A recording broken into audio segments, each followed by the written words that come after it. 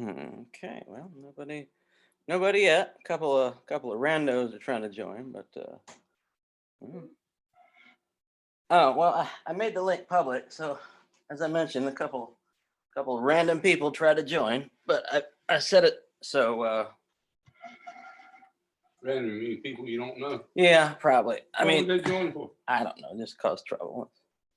Yeah. Yeah, well, People do that. If they got on. well, yeah. I mean, I'm the host, so I can kick them off. I mean, but You could say it could be somebody. It- just using a weird name, frog roaster. I mean, I don't know. It doesn't seem like somebody had. Kind of like David. Hmm. Happy Frog. birthday. Screen share. Hey, is this someone I know? Yes, you know me. I like your ball sack. I want Yeah. to your balls. Nobody I know. Okay, great. Well, there you go. See? Nobody I know. Yep. Yeah, well, that's what I figured. Yeah. I Nobody. don't understand. Why would people? Why would people cause trouble? It's because I mean, some, Because it's fun. yeah, fun to them. Yeah. Josh, can you turn it a little bit so you can get your declaration, see your sort of. There you go. No, so, and See. for your thing, so you can see, yeah, okay, they Uh-huh. can see your happy birthday signs. Do you see your I love you frog and the I love you monkey? Yeah. Hmm.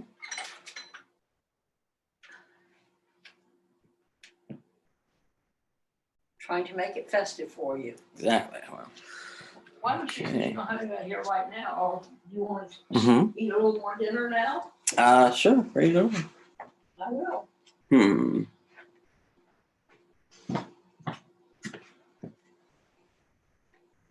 Okay, excellent. A lot of people are eating dinner at this time, so I imagine. Mm-hmm.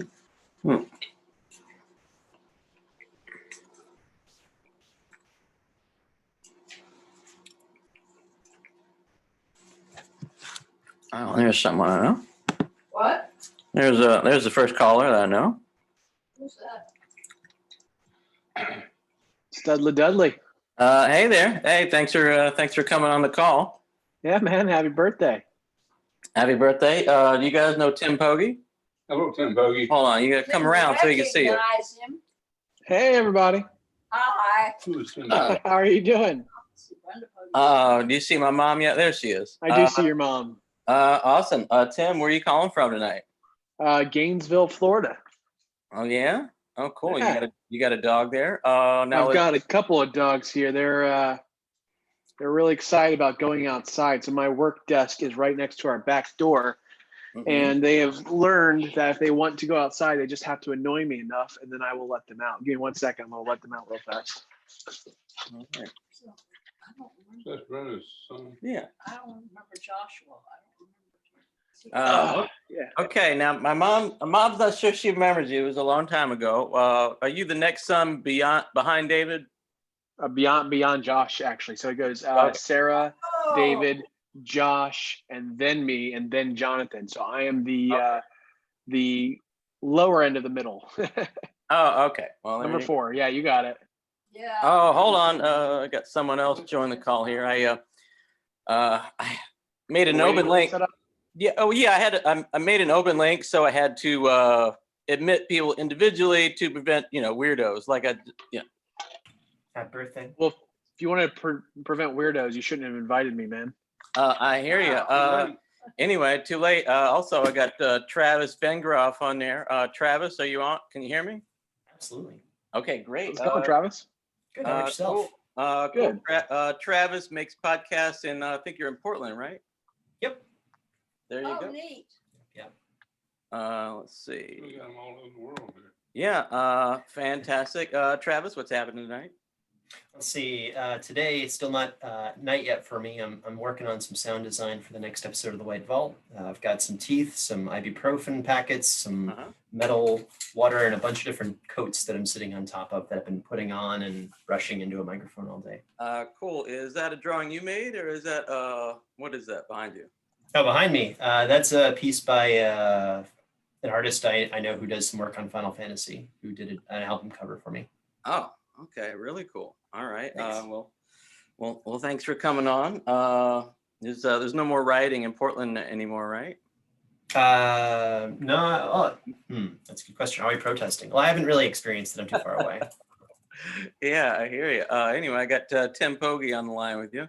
How's it going, buddy? Tim, Sharp Spring, is that a company you work for?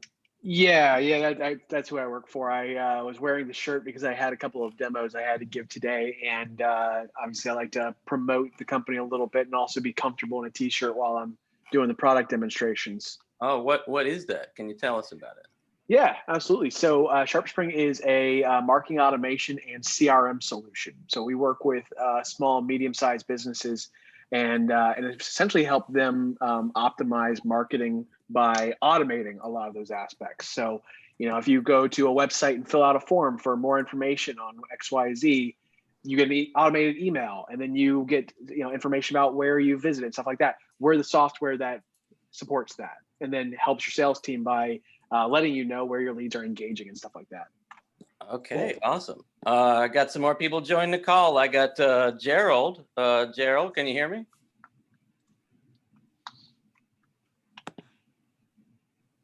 We don't have audio for you yet, Gerald. Really cool background, though. Do you like the space? Let's see, Gerald. No, he's on. He should be on. There we go. He's there. Got Pete Turner on, but he's having some trouble here. Anyway, Gerald. He waited. He did. Anyway, I did promos with Gerald for many years in New York City. We ran around giving away products all over town for several years, from 2007 to about 2013. The first one I worked on him with was in Long Island Beach somewhere. I was in kind of a Speedo throwing away beach balls, and he was the manager taking pictures of me. Oh, Sounds delightful. It is. That's delightful. It is. It was a strange time. Gerald, what's happening there? I've Get doing your a headset headset. set up. There Gerald's you go. on the heads up. Anyway, Travis, during the law, why don't you tell us about some of the podcasts that you make for everybody else listening at home? Sure. I make most famously The White Vault. It's a horror fiction podcast that takes place in the remote reaches of the world, where we've got these really intellectually based people who get stuck in some pretty bad scenarios and try to survive while uncovering the mystery lurking beneath the ice. I like that. It sounds like you're one of the voices. Oh no, I don't. I'm not on it at all. You'll hear my sound effects because it's all international teams. So you'll hear some Icelandic spoken, some German, some Russian. It's a lot of fun. I got you. Well, how long have you been doing that? 5 years, Wow. and full time. Just this year we made the jump because we're being now supported by our fans, which is insane and fantastic. Okay, awesome. Well, my parents' house, but can't get my. Let's see. I'm throwing I got the laptop connected to the TV so everybody can see it. And I'm admitting people individually because I have a lot of weirdos trying to get on. So yeah. All right. Fantastic. Tim's calling from Gainesville, Georgia. Gerald, Gainesville, Florida. Whoa, Gainesville, Florida. All right, hold on. Yeah. Now, what quadrant of Florida is Gainesville in? Like northwest? North Central. So we are hour and a half southwest of Jacksonville, about 2 hours directly north of Orlando. I gotcha. How did you know that about Florida, Travis? I've lived in Florida for 27 years. Oh, you did? Oh, yeah? Yeah. Whereabouts? Sarasota, Bradenton. Oh, okay. Yeah. We've been down to Sarasota a few times. I usually go down. I don't make it quite all the way down to Sarasota. I usually go down to St. Pete area, but I've been to St. Pete's great. Sarasota quite a few times. Oh, I love St. Pete. All right, got the first family call here. I got Lydia and Joseph, and Joseph's my cousin, and Lydia is young bride and brand new son Everett there.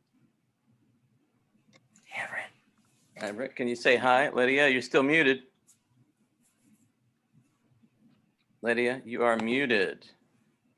There you go. We're good now, buddy. Got him. You good now? Great. Guys. Excellent. Well, thanks for coming on, you guys. You want to introduce yourself, my friends over here? Yeah, I'm Josh's cousin Joseph. This is my wife Lydia and our son Everett. All What's up, right. guys? Yeah, we're Josh's favorite cousins. Anyway, that's true. Now, I see you all the time. I have never met Travis in person. I worked with Gerald all the time, and I saw Timothy last at his brother's wedding. What was it, a year and a half ago? Oh no, that's been 3 years. 3 years, really? It's a Yeah. hoagie, Joseph. Wow. Oh, okay. That's right. That's right. His mom's Brenda Pogge. You might have voted for her before. A delegate or something, right? Former delegate. She is retired now. Ah, very good. She is enjoying retirement in Matthews County. Oh, very nice. Excellent. They moved out there last Thanksgiving, actually. So they bought a little house.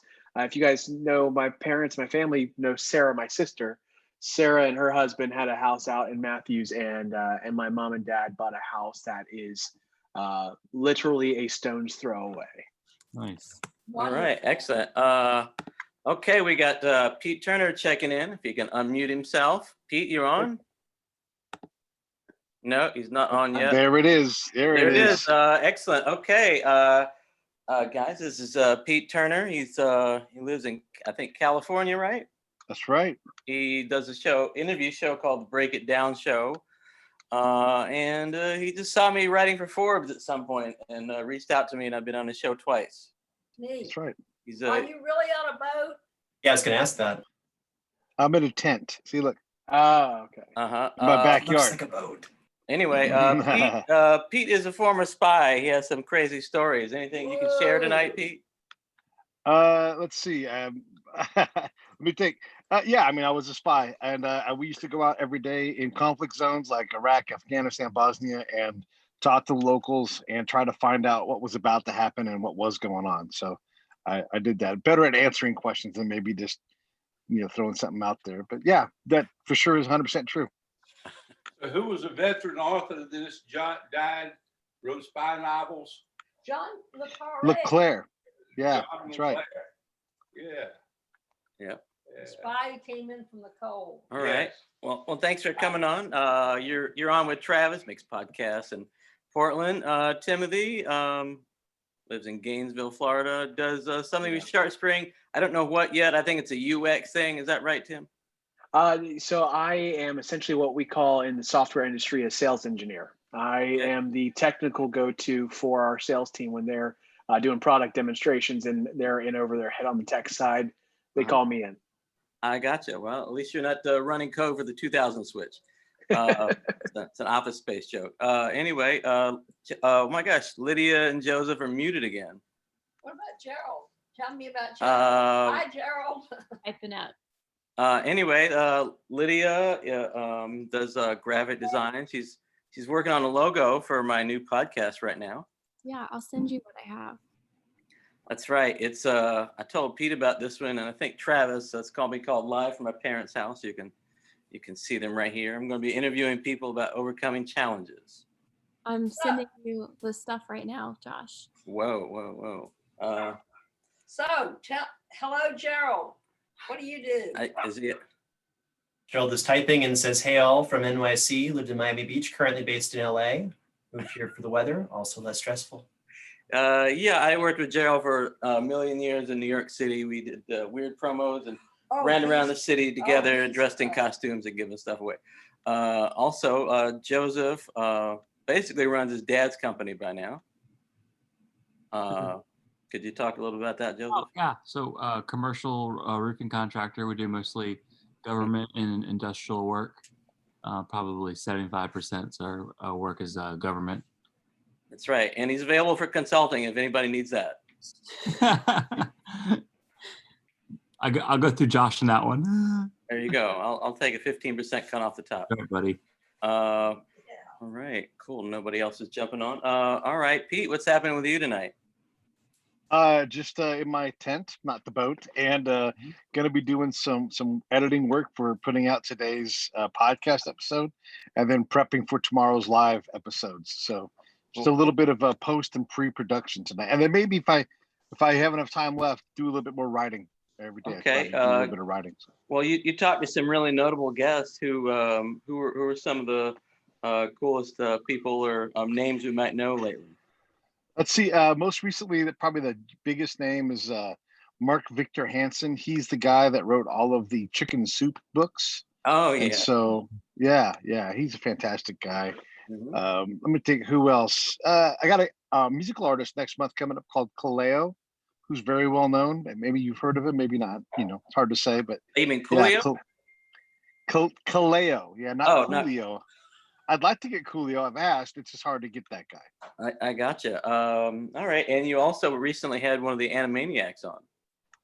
That's right. Yeah, I had Rob Paulson on. Yeah. Yeah, and he's hey, Travis. Must be you're an Animaniac fan, Travis?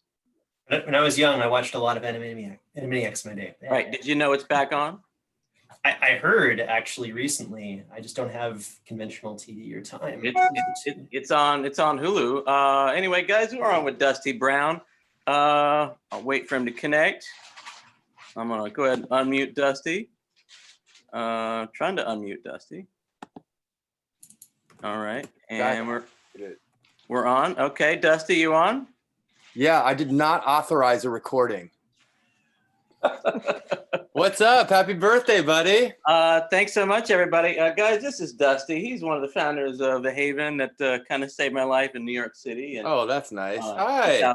2006. Yeah, this is my parents over here. My mom is in the next room. I would invite her, but she's watching a Hallmark movie. Oh. Thanks for heading The Haven. It was a good church for him when he first got to New York. And Oh, good. Well, it was for me too. So I appreciate that. Yeah, and now you're doing horror films. Okay. Isn't that ironic? Can you tell us about that? It's just a little fun short I made. You know, sent it out around film festivals and stuff like that. But yeah, you know, just surviving COVID as best we can. Yeah. How are you doing, Josh? I love those yellow glasses. Thanks. These are my superstar glasses. I just, I put them on for people jumping on tonight. Hey, that's great. Very Anyway, good. cool. So you're on with Pete Turner, former spy out in California. Does interviews famous, not so famous people with interesting stories. Travis makes some RPG-like podcasts out in Portland. Timothy does some sales consulting. I haven't quite wrapped my head around what he does. And Gerald works in the experiential marketing industry in New York City. I used to run around the city with him. And we have Derek Ham joining us in just a second. Gerald Ham. No, Derek Ham. All right. I'll wait for him to get on. All right. He's almost on. Okay. Muted. All right. Derek. Happy birthday, man. Thank you, everybody. Derek Ham, a friend of mine from much younger days, now is doing some pretty cool things. Can you tell us about that VR exhibit you did last summer? Oh man, I'm not here to talk about myself. I'm out here to happy birthday to this young 45-year-old. Well, listen, I know, but we have to make it entertaining for everybody, or else people will jump off. Look at that. That's entertaining. There you go. What's his name? Say hi. What's your name? Hi, my name is Evan. You say Evan? Evan, that's Evan. Oh, well, cool. Fantastic. Say hi. Say happy birthday. Happy birthday. And that's Reed saying happy birthday. Awesome. Well, cool, Derek. That's actually the most. That's Okay, you want me to talk? I'll talk about that. That's like, when they said Person of the Year award, I think it should have just universally gone to all the parents who are now homeschooling in the midst of keeping their jobs. Right? It's a little much. Yeah, it's insane, man. I think you're the only homeschooling parent on there. Timothy, are you a homeschool parent right now? No, I don't. I teach my dogs not to crap inside. That's about as far as that goes. Okay, well, cool. Well, Derek, haven't talked to you in so long, man. Thanks so much for jumping on. Yeah, man. Keep up the good work as a writer. Your satire is hilarious online. Thank you. I love what you're doing, man. I appreciate that so much, and thanks for coming on with that hat too. You look so different than you did when you were a kid. I know. It's like as my kids try to pluck out every gray hair that pops up on my beard. It's just good times. Good times. And where are you calling from today? I am calling from Cary, North Carolina. Whereabouts in North Carolina is that? Cary is on a little bit out west from Raleigh, Durham. Okay. Raleigh, where I teach at NC State, and I run the Department of Art and Design there. For any gamers and VR enthusiasts in the room, that's the stuff that my department does. And North Carolina is a growing spot. If you ever make your way down here, Josh, let me know. But it's growing. I've been down there a few times, not to Raleigh, not down to Cary. I think anybody else been down that way before? No? I think I have. In North Carolina, I think. Fun fact about Cary is actually home to Epic Games. And people are like, Epic Games? And I say, oh, they make Fortnite. And everyone's like, oh, yeah, Fortnite. Yeah, that's the one. Well, cool. Anyway, yeah, I got some cool stuff going on. I just interviewed Method Man the other day. That was fun. I saw that. How was that? Nice. It was wild. I mean, he's doing a podcast now talking about only comic books called Method versus Marvel. And I assumed it was all things Marvel, like films, TV shows, and comic books. It is only comic books. So the Die Hard, man. Yeah, he's serious. He has a collection of 20,000 comic books in his attic. Who did you do that for? Nobody bought it, so I'm writing it for Forbes. So that's did you just like come up with an idea, I'll interview Method Man, and then you contact his agent or something, or how does that work? No, I'm kind of the point man for Forbes, writing about podcasts. So anytime a celebrity or anybody with a podcast wants some free press, they basically email me. Yeah, okay. So that's cool. What's that? Comic books? What's that, Derek? 20,000 comic books? He has 20,000 comic books. That's hardcore. Comixology, like the online website. Oh, you're right. This is his collection since he was like an 8-year-old, though. That's cool, though. No, that's cool. But yeah, he was so much fun. I told him of some of the shared connections we had, some people I talked to that know him. It was a really humble guy, a lot of fun. I mean, talked to him a little bit about his role on Power as well. And then I told him to I interviewed You Got a few months ago, and I told him, like I told You Got, protect your neck. And he got a kick out of that. Who's You Got? Awesome. You Got is one of he's a member of the original Wu-Tang Clan lineup, although not one of the more famous ones, aka Method Man, Redman, Jizz of the Genius, etc. But he's in. Josh, I'm genuinely impressed that you know so much about all of these subjects. Do you just research, or are you just like a weird encyclopedia? Oh, what the Wu-Tang? No, just about everything. Not just because I always notice like other people that have nothing to do with music too.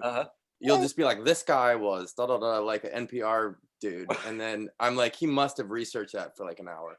It runs in the family. Oh. I'm called Elephant Ellen, and his brother can run off sports statistics and all kinds of other statistics. They just Wait. have planes that work that way. Wait a second. You're called Elephant Ellen? You know, because I remember things. Oh. You know, Elephant doesn't forget. Oh, got it. Got it. So Josh and John got some of that, and they return things in the trivia that interests them, and they are insightful. Yeah. Josh is definitely like that. I've known him to be like that. Wow, I appreciate that. Keep them coming. Anybody else have any questions for me while we're on the line? Wait, I have one more question. Okay, Sorry to all right, hoard the time. go Can you say, maybe you've already done this, how you know everybody here? Oh, I did Derek Am. I know him from a young child. He was in a group called Kingdom Inductions with me at the tender age of 13 and on. It was a parachurch organization meeting, an organization that collected, kids from different churches, and we did like these little skits telling people about Jesus. You say collected? Collective, right? Anyway, a collective. I'm using modern terminology. That doesn't sound great. They collected these kids. Well, I mean, Just got them. it felt that way. It felt that way. Anyway, and yeah, we did these skits and puppet shows all over the country and occasionally all over the world. And that was it. And Derek Ham's dad is one of the coolest pastors I've ever met, and he once preached about Nike. Just do it. Hey, there you go. But you Your didn't know that? mind is like That's what I'm saying. Right. That's exactly what I'm saying. Well, I mean, when someone says Nike, just do it. You remember that? Anyway, that was at Elam Bible Institute in 1997. I went there in '95, but I was visiting friends that day. That's cool. Yeah, Dusty, whereabouts are you right now? Right now, I'm in Mountain View, California, at my mom's house. Okay. What part of California is that? It's like where Google is. It's like Google's like a mile away. It wasn't like that when I was a kid. When I was a kid, it was more known for like the Grateful Dead and stuff like that, Palo Alto. But now it's known for billionaires and Lamborghinis. I got you. Have you told them you're available? Have I told them I'm available to be like a programmer? Yeah. Yeah, I was just like, I'm available. I literally don't even know how to like open a Word document, but I'm available.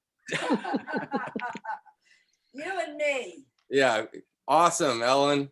Well, cool. Travis, Dusty does some great voice work. If you ever need anybody for your podcast, by the way. Do you do voice work, or is this like your friend Me? saying No, I that- do. No, I do. But I know Dusty's also an actor. He didn't tell you, but he is. So Kinda, not really. Kinda. Okay, okay, sure. He directed a horror short film. That's anyway. But and he's also a pretty talented singer as well. I've been to quite a few of his shows.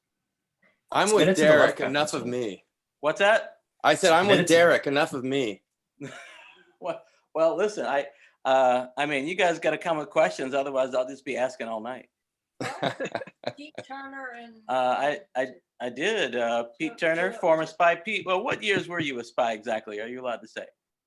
I can say, yeah, I was in the Army from 94 to about 2002, and then with the Army or State Department, depending on who was paying the bills, until about 2012. So lots of time deployed overseas, zillions of interviews with people of all stripes, and yeah, like lots of crazy experiences. See, did you ever have to kill anyone? Jeez. You're not supposed to ask that. No kidding. can you speak Farsi? That's a good No. question. No, but Farsi. you will never meet anybody who's better at working an interpreter than me, though. That's what I do well. Were you That way in I can go Iraq? anywhere. Yeah, Oh, Yeah. wow. yeah. Actually, I have a I've question. worked in over half of the provinces in that nation, so I got all over the place. Yeah. Hold on. Travis has a question. Since you have been in so many different places kind of in the area, do you know anyone who might be bilingual in English and Georgian? Oh, Georgian? Yeah, I'm positive I know some people that speak Georgian. I just can't think of who they are off the top of my head, but I know a bunch of folks from the Caucasus region, so I for sure know somebody who does that. Would they be interested possibly in voice acting, or is this like absolutely not the right people? No, I mean, these are just regular folk. Oh, I yeah. can ask around. I probably know someone, yeah. I'll ping you my email. Okay, yeah, please do. Yeah, glad to help. Glad to help. Thank Sure. you. Yeah. Well, Josh has left You the mean like building. No, their I'm Georgia, right. not our No, Georgia, right? I was trying to get a lamp to shine some more light in my face because I realized Okay. it's dark over here. Anyway, unfortunately, caused my mom to drop something. Anyway, it's Dad, can you help out? About, The lamp over there. I wouldn't know how to go about doing it. The cord's not long enough. To get it out of the wall, to reach in there. and get it out of the Right, wall. well, Dude, you look best with your dark side showing. all right. Yeah. All right. So you guys quarantining tonight? What's happening? I'm clearly I drinking am. at Patty's Pub. I see that. I see that, That's Jimmy. awesome. Jealous. I'm actually quarantining right now, Josh. Oh, I just yeah? got back from Georgia, our Georgia, not their Georgia. Right, yeah. And so my girlfriend's like, "You're going to go out in the tent and quarantine." So So, I actually am that's what you're doing in quarantining the right now. tent. Oh, I thought. Well, it's my office too, but I mean, yeah, I have to get out of the house, and when I come in the house, I have to mask up. So I literally am quarantining right now. Oh, that's fantastic. Yeah. That's fantastic. Wow. Anyway, if Derek, if you didn't know, I've been at home with my parents since about Christmas 2014, and I moved back home from New York City because my stomach blew up. And at some point, I saw a lot of my friends getting published in Vice and Rolling Stone, and I realized they weren't any better than me. So I made my way into a dying industry. So here I am interviewing people like Method Man and David Arquette. I mean, you're never Kevin too Bacon, old. you know. You're never too young. We put those labels on it. I'm glad to see you jumping in there, man. Yeah, me too. Anyway, like I said, starting a new podcast live at my parents' house. If anybody's overcoming any obstacles, they want to get on one of the first episodes. Well, look, I have to run, but I look forward to listening to those. Keep being public on Facebook, and I know we're old now that we're using Facebook because none of the young kids use it anymore. So I'm an old man and I use Facebook. So that's the only reason I saw this here tonight. So for all the old people, 40 plus, we're Facebook users, and keep posting and keep up that good work, man. I appreciate that, Derek. Thanks for bringing that $1 million smile. Good to All right. see you. And hey, and tell your brother Daryl not to be a stranger. Haven't seen him in 5 million years. I will, man. Happy birthday. All right, bye. Woo. All right. Derek's a lot of fun. He didn't want to talk about it, but he did do a pretty cool VR project about, I think it was the day of VR where you're Martin Luther King for the day, and the day he was shot, walking around his area. So yeah. All right. Impressive. Well, yeah. Well, Dusty, what are you doing out there in Mountain View? You know, did you know I left New York? I did. I've seen a lot of pictures of you in the mountains. I forgot why. Yeah, I left. Me and a couple buddies sold a TV show actually. Oh, okay. And so I just got very expensive just constantly going from New York to LA, and my mom lives in Mountain View. So Right. a couple of years ago I kind of made the jump, and I've been hanging out with my mom because she retired recently too. Yeah. So that's what I've been that's what I've been doing. I gotcha. Susan Katz jumped on. I can't remember where I know her from. Probably the internet. Hopefully she's not going to do anything crazy online. All right, Susan, where are you calling from? Hi, I'm calling from New York. You know me from Twitter. I figured it was something like that. Thanks for jumping on. Tell us a little about yourself. You're welcome. What do you do out in New York? I don't do a lot of anything at the moment. I'm a freelance writer, but I haven't been writing very much. Wait, are you the one who just wrote that New York Times article? Yes.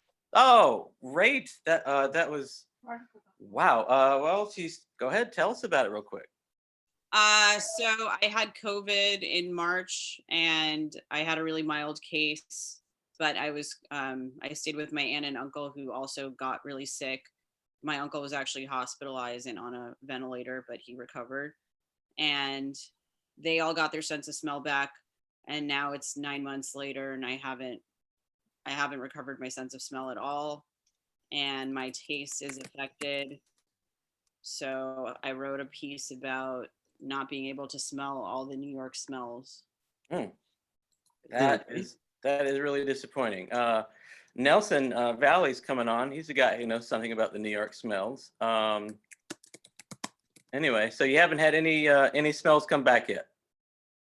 No, I have what is called phantasmia, which is apparently where you have these like hallucinations, olfactory hallucinations. So I constantly feel like I smell gasoline or baby powder, but to the point where like it makes me nauseous, and there's clearly no baby powder. So it's something in the head, basically. Wow. Phantom baby powder smells. That's is there a paper on that somewhere? I believe there are some studies about it. It happens to people that don't have a sense of smell for whatever reason. Well, thanks for coming on. This is my parents' house here. These are my parents, Richard and Hi. Elizabeth. Nice to meet you. How does the sense of smell affect your appetite? It definitely affects my appetite. I mean, I wasn't a huge eater before, but now some of the joy in eating is definitely gone. You know, it's more about the texture of food at this point. And I can smell, I can't smell. I can taste things, but it's not like before. There's not like a nuance to it. And it's just, you know, something sweet or something bitter. I can kind of make that. Sweet, sour, salt, and bitter you can taste. Right. But I just can't, you know, like things like chocolate that I really don't care for anymore. And that was like one of my favorite things. Oh, no, to eat. don't say that. Chocolate you gotta have. Chocolate. Yeah, I mean, I'm hoping that they are going to come up with some treatments, because I spoke to a scientist and he wrote a paper about it for he teaches at Harvard, I should say. And he said something like 25% of people that have had COVID are affected, either in some loss of sense of smell or complete loss of sense of smell. So it's a huge part of the population, and there are going to be repercussions. So, you know, they're looking into some treatment modalities in the future. You know, I don't know what those are going to be or what they're going to look like, but I hope that happens soon, because I nearly burned my house down just because I couldn't smell the fact that I left a burner on. So you don't think about things like that when you can't smell, but now, you know, little things like that, and then not being able to like smell my perfume or whatever, you know, or smell my dog, all these little things, like they affect your life. Is it expected to be recoverable, or is this a permanent situation? They really couldn't tell me. Some doctors said, you know, it's going to come back, but they've been saying that to me for 9 months. They really don't know. It's not, I had an ENT do a test, like, so it's not any other medical issues. And I mean, I know that I lost my sense of smell because of COVID, because my aunt and uncle first got sick, and then I tried to stay away from them, which was kind of impossible because we're all living under one roof. And then, you know, one day when I was cooking in the kitchen, because I was taking care of both of them, I realized when I was chopping garlic that I didn't smell anything. And then I smelled like, I grabbed like a lemon and I didn't smell anything either. And then since then, you know, I've smelled like gasoline everywhere, but nothing else. So you say this is a common occurrence in people who have had the COVID? Yes, it's more common than they first thought. And again, they're saying it's probably like a neurological issue, because it's like my brain is, I mean, my nose isn't affected. I can smell things. It's just that my brain doesn't recognize them. Okay, so your only real advantage is chopping onions then? Yeah, I mean, that, and I live in Chinatown. So, I mean, you know, I said in my article that I miss the smell of garbage outside my window, but man, I don't really miss the smell of garbage outside. Chinatown. Oh, that was my favorite place. I used to do kung fu workouts out there at 7 a.m. Yeah, it's changed a lot though. You know, it's kind of scary here now. Not safe. They don't have the fruit vendors out on the corner anymore? They do, but there's just a lot less foot traffic. And I don't know. I mean, I'm working on an op-ed right now, but I think the violence against women has really gone up since COVID, and I've just had a lot of bad experiences. Like I had a man chase me with a whip.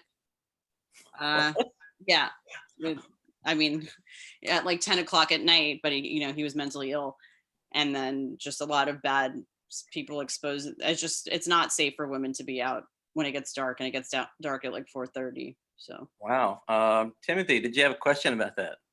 No, I'm more so just kind of taken aback by it. Jesus, Yeah. like you were chased by someone with a whip.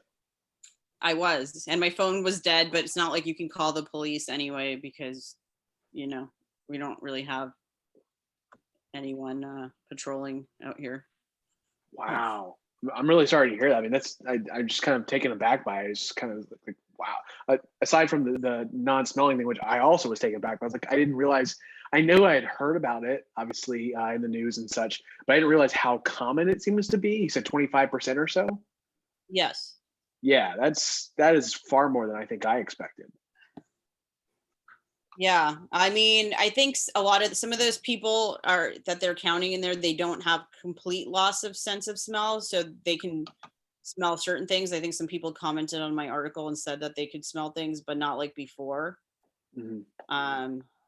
But they just really can't, like the illness really affects people differently, so they still can't really come up with treatment modalities for it, because I think different people, like their body reacts to COVID differently.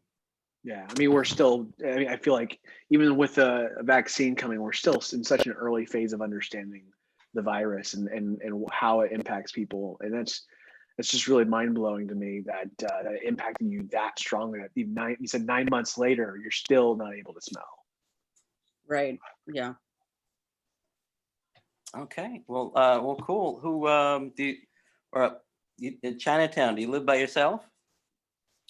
I live with my boyfriend, who's currently at the store, and our dog. Okay, cool. And what's the chart behind you? The what? This? Yeah. What is it? Oh, it is it's a drawing that I bought a couple years ago at the Outsider Art Fair. Okay. It's just people that are not trained in art, and this was done by somebody with a learning disability, but it has like salt and pepper, Halle Berry, Tia Mowry. Like it just has like all the pop culture references that he loves, and I'm really big into pop culture, so I thought that was something I needed to have. Oh, okay. Well, thanks. That is really cool. I like outsider art. Me too. So, Josh, what inspired a Zoom room birthday? Well, my parents really wanted to do something for my birthday, and well, it's hard to get everybody together anymore, and they really want to go to a restaurant, and so my mom wanted to do something for me, so I said, you know what, let's do this Zoom thing. So I popped for the pro account. It's $14.95, just for unlimited minutes and up to 100 people. It looks like we're not going to hit that cap, but I just figured, you know what, and let's let the thing run until 12:30 to catch the people on the West Coast. And 2 of our family members are quarantining before operations. His brother and one of my son-in-laws are quarantining before operations. So but actually, it's a little bit more involved than that. Because of Joshua's Crohn's disease, he's hesitant to get out in public forums in close surroundings because he doesn't want to catch this disease that's so prevalent out here. Well, supposedly Humira makes me more vulnerable, but I just don't really ever get sick, so I'm not sure about that. What's that? I was just saying, I hope they, have a easy surgery. I don't really know what you would wish someone, or an easy time quarantining. Oh yeah, good recovery. Yeah, my brother-in-law's holed up in his room. He didn't want to see anybody. He had a knee operation. Yeah. And then my brother's getting a shoulder separation operation, rotator cuff. Okay. In fact, he had that same operation 3 or 4 weeks ago, and during the recovery time, he tore the same shoulder again. So now he's got to go back for the second separation surgery. He's not looking forward to it. No, that sucks. Yeah, it sucks. is a good word for it. Josh, you know, you met my parents. My dad had rotator cuff surgery 3 years ago, I think. Oh. How long did that obviously, take? I think it took him, you know, he doesn't drink or smoke or get any of the shenanigans that a lot of people do. So his recovery was a little bit quicker. My uncle had the same surgery. It took him 3.5, 4 months. And it took my dad about 2 months of recovery time. So, yeah, make sure he doesn't drink or smoke while he's doing it. I hear you. Well, my brother doesn't do either one of those two. He's reasonably healthy and active, but he just, in fact, the way he tore it the second time was he was following his physical trainer's recommendations about the exercise regime he was doing, and that caused a problem. Yep. Oh man. Too much exercise. So, you know, since they led him astray, this one's on them, right? They're paying for it. Oh yes, I'm sure. Our medical industry is just so Doctors kind will of give it benevolent. to you for free. Yes. Yes. Trying to set up a lamp here. Now, Pete, you said you're currently isolating yourself in the tent. Oh, you're muted right now. He is muted right now. Sorry, everybody. Yeah, I was talking to someone earlier. Yeah, I mean, I'm in the tent. I get to sleep in the house, you know, but I mask up when I'm in the house. But most of the rest of the day I spend outside. It's a normal day for me now. You know, I work a lot, so that's it's sort of a normal thing. So yes, I'm quarantining, being extra cautious, but ultimately it's just the same thing, just more eating outside. And we live in Orange County, so it's nice. But eating outside when I'm inside, masked up, and then staying in a room away from my girlfriend when we sleep at night. So that's the big sacrifice. You say you work out there a lot. What do you do in a tent working a lot? I'm maybe I missed it. I produce podcasts. I'm a podcaster, and so this is my studio. Is the tent in the backyard? Yeah. That's awesome. That's right. He runs. Give us a quick tour. Give us a quick tour of the tent. Oh, sure. Well, here's my Barca lounger.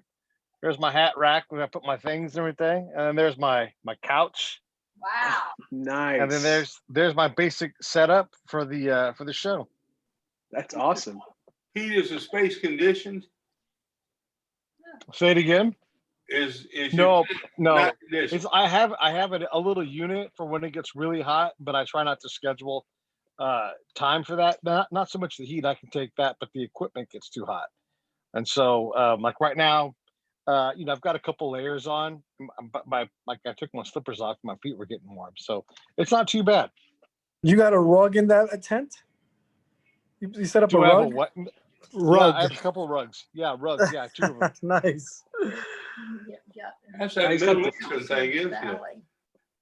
So he's got the full setup. He's got a couch. He's got the computers. I imagine a pretty decent microphone setup and everything because you're doing podcasts.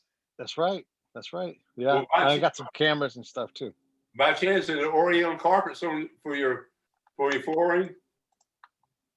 Yeah, Oriental carpets. Here, I'll show them to you. There's this one that I got. Oh yeah, that one's top. I got them all used. I wasn't trying to spend any money on carpets for the outside. And then this one here, and they're both wool, and you know, they do the job. Yeah, that's pretty awesome. Yeah, I love the couch in the tent too. I was kind of surprised to see that. Yeah, right. That sometimes is my napping spot.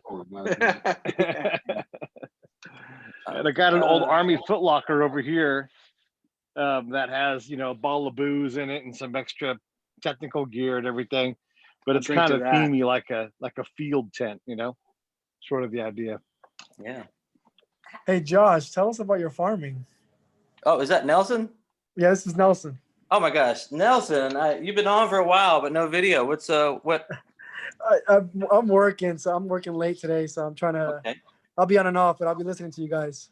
All right, Nelson. I used to work with Nelson in the experiential marketing industry. That means we create an experience for the consumer, and the consumer is anybody walking by. We ran around New York City dressed in weird outfits, giving away snacks, advertising Nike, Coca-Cola, Pepsi, Office Max, basically whoever had money and would pay a marketing company to hire us. So what are you doing?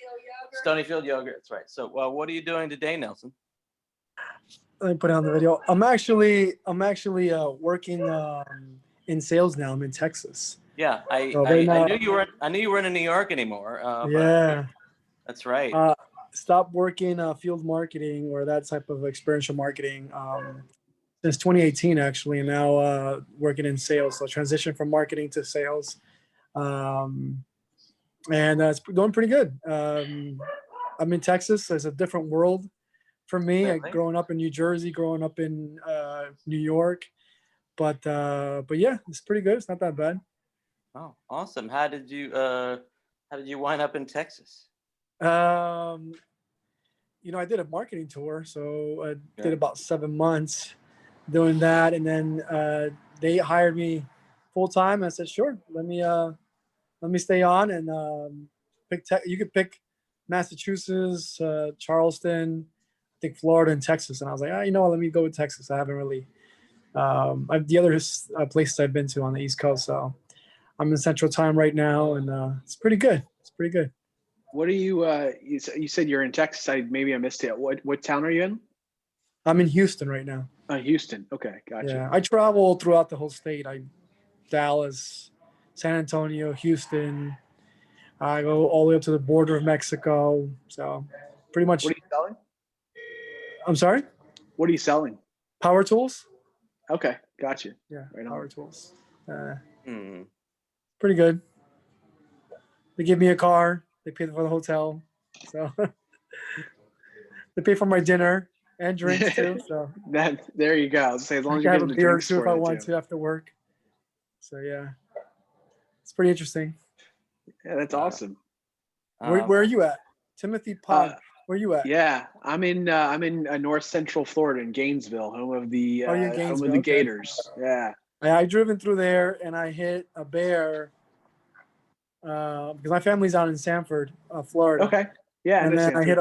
I was doing the marketing tour, and I was holding a trailer, 16-foot trailer, and I hit a bear in Ocala.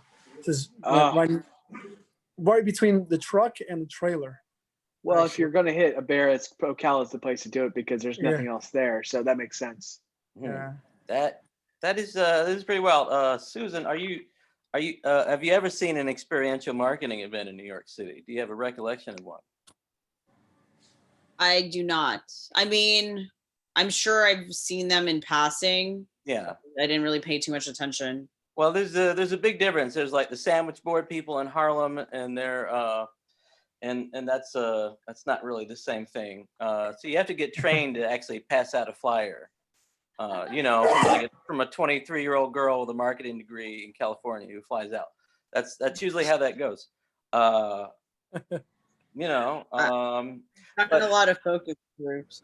I love your criticism on marketing. What are you trying to say, Nelson? That's well, it's funny because I started working in field marketing or experiential marketing in college. I was studying marketing, so this is perfect. But it's just interesting how they're trying to get people's attention, especially in New York City, the capital of the financial capital of the world.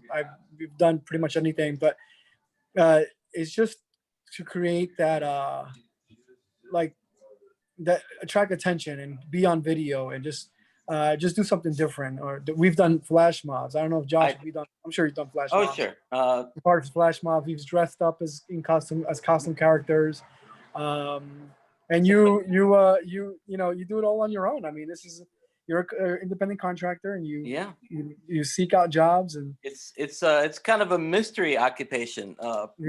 Most people don't know what it is. I mean, dressed. What are some of the weirdest ones you've done? One time, me and several people did like sleeping mob flash mobs where we just slept on the street in sleeping bags. I don't even know what we're promoting, but we would just sleep for like a half hour at a time and then get up, walk to the next location and sleep.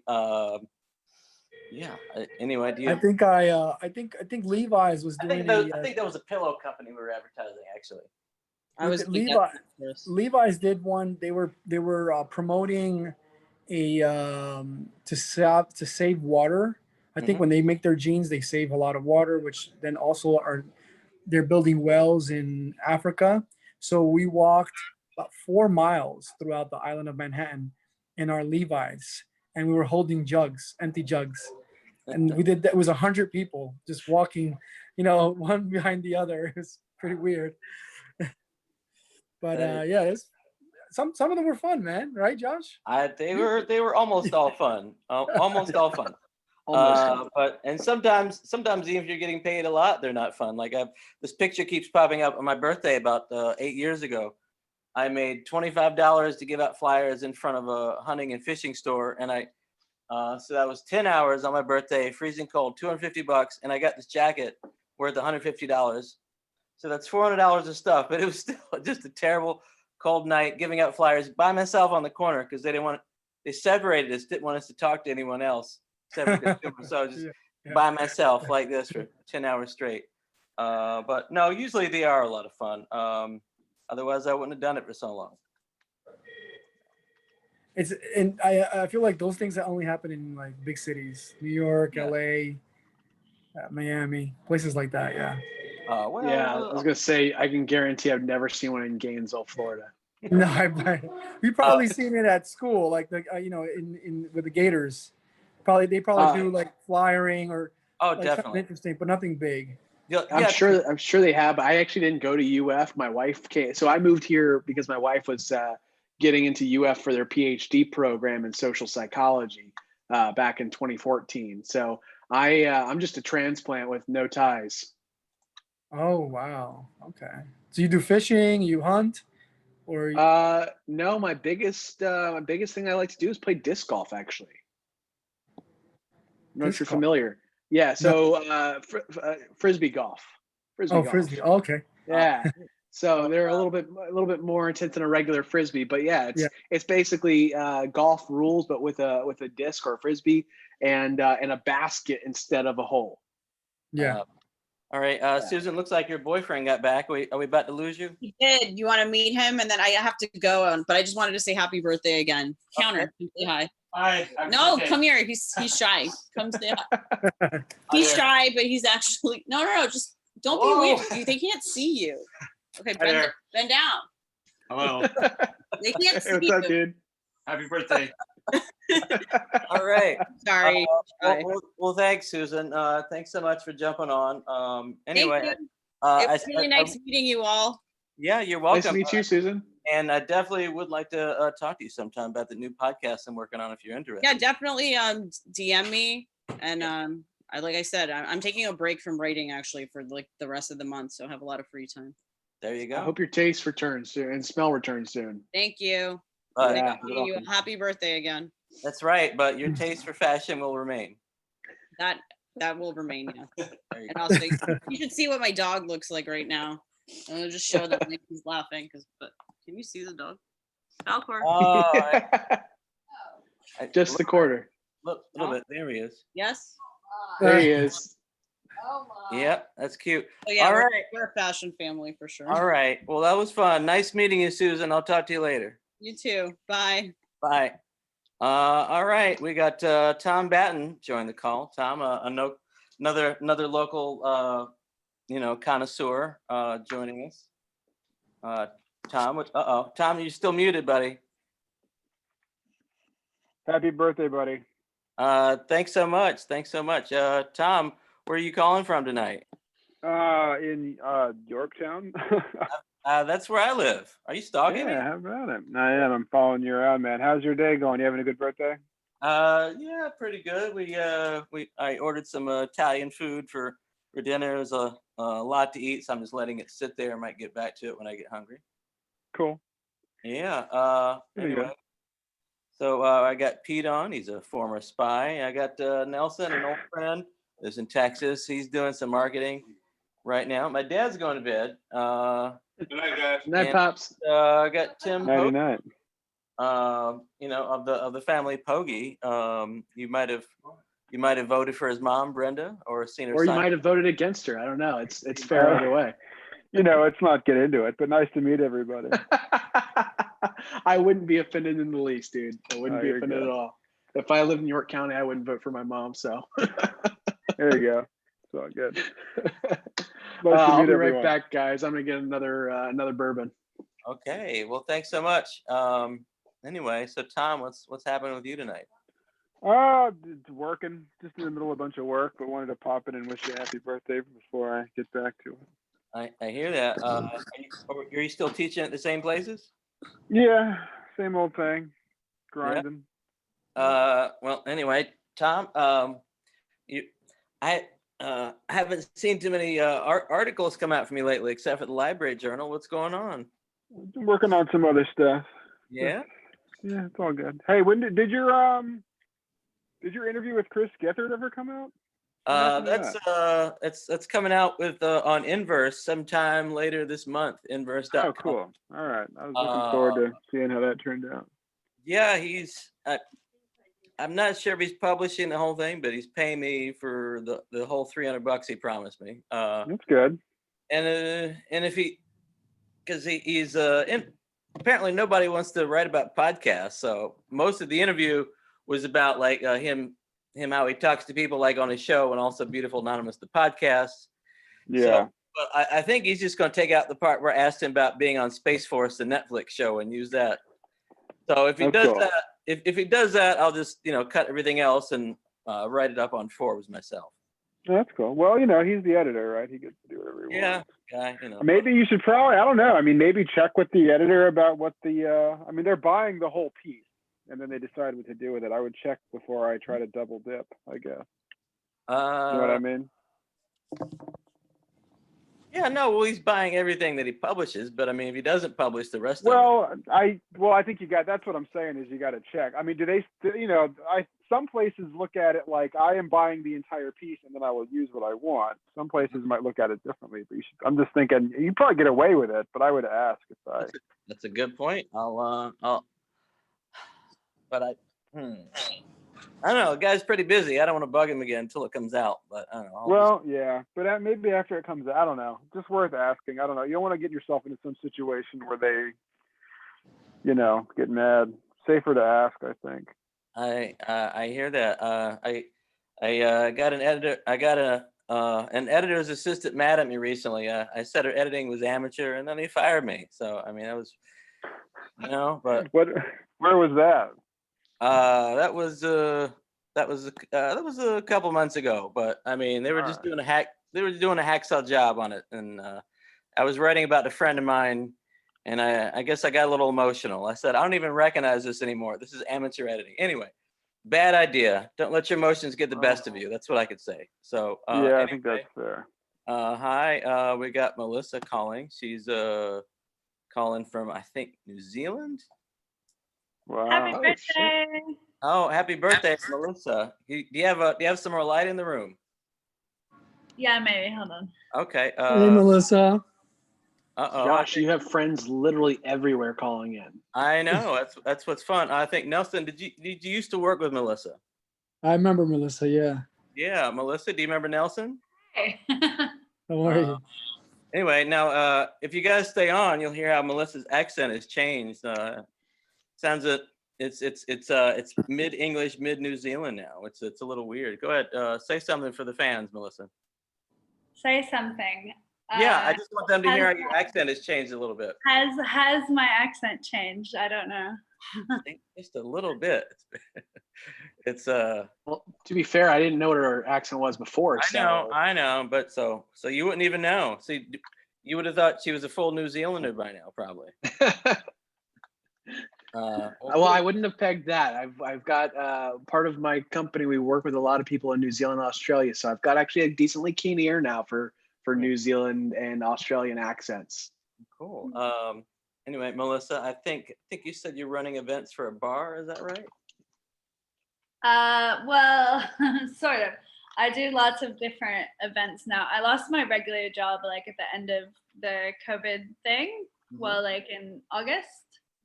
But yeah, now I'm just doing other events, which has been really good. All right. Well, cool. Aren't you? Are you guys totally out of COVID yet? Oh yeah, we have been for months. Yeah. So yeah, like I heard 0 cases in New Zealand. I heard, yeah.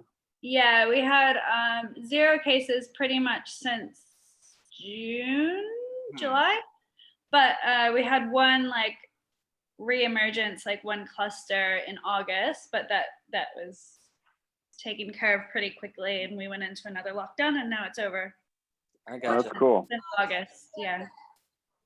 What did New Zealand do to make that happen? We actually did lockdown. That's it. It's really simple, actually. I mean, it sucks, but it's simple. How long was the lockdown?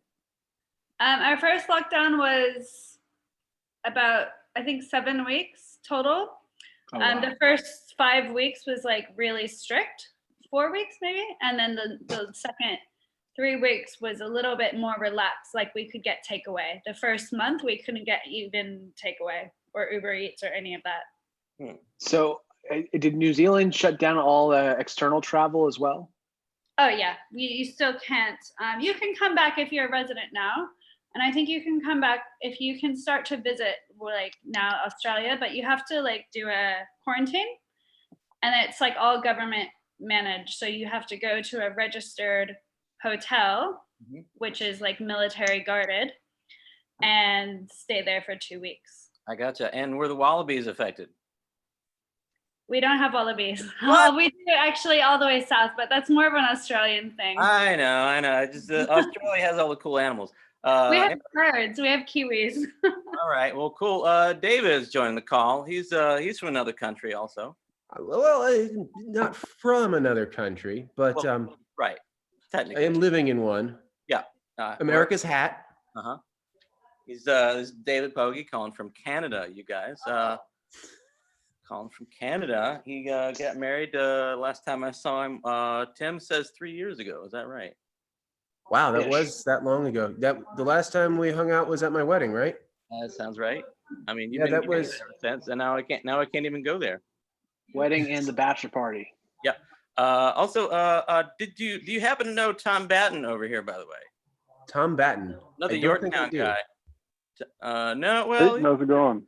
you guys are close to the same age, so I thought you might have anyway. Tom Batten.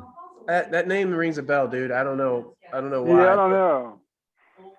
But we grew up in the same area, so that's why.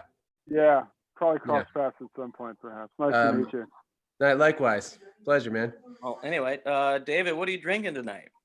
This is a Cabernet Sauvignon from a local vineyard called Three Sisters Winery. The terroir here is quite nice. Believe it or not, I live in one of Canada's only desert climates, and it produces fantastic grapes. So, man, I sound like a real twat. But no, seriously, the wine here is amazing. I am surrounded by wineries everywhere. Like I have to pass literally about 24 wineries to get from where I'm living to the main part of the town. Wow. It's fantastic. We've already joined 3 wine clubs. That happened in the first 3 weeks we were here. That's right. So are you completely fluent in French yet? I live in BC, dude. So hell no. I'll tell you here. You live with a French Canadian Who works in English. So here we go. Désolé. English. Désolé, je ne parle pas encore français. That means I'm sorry, I don't speak French yet. Pretty good. So it sounds nice, right? It's enough to get you by. Exactly. I used it a lot when we were in Quebec. I gotcha. David, are you still writing about the cannabis industry? Yes and no. So my last slate of articles is due today, which I'm taking a nice little break from that right now to hang out with you. Thank you. I just scored the position of comms director for my wife's organization. She manages an environmental conservation program called South Okanagan in Similkameen, whatever, conservation program. And because I am cheaper, she brought me on as comms director, so I don't have to do the articles anymore. It's pretty exciting. I'm still doing a lot of other stuff in this industry though. So thank you. Okay, wow, you're sounds like you're not going to miss it. Dude, you know what it's like to write. It doesn't matter what industry it is. Like writing is a piss poor job. Like The magazines I write for, they pay well on word count, but what they do every month is they squeeze my word count a little bit more, knowing I'm going to turn in the same amount. So it should be 1,000-word article. And suddenly now it's down to 500 words because every month they're bringing it down. All that means is they get the 1,000-word article, but they pay me for 500 words and thereby really pick my pocket. So I just couldn't get nickeled and dimed anymore. That sounds fun. Let's bring it back to Melissa. She's looking bored. Yes. Melissa, you're not bored? You're having a good time? Just want to make sure everybody's having a good time tonight. Well, cool. Tell us some stories about New Zealand, because I don't know much except that they filmed Lord of the Rings there. Have you met Stephen Colbert?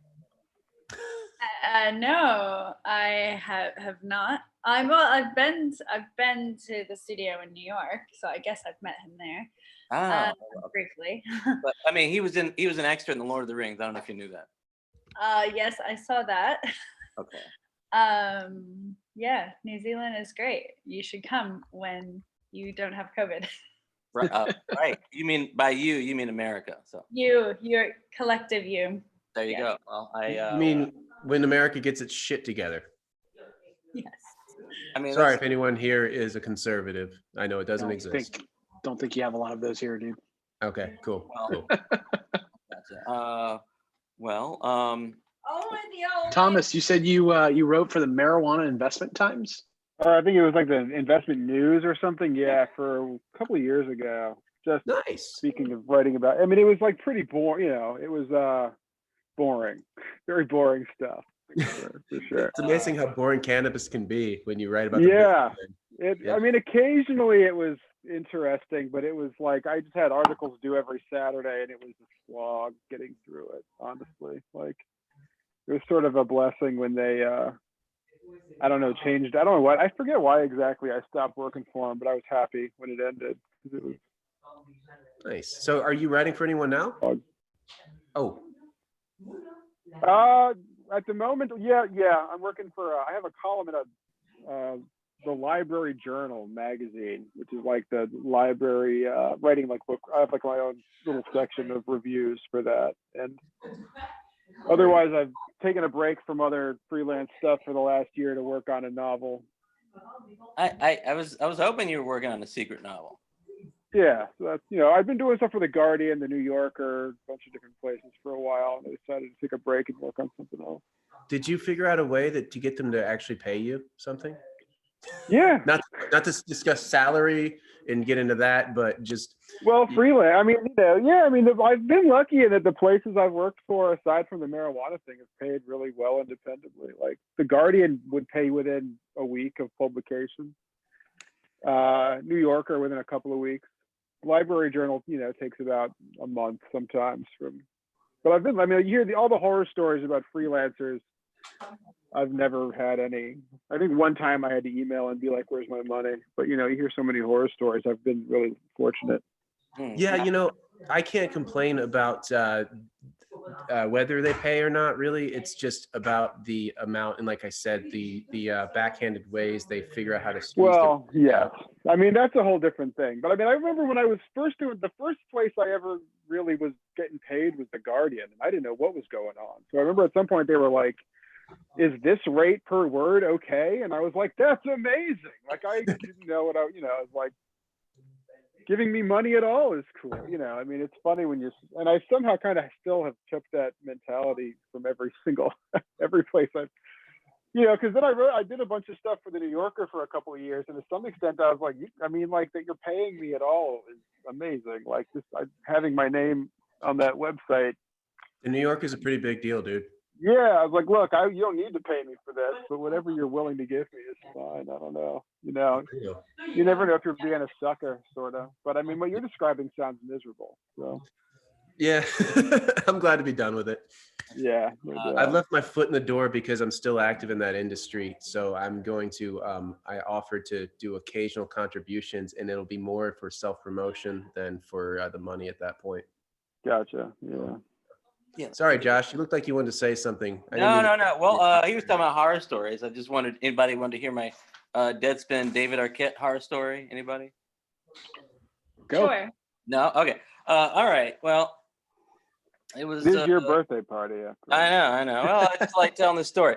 Okay. So I'd written for the New York Observer and a few places, and I was still trying to break in. And after a lot of trying, I saw that David Arquette had previously interviewed, was doing wrestling again. Backstory: he was the champion of WCW in 1999 or 2000, real briefly, when they were just pouring money into pro wrestling in Atlanta just to get ratings. And the fans hated it, and he was embarrassed for 20 years. And 2 years ago, he went back to wrestling. Oh my gosh, Hernan Lopez is jumping on CEO of Wondery. That's incredible. Anyway, the point is that it took me 8 months to write the story because David Arquette's management team prevented me from writing it for some time. Anyway, thanks so much. Distinguished guest, Hernan Lopez, CEO of Wondery, everybody, is on. If he's on mute. Happy birthday. Hernan, thanks so much for joining us. My pleasure. Thank you for letting me know. And I wanted to apologize in advance. I'm coming for a little bit of time in between calls, but man, 45, that's a big number. Yeah, it feels pretty good. I can still do cartwheels though. I still feel pretty young. There you go. You know, yeah. How about you? Do you still feel pretty young? Yes, I just turned 50 6 months ago. So I remember 45 as if it were yesterday. And yes, it is cartwheel time, especially compared to 50. But yeah, I'm doing well. How are you doing? How are you finishing up the year? I'm doing pretty good. Had a lot of big interviews, just Method Man just the other day. I called Sheer for the second time in 2 months. And I'm talking about starting 2 different podcasts, live from my parents' house, where I interview people about their motivational stories. You know, it's kind of an outgrowth of my own story, trying to overcome living at my parents' house with Crohn's disease. Josh, are we in your podcast right now? No. I mean, not yet, unless you want it to be later. Anyway, well, you are recording this, so it seems like this may be part of the podcast. Maybe a podcast. No, not unless I get all 6 people's permission at the same time, which would be difficult. But yeah, because we're not all like right here or anything. I know that'd be tough. And also, and then I was wondering, how do I get hired for one of these narrative podcasts? And Holly Frey from iHeart suggested I do my own series. So I've been thinking about doing a short limited series on my own about how we're losing our source of comfort during COVID. You know, focusing on a different topic each time. Like I have an interview, I'm interviewing a pet trauma specialist about people who lose their pets, what that's like. You know, I have my friend is a pastor. He says pastors are quitting everywhere. So I thought that'd be a good topic to investigate people. And then people whose jobs are eliminated that aren't coming back during COVID. So I thought that'd be a fun little experiment to try. So that's what jobs are not coming back after COVID? Oh, Nelson, sorry, you're what I'm not completely sure yet. I haven't researched that part out yet, but I've heard a lot of people say that. I know that for instance, movie theaters, most of them are you know, Regal Cinema is completely shut down right now. So a lot of those jobs are being eliminated. They might not come back. We don't know yet what's going on. The event industry. I guess it's a question for you and Melissa. The event space, do you think that's coming back like it used to be before? Or maybe Melissa could answer this. How is it now that they're COVID free? Are they doing events, promos, or anything like that? Yeah, so here actually, for the most part, once we eliminated COVID, like the economy got way stronger than before. And I think that's partly because the government supported us through COVID and gave us subsidies. And a lot of people didn't spend any money during COVID, so had saved heaps of money. So as soon as we were open, it's crazy how many events are going on right now. And we've got America's Cup as well, which is just starting. I think for the most part, things are really ramping up here. The only exception is because we don't have overseas people. It's not so big concerts and stuff like that because we don't have any touring acts. Yeah. She's But calling that's- from. we're just waiting for that. So Yeah. Hernan, Melissa's calling from New Zealand right now. That's what we're Oh, talking. cool. I'm jealous. You guys got it right. yeah, The only for country in the world that got it sure. right. Very grateful. Yeah. You can go outside and not have to worry. And actually, we're having, sporting events with 50,000 people and concerts with 20,000.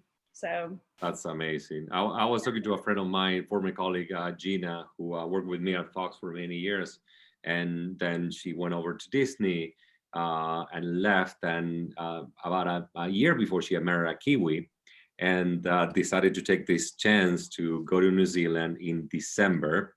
Look at the timing of it. And then they were there when the pandemic hit, and then never came back. And I just talked to her. She's as happy as she's ever been. yeah, I would have liked.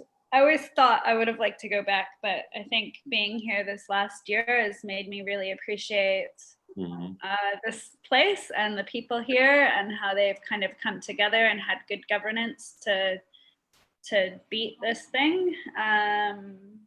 And the healthcare and the government support, like we've all gotten money all the way through, and everything is free, like or very cheap, like when it comes to healthcare. Yeah. That's awesome. Melissa, can I ask you what the party system is like within the government? Like, how many parties are there, for example? There are many. There's More than two, right? Two main parties, but I think right now in government there's 5, 6. Like, Okay. so some minor parties, but this last election, the more liberal, so center liberal, like party who was in power just via a coalition before, because before the more conservative party was in power, and then she joined with another party, the Green Party, and also New Zealand First, and became prime minister. But now because of how they've dealt with COVID and the White Island volcano eruption and the Christchurch terror attack, she's really popular. So she won with like a majority this time. What, if I may ask, you said there's a New Zealand First Party. What exactly does the New Zealand First Party believe and support? Yeah, so it is a little bit like nationalist, but not quite what that would mean in the US, I guess. I was curious. Naturally, but they not are really. against foreign immigration's really they don't want immigration.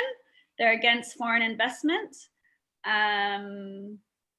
They're but like really pro like farmers and like buy New Zealand, and yeah. I got but conservative like in a lot of ways. Yeah, I was curious. The nationalism. Sorry, Dave. Hold on. The nationalist. Go ahead, Josh. Sorry, Tim. I just Hernan's got to go in just a few minutes. Go ahead. Yeah. Anyways, I just want to let you guys know he runs these terrific private listing parties for his podcast where he gets everybody to wear a mask and has They the host used to be in come out. person. What's that? Yeah, and It used to be in person. That's how Josh and I met in person. The first time at one of the listening parties in New York. Yeah. So Hernan's soft spoken, but he's a real sweet guy and runs one of the top, probably the top independent podcasting companies in the U.S. right now. I'd like to know more about that, actually.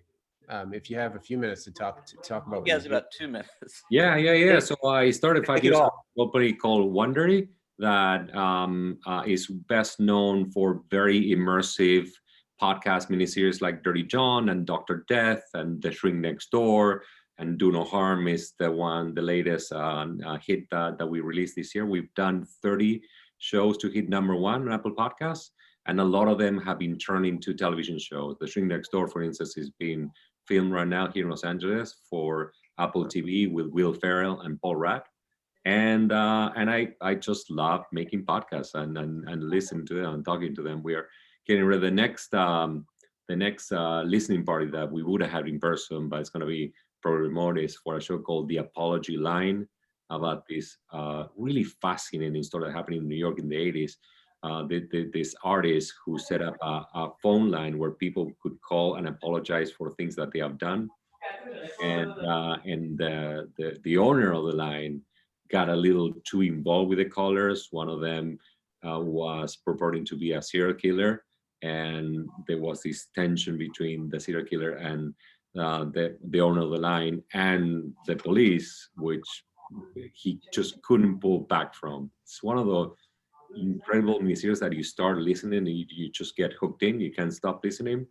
And on the more just heartwarming and probably fun side of it, we do shows like Imagine Life. I highly recommend it. Was a favorite show where you put listeners in the shoes of a famous person before they were famous. And then we make you guess who you are. It's all told in the second person. And it's we call it as a biographical guessing game. We do kids shows, we do business shows, so a number of different genres. And we're doing quite well. It's our 5th year running. Very cool. Nice. Yep. So I met him 2 or 3 times, and yeah, he's. I've interviewed him a few times too. I've written about their shows a number of times. I got to look back recently. That first article I wrote about Wondery about 3 years ago. Yeah, so I recommend you guys check those out. Absolutely. Can you put a link in the chat box? Yes, I will be happy to. Our website is wondery.com, and then I highly recommend downloading the Wondery app on iOS or Android. It is available. I'm pretty sure it's available in New Zealand, but it's available in most English language markets. All right, wonderful. Well, thank you for the invite, Josh, and happy birthday. Good to see you. Hold on, coming back. All right, thanks so much. I wear your Right, thank you. Bye-bye. Nice to digitally meet you. Likewise. I wear your Wondery mask to sleep with. She does. All right, hold on. Let me grab that link. There we go. All right, back on. Anyway, yeah, he's probably the busiest guy I'll have on tonight. I just wanted to. How do I post that to everybody? Everyone. Oh, where'd Tom Yeah. go? What's up? Where's Tom? Tom had to go back to work. Tom ducked out. Anyway, there's that article I wrote about him. It's really good. Yeah. So Tom. Yeah, I'm glad to hear he's writing a novel. Pretty rad. Yeah, I know. Haven't been able to get him to hang out with me even before COVID. I don't know what's going on, but he'll jump on a Zoom call. So anyway, we'll edit that out of the podcast. Right, if there is one. Right. Anyway, I should have been live streaming this to Facebook too. You know. Yeah, seriously. Can I still... Well, I would have been more provocative if it was going on Facebook, so it gets more viewership. Can I? Let's see. How do I? Can I? Anyway. Hey, I gotta my cup no longer runneth over. I must. I'll be right back. No problem. Anybody else drinking anything tonight? Yeah, I've got some Basil Hayden's bourbon that I've been sipping on. Yeah, Melissa knows. Don't know what that is. Can't get that. Oh there. man, hold on, I'll grab the bottle. This is Josh. You should definitely look for this in the local ABC. It's one of my favorites. Basil Hayden's. It's an excellent. It's very smooth, a little bit sweet on the nose, and then got a nice little burning sensation on the back. It's very, very tasty, and definitely between this and the Four Roses are my 2 favorite go-tos for a good bourbon. I say good bourbon, a good bourbon that's not overly pricey. Okay, hold on. I got my sister and cousin joining here in a second. Okay. All right, guys. Emily's like, well, let's wait for them to connect with audio here.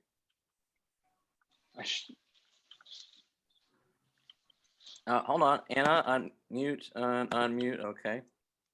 Let's see if they can figure it You got There we go. me. Woo, Okay. woo. buddy. Hey, Hey. Hi guys. Emily's my first. Whoa, where are you, Anna? in Bailey's room. Like psychedelic in there. And Wow. Anna's And my there's- youngest sister. And there's John. Hey. Hey. Hey, cute. It's my nephew. Happy birthday, Hey. Oh, happy birthday, Josh. Oh, thanks so much. So have you had the official like family happy birthday singing song yet? James looks like he wants to sing it. My dad had Alexa play it. You guys know Alexa sings birthday? I did not know What that. version is it? Is it like It's a weird. happy birthday? No, it's just Alexa. It's in Alexa's voice. She actually sings "Happy Birthday," the Happy Birthday song, and many more. If you say Alexa, Oh, weird. it is. It's pretty weird. It's her voice too. It's not a cover. Happy I was trying to see, is there any? Oh, there's my other. Okay. birthday. Happy birthday to you. Yeah, that's weird. Yeah, that is weird. Agree. Yeah, I have to go. I hear that. I hear that. Melissa's getting antsy too. Are you stretching? Yeah. I'm You're fine. stretching. Well, cool. What? Let's see. What day is it out there in New Zealand? It's currently Wednesday at 2 p.m. You're in the future? Whoa. What happens? How is that This even is possible? why I'm just having a beer. How is that even possible? Okay. So does that mean? So do you have work to go to later today, or what are you doing? No, I have today off actually. Oh, okay. Well, cool. And it's a beautiful day. It's like summer is just getting started and it's amazing outside. Awesome. Anna, Emily, that's my friend Melissa. She lives in New Zealand, used to work with me in New York.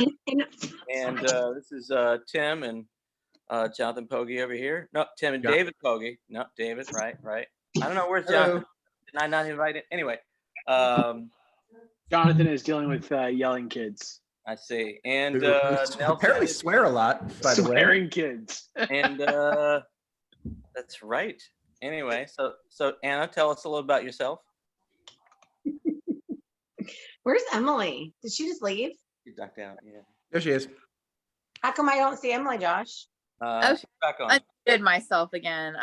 Oh, this I was is trying to get on my laptop, but I'm on my cell phone. I was having because I didn't get the Josh didn't send me what is it, like the code. You don't need a code. It's open. It's So not- open. Anyone can get on this thing? No, I have to. Oh. It has to go to the admin. Have to. I see who's trying to get on, and I have to admit you personally. So Okay. no. Yeah, I don't let him on. I let one person on just to show my dad, and it was some weird girl who yelled something. So, and I cut her So you off. had a lot of people sign on? It's been about this many for an hour and a half. Kind of a marathon. It's fluctuated. I think I've been here since the beginning. It's fluctuated. Oh, you I don't have anything else to do. So I was working actually when I first started this. I was working on some work stuff. So I was like, I might as well just join while we're chatting. Nice. And Melissa, what were you planning to do with your day off that you decided to spend with us? I feel like we're on some I talk haven't show. decided yet. Okay. Oh, whoa, Anna, put that dog on. You've been Got holding all on. Gosh, help us. Oh my gosh. Here, Aw. send the You can camera on. give Josh birthday I love kisses. boxers. Love boxers. I have one at home. Oh my gosh. Nelson is Love. from Texas. It's beautiful. Well, Josh, I have to run. Whoa, that was fast. I know. I'm lame tonight. A lot more patience. Hey, it's like the Emily 5 minutes. Come on. Emily's a PA, you guys. Got a name on the building and everything. I just got off another conference call, so I'm ready to call it a night. So y'all have a good one. Nice meeting everybody. Happy birthday, Josh. Okay, great. Okay. All right. Okay. Also, Anna's on the Bye. phone about 12 hours a day selling real estate. So I'm lucky she had a few minutes for me. So thank you. Thanks for joining, Anna. Aren't we all just on the phone all the time in COVID though? Like that's all we do, right? It feels like it. Pretty much. That's I swear that's all I'm I might feel bad for my poor wife. We have to share the house to both work together. So she just hears me on call after call after call, but all she ever hears is my side of the call. So poor thing has to hear my voice all day. Yeah. And then I finish work and she has to hear it again. Yep. Same boat, by the way, Tim. The place we're in now, it doesn't really, it's like has the loft style. I'm up in the loft area right now, but I can hear Sophie loud and clear downstairs. I don't know what she's saying because it's in French, but it's happening. And we drown each other out constantly. Does anyone Yesterday, I pissed her off because I was talking to her web admin, who I'm working with as being the comms guy, and he called to tell me about a problem. And so I'm talking to him. All of a sudden, like I hear from downstairs, "What's wrong?" And without thinking, I went, "God damn it! This is why we need walls." That was not the right thing to say. It did not go real well at all with my wife. You got fired. I'm sorry to hear that. Does anyone else have any cute pets to put on? Billy. Sorry, I'll mute that. They're around here somewhere. I don't know what they're doing. Fiona. Hold on. Look at that. Hold on. Look at his face. Hold on. I'm trying to get her face. She doesn't want to be on the camera. She's not really. Look at that. Oh my gosh. Aww. Oh, that's Oh my gosh, a beagle. Is that, wait, oh no, is that, what is that? What is that, Tim? You're muted again. You muted yourself. Hold on. There we go. He's a super mutt. We got a DNA test and he had about 40 different breeds that I couldn't even begin to narrow down. Chihuahua was some, Beagle was one, other random stuff. He's so cute. Yeah, he's a sweetie. He's not a big fan of being held though, so it's kind of weird for him. He's always like super uncomfortable when I'm holding him. And the other one's name is Max. I have no idea where Max is at. He is also just a super mutt. Max is awesome.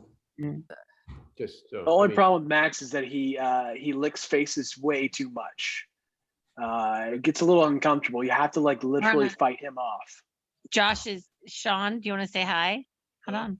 Do you want me to put the camera on you? We're on a Zoom call with Josh's birthday. Yeah, we were on a Zoom call. Would you like me to put you on the Zoom? Hi, Joshy. Sean said hi, Joshy. Oh, hey, Sean. Hold on. Hey, Melissa, there's a second Melissa Bassett trying to get on. What is that? That is you. Let me in here so I can walk around. Oh, okay. No one can see you walking. Yeah, okay. Okay, well, did you clone yourself? There you go. All right. Oh my gosh, Fiona. She is a cute dog. David, what do you got there? This is Billy. It's my little girl. She is a cross between a boxer and blue heeler, which means she is both really smart and really obnoxious and sometimes kind of ridiculous. Where are you guys? Are the Pogs in the same house? No. That one's in Canada and I'm in Florida. I'm in British Columbia. Related? Yes. Oh. Yes. Kind of. He's my little brother, my younger brother. I can't say You little. guys don't look alike. We did as children, but not so much growing up. No, I got fat, so it just kind of went downhill from there. Yeah, I know. Look, I have a skinny brother too, so I understand. Yeah, I blame the beer personally. Maybe a little bit of the food, but mostly the beer. But wait a minute, you remind me of Joshua when he was 2. And I do? Yes. When Joshua was 2, not this one, your brother Joshua. And Yep. Lindsay and Joshua were in nursery together at Bethel Temple. Oh, no kidding. So the funny thing is that my whole life, up until I was like 16, 17, everyone always said that I looked like David and that my brother John looked like Josh. And then right around like 15 to 18, it swapped. John looks way more like David. And I look a little bit like Josh, but better looking. Yeah. Well, you guys are from Hampton Roads? Yep. Yeah. Brenda Oh. Pugh, you remember? Brenda No, Pugh? no. Oh, well, you were only a baby when we were at Bethel Temple. So how would I remember them? Oh yeah, you remember them? You were a baby. These all you guys are in Virginia. I mean, West Virginia. What area are you guys talking about? Not West Virginia. No, we grew up in southeastern Virginia near Virginia Beach. Remember Brenda Pugh, the delegate, Anna? No, no, I don't. I don't pay attention to politics. I thought you knew this. The delegate. So Brenda, is Brenda Pogge your mom? I'm taking it. Yes, that is correct. So your mom was in politics. This could be an interesting conversation. It's it's gonna go downhill real fast.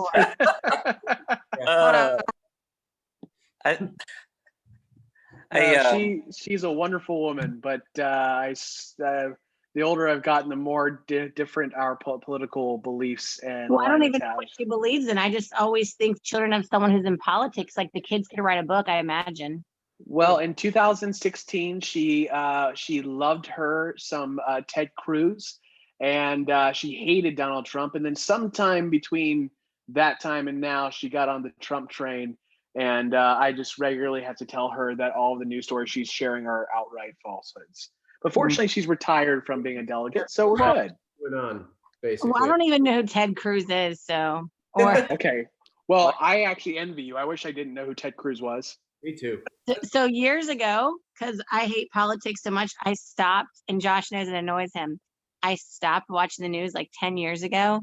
Literally, I know nothing. People will talk about things. I'm like, I don't even know what you're talking about. Something will happen awful in the world. Don't hear about it. I bet your I life hear is it from like Josh and like other random people that tell me about it. And then they get really upset because I don't vote because I don't believe that I have a right to vote since I don't have an opinion. And it really upsets Josh that I don't know things, but.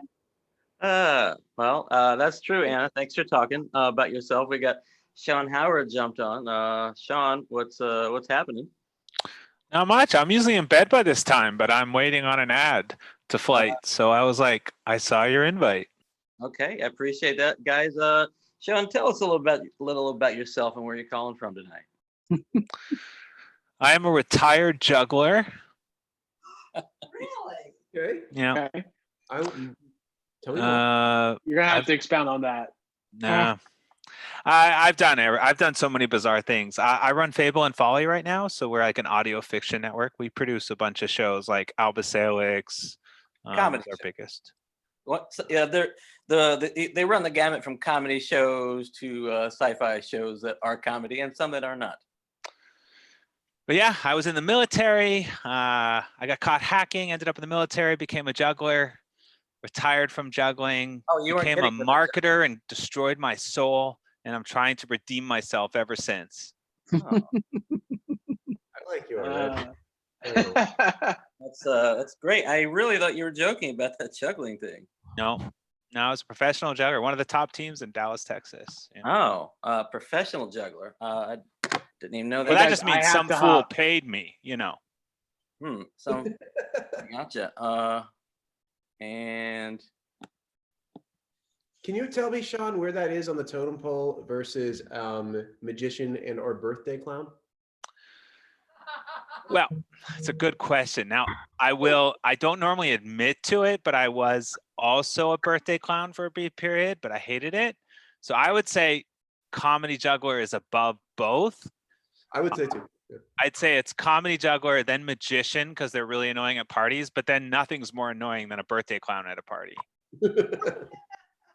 Anyway, so Michelle calling us from sunny New York City. What do you have to say about that? About sunny New York City? Yeah, or birthday clowns. I got nothing to say about birthday clowns. I've only a bar mitzvah showgirl, so. Okay, guys, Michelle lives in New York City. She was one of the few people to visit me in the hospital in 2010 that I know of while I was awake. Yeah, I know a lot of other people wanted to, but they hate hospitals, which I can understand. And she left him a teddy bear. Aww. And I was so grateful to have her visit. I'm Mom. Yeah. Now I can see it. That's right. Yep. Yep. Anyway, so Michelle, I think you might know Melissa. Maybe. No. Anyway, I did promos with Melissa also, but and fewer with Michelle. Michelle sings and teaches people about cheese, and lately writes nice dreams for people to relax to. Dreams? What kind of, how do you write dreams? I write sleep meditations and sleep stories. Oh, you don't, do you do the voice? Or you just write, But then I also write scripts for companies. but you don't do the voices? I do it. Yeah, I do the voice for my own channel, but then people also hire me to write for celebrities to read the script. Oh, neat. And well, thanks for joining us. It's been an action-packed hour and 45 minutes. I had to make the link public, had to admit everybody, personally, because it was too last minute to get like a guest list and new passwords and all that, but figured I'd be all right if I just could see the name and hit admit. So sorry, I was not quite as quick on the trigger there to admit you in. I was about to give up, so good for me to. Well, thank you. Nice hat, by the way. Thanks. Josh, I have to hand it to you. You have, like, I think the world's most interesting list of friends. I thought I was your cool friend, honestly, but. What's that? I said I honestly thought I was your cool friend, but yeah. Old hat, really, comparatively. I mean, we have a professional juggler. I mean, retired juggler. Retired. I know. Well, that makes it even cooler, by the way. That is pretty cool. I'm hoping I can get James Urbaniak on here. We'll see. Jay, do you want to expound on that? Oh, I met him at a party in New York. Interviewed him a few times. Nice. Anyway, well, cool. Michelle, what are you doing tonight, other than getting on this call? I will be writing a sleep story very soon. Okay. Is anyone feeling sleepy yet? Not Melissa at 2:00 in the afternoon. Meanwhile, at 5, I'm ready for bed over here. Well, it looks like you have. Are your lights always that dark? Dark. It looks a little dark in there. Red. Yeah, red. Yeah. I just decided that I'm not getting a tree, so I surrounded my entire apartment with Christmas lights. Well, we're decorating our cat tree, we've decided. Your cat tree? I gotta hear about this. It's just like a tree. You know those things cats climb on? I'm like, it's good enough. I got you. Oh, hey, Mom, could you? My mom made some cat toys. Could you pull those out? Trying to do a fundraiser. If anybody wants to buy one, my mom is making these on assignment.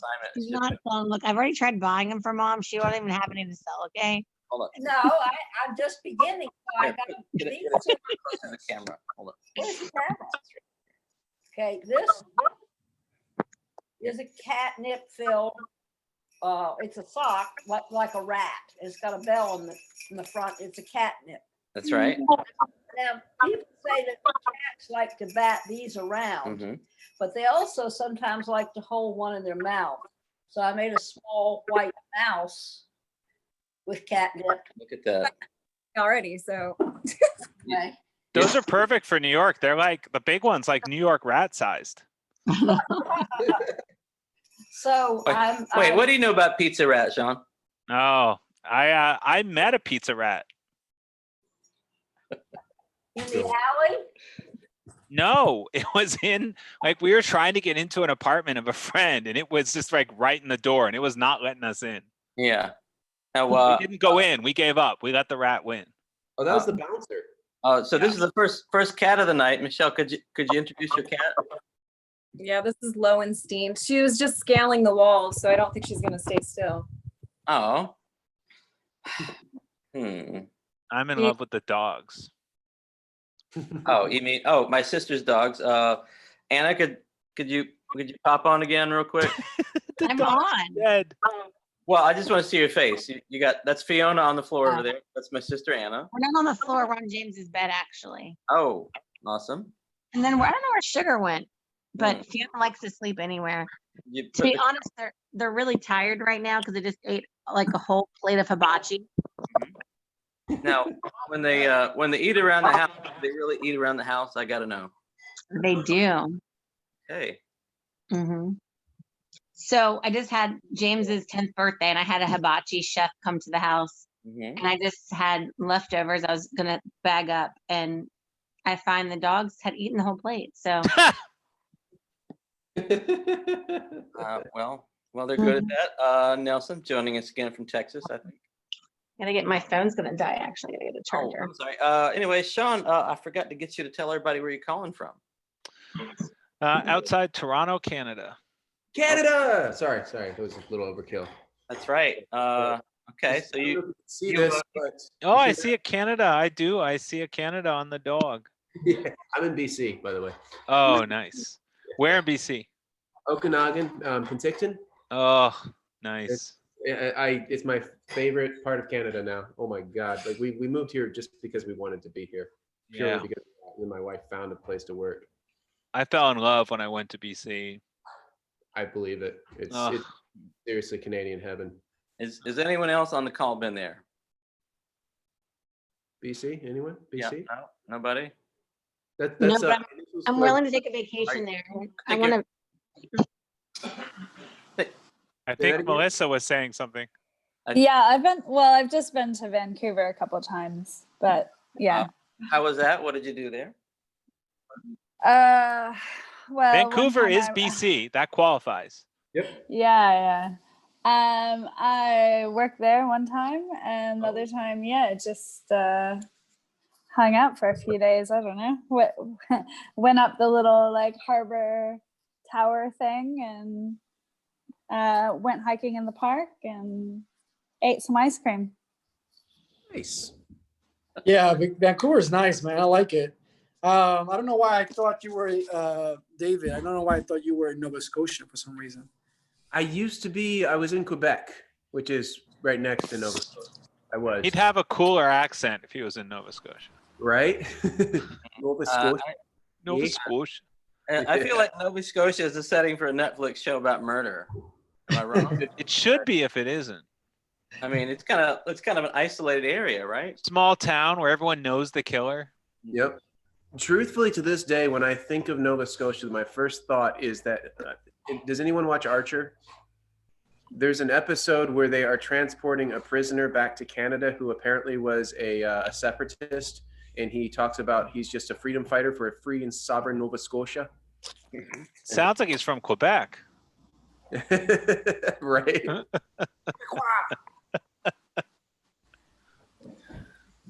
Yeah, the Quebec and the silent revolution. I mean, how Canadian is that their revolution was called the silent revolution? Everything here is passive. I know. They even kidnapped someone, and it still was silent. Are you originally from Canada, or did you? No, I was born in Boston. All and, right. lived all over the States. I've been here about 20 years now. Nice. Yep. I did a really awkward open mic in Boston about a year ago. Nice. Yeah. I was there for promoting cars in some fashion, and it turned out that Amtrak from Virginia to Boston was only like $50 or something. So I went up there for 5 days, and another time I flew in and out of there for like $250 round trip, which is pretty fun. And caught an open mic and managed to cram 5 years of stand up into 3 minutes. So that was pretty rough. 5 years, dude? How'd it go? So pretty rough. Like they didn't get you, did they? Well, not immediately, but the host made it fun because since I didn't know anything about Boston, he brought me back. He was like, and resident Boston expert Joshua Dudley's got something to tell us. And he was like, for a review of The Departed. So I just talked about The Departed and embarrassed myself. It was great. In the bottom of a bar with a bunch of white dudes, as comedy is. So I mean, and 35 white dudes and maybe 4 girls. That's usually about the ratio of stand-up comedy for some. Yep. All right. Anybody else been to the downstairs in the back of one of those bars that knows what I'm talking about? Well, I do improv, but not do? in Boston. Well, I mean, I knew that, but which has done a better job at getting more women involved, and now, but it's still got an issue with being very white. oh, okay. Do you have a favorite improver? Yeah, I have a few. Okay, wow, lay them on me. I don't know if you'll know them. Nicole Passmore. She was on Umbrella Academy recently. Lee. Oh, what's Lee's last name? Shit, he's been on a lot of TV programs. Lee Harvey? No. Okay. I'll pull him up. I had him on my show. He's amazing.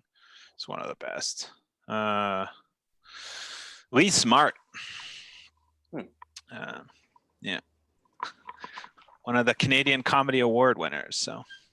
Wow. So how long have you been doing improv? I did it in college, and then I became an evil marketer, and then turned to it when I tried to redeem myself again. Okay. Well, how's that going? Do you feel like have you been redeemed yet? No.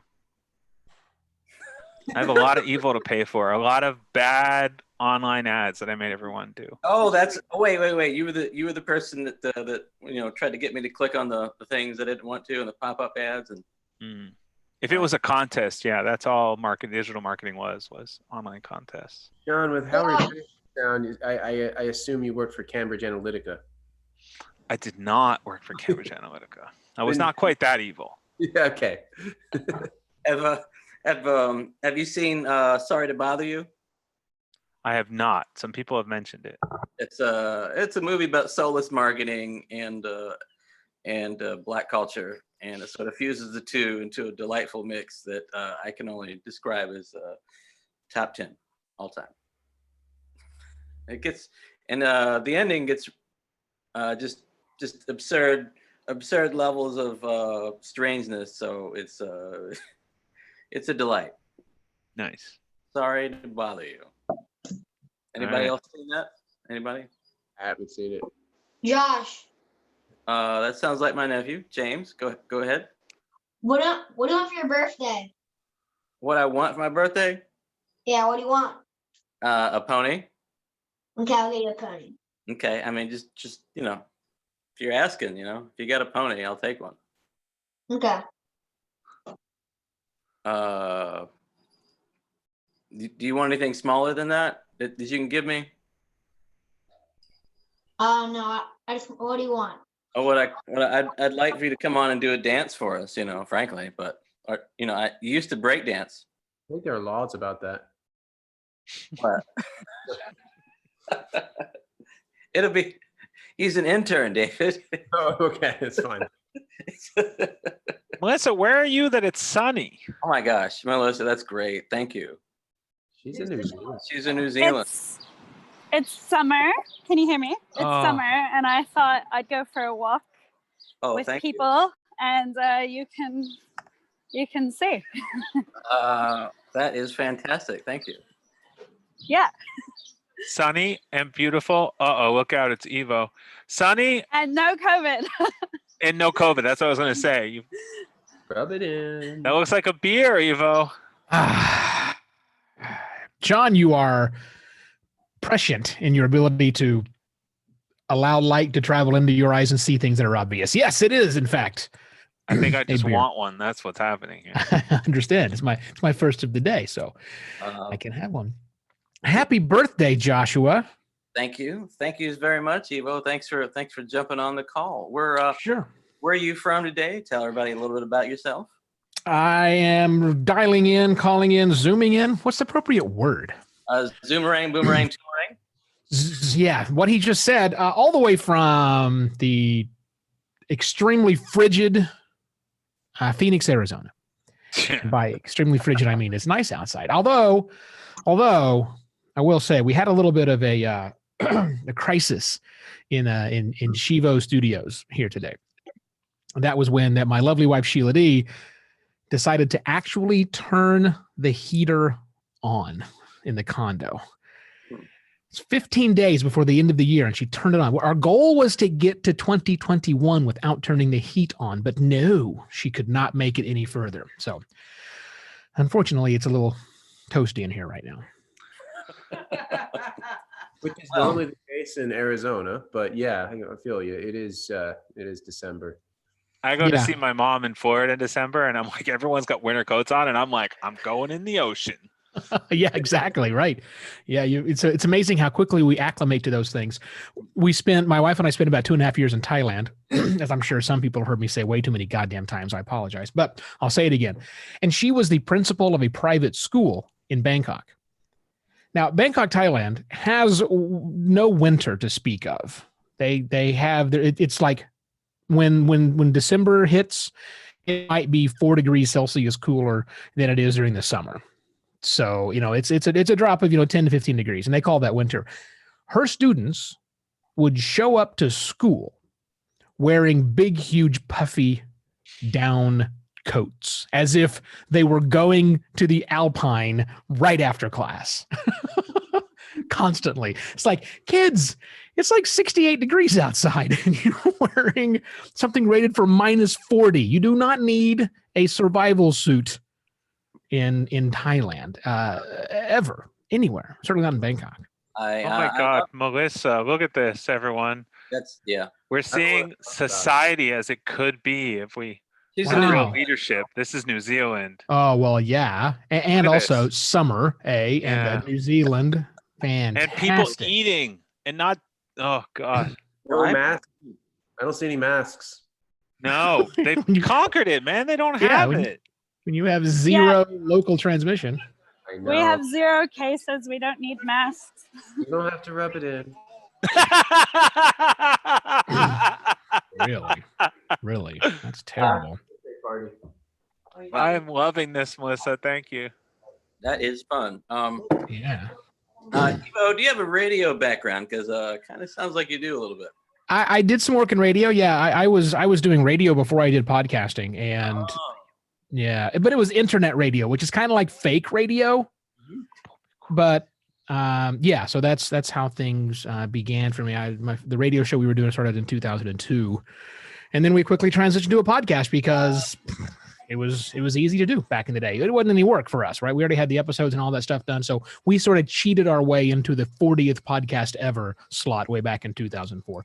But it was fun. Before the word podcast was invented. No. The word had been invented previously. It was invented in February of 2004. But there weren't very many of us doing the whole podcasting thing way back in the day. I like to say that, back then we were all listening to everybody else's show. And that's true because there were only 40 shows.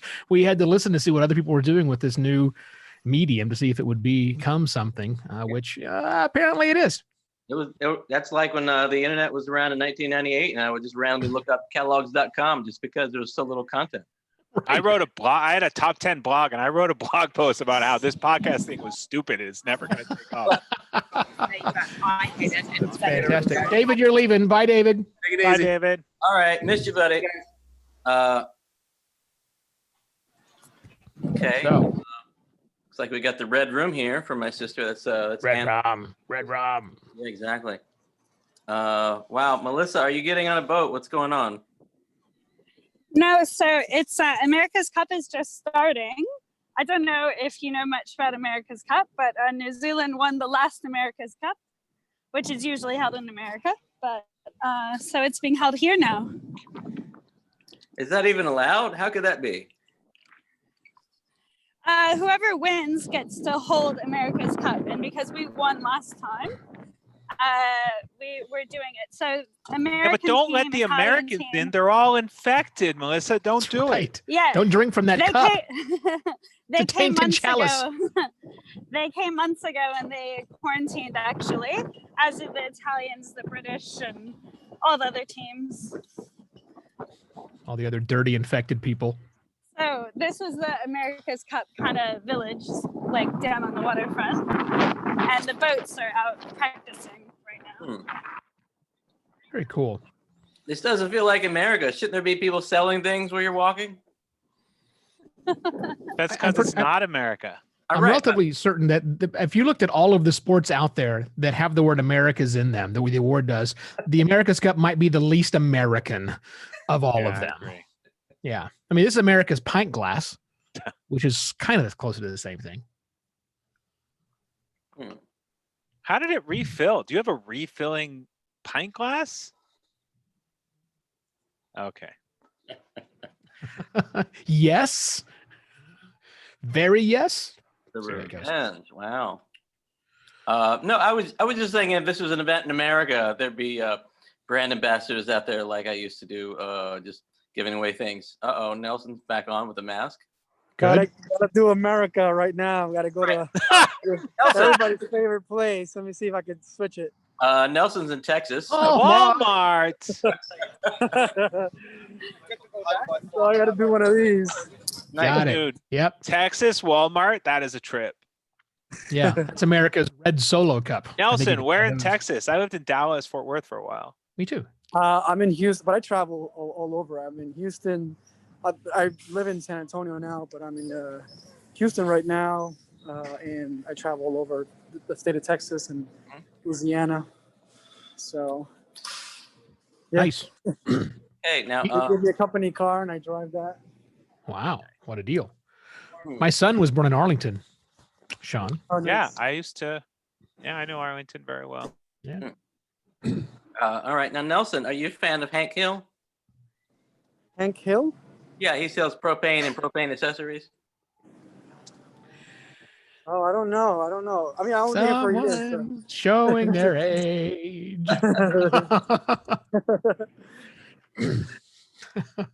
Where were they? Where was that based out of? I don't know. I'm not Somewhere outside of San Antonio, I think, because his wife was a substitute Spanish teacher. So Yes. Peggy. Yeah. Not too much. Oh, Melissa's waving at people. We have more bodies coming in, my God. showing off. She said, "Hey, look at the silly stuff we have going on." I'm in a bar. Oh, what's a bar? I remember bars.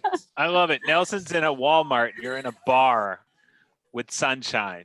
Golly. Yeah, I can't even leave the house unless I want to take this laptop with me. Do you think I can switch off to a phone? No. I mean, you guys. I mean, what if I got off and made you one of you guys the host and to admit me so I could walk around and do the chicken yard, you know? That's what everybody wants to see. Oh my gosh, is that water? Oh, well, yes. Yeah. She's not walking on water. She's walking towards the water. Look like you were walking on water. Yeah. Jesus. No, like, you know, but sorry.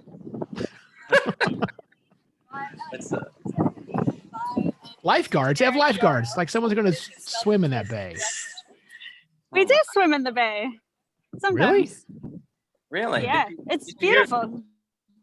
Did you hear they just dredged 2 cars out of the lake in New York City? I saw those pictures. It was insane. Was dead people in the back, right? I don't know. That was the Gowanus Canal. Did you hear about that, Melissa? No, I didn't. They're trying to clean up the Gowanus Canal and they dredged 2 cars out of it. 5 different guys wearing concrete shoes. Yeah. You know, standard New York classics. I mean, they're probably going to find Jimmy Hoffa. I mean, finally.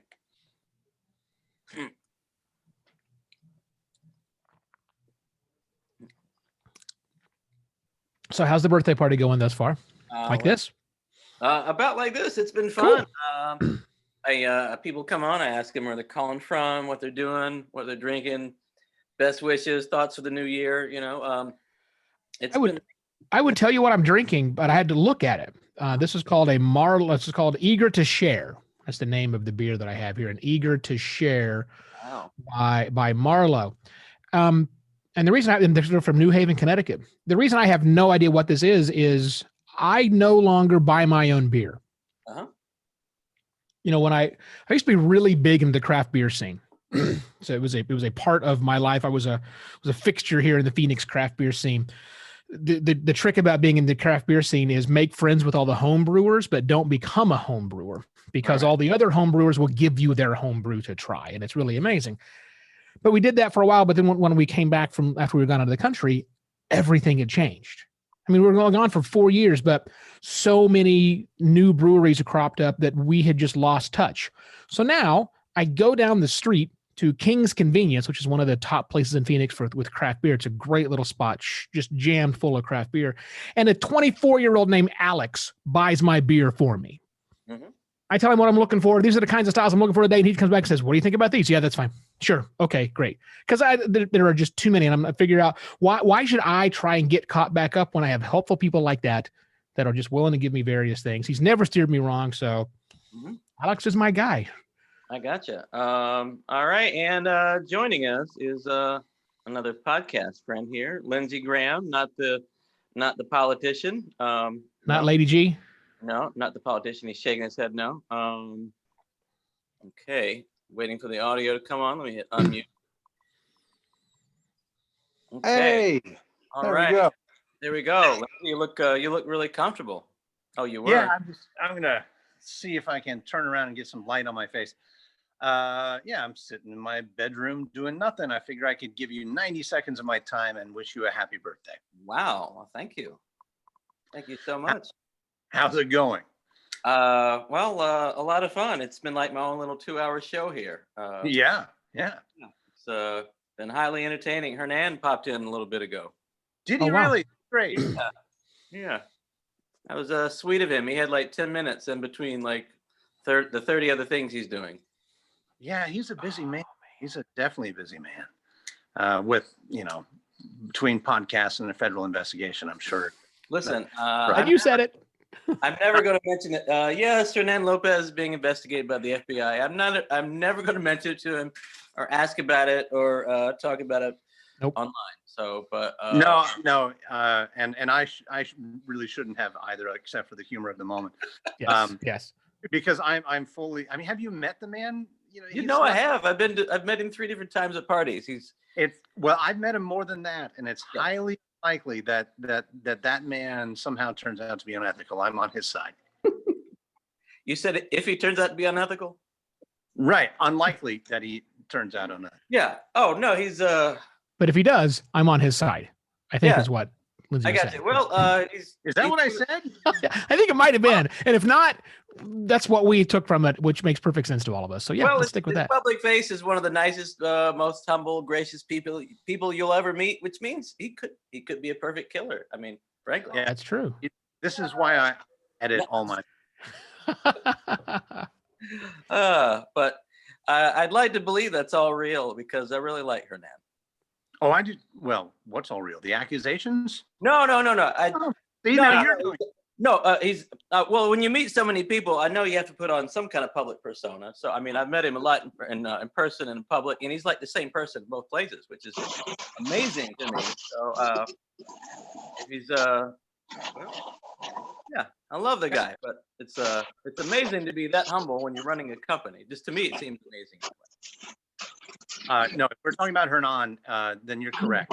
He is an amazing creative, an intuitive leader, and just one of the greatest guys I've ever met at that level of an organization. I've had plenty of bosses and met plenty of CEOs, and Hernan is at the top of the list for sure. Yeah. Yeah, I'm unbelievably sweet. Will actually go out of his way to do things for you, like jump on this birthday call for 10 minutes, and not even. I mean, some other CEOs would be like, would just, say, hey, wouldn't even pop on, say hey, and just disappear. And he let me know he had a few minutes between calls. And I mean, when I wrote a bad article about something, he went out of his way to email me personally and ask if there's something I could fix on it, and that was nice of him. But well, it was the company's fault anyway, because the PR person said they were going to hold something for me, and then they didn't. And frankly, I got a little upset. So that's on them. Sure, that's a nice cake, by the way, that keeps flipping into yeah. Anna brought you a cake. Oh my God! Yeah, I was going to say, Josh, I was eating James's leftover Mandalorian cake in honor of you. Whoa! You mean the Mandalorian cookie cake? No, that was yesterday. Oh, you have a different Mandalorian cake. Mm-hmm. Okay. Yeah. That's not. I got that episode yet. Yeah. Damn it! Now I want cake and beer. Yeah. Awesome. Has everybody seen The Mandalorian? I think I'm caught up. I don't remember the cake episode, but I'm. Yeah. Oh, awesome. Well, anyway, Lindsay, where are you calling from? Tell us a little about yourself.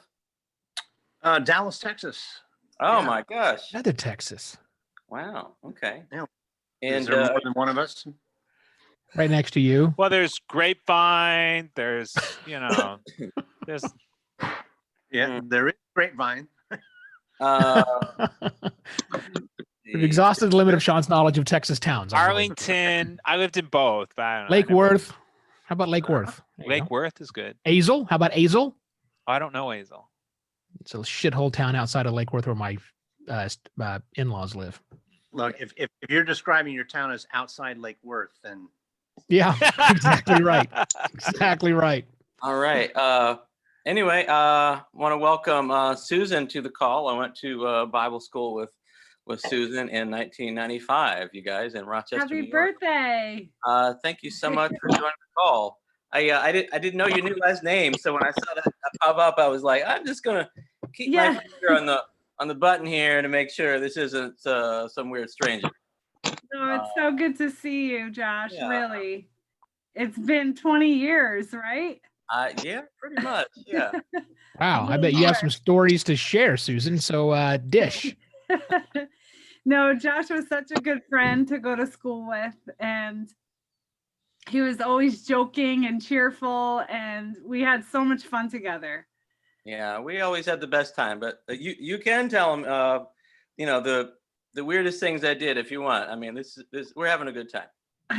I'm trying to think. It's been a long time, Josh. He was always just the life of the party. He was a big jokester, made everyone laugh. We would have many lunches together in our lunchroom cafeteria. I'm trying to think of some things that you did, Josh. Just make something up. We just want the crazy story. So it doesn't be true. We're not going to know. Hey, what about the story how you got kicked out of Christian college, Josh? Me too. Well, I was well, it was a Bible school, not actually a Christian college. So most of the classes are about the Bible. Only I think they had like English and maybe history. But anyway, I was usually pretty loud in the lunchroom, and that got some write-ups. I showed up with my looking really disheveled because I would usually just wake up and run to class at 8 o'clock in the morning and get some write-ups there. And eventually you get a certain number of write-ups. They just ask you not to come back. Like a driver's license, you lose enough points. Yes. No, Josh, I thought you broke a window is why you got kicked out. I thought you snuck out of curfew and came in back through your first story window. I mean, I've definitely snuck out some windows. I mean, just don't tell your mom. Who wouldn't do that? I mean, come on. No, but seriously, didn't you break a window at Elam? Is how you got kicked out or something? Break a window? No, I didn't break a window there. I mean, Okay.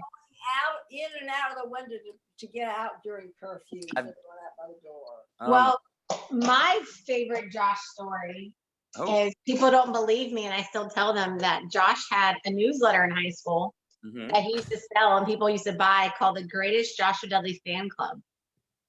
Nice. And didn't you I believe it? Didn't you sell it for like 25 cents, Josh? And Josh, didn't you have like a president and like vice president and treasurer of your fan club? I did. I went to a small Christian high school with about 300 people, and 185 people signed up on the fan club list, and I had elected president, vice president, treasurer, and secretary, and chaplain. Wow. Yeah. And I sold comedy newsletters in homeroom, and unfortunately, no one has a copy of them. Susan, do you happen to have a copy of one of my newsletters from 1995? Oh, I wish I did. I wish I did. And Josh, I got kicked out of Elam too. Okay. It wasn't for any one thing, right? It was just like a series of just like them being like, right? It was a series of write-ups and being negative with the honor points, which I know you remember. So I was pretty upset about it at the time.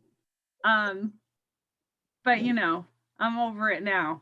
That's right. And I think you're in New Jersey, I feel like. I am in New Jersey, yes. Yeah. What part are you near New York City or are you Yes. in real New Jersey? Yep, about 15 minutes away Oh, that's okay. from So New York City. that's Metro New York though, isn't it? Yes. Do you work in New York or do you work in New Jersey? No, I'm a teacher in New Jersey. Oh. So I work in Newark, New Jersey. It's the biggest city in New Jersey. I got robbed in Newark one time. Did you really? I did. I was telling everybody before I did experiential marketing with Melissa and a lot of other people like Nelson. And one time I went to Newark to do what's called a sampling event at an ABC store. And I went inside the store with bulletproof glass everywhere. And I told the guy, "Hey, I'm here to do this sampling event." And he said, "I don't know who you are."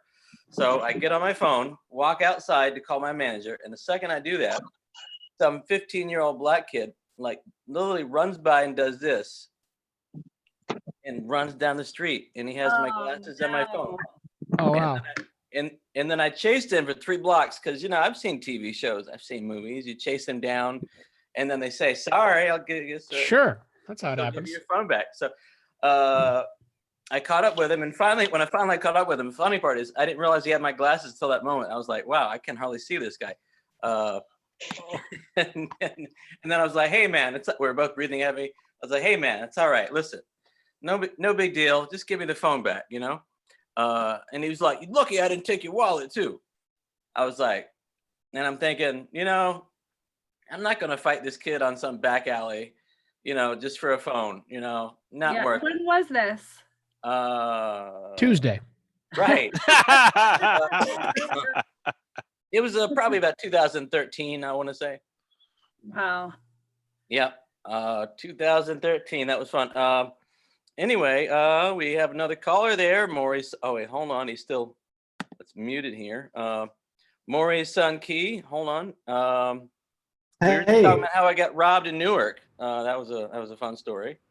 Oh, man. Yeah, I've got a lot of fun Jersey stories too, but yeah, I'd rather not tell any of them, you know? That's right. Now, tell the friends here how you're connected to me. Okay, never mind. All right, so he's in the family by marriage, see, and so. Oh yeah, I'm not by blood. Right. Yeah. That's okay. So around 2010,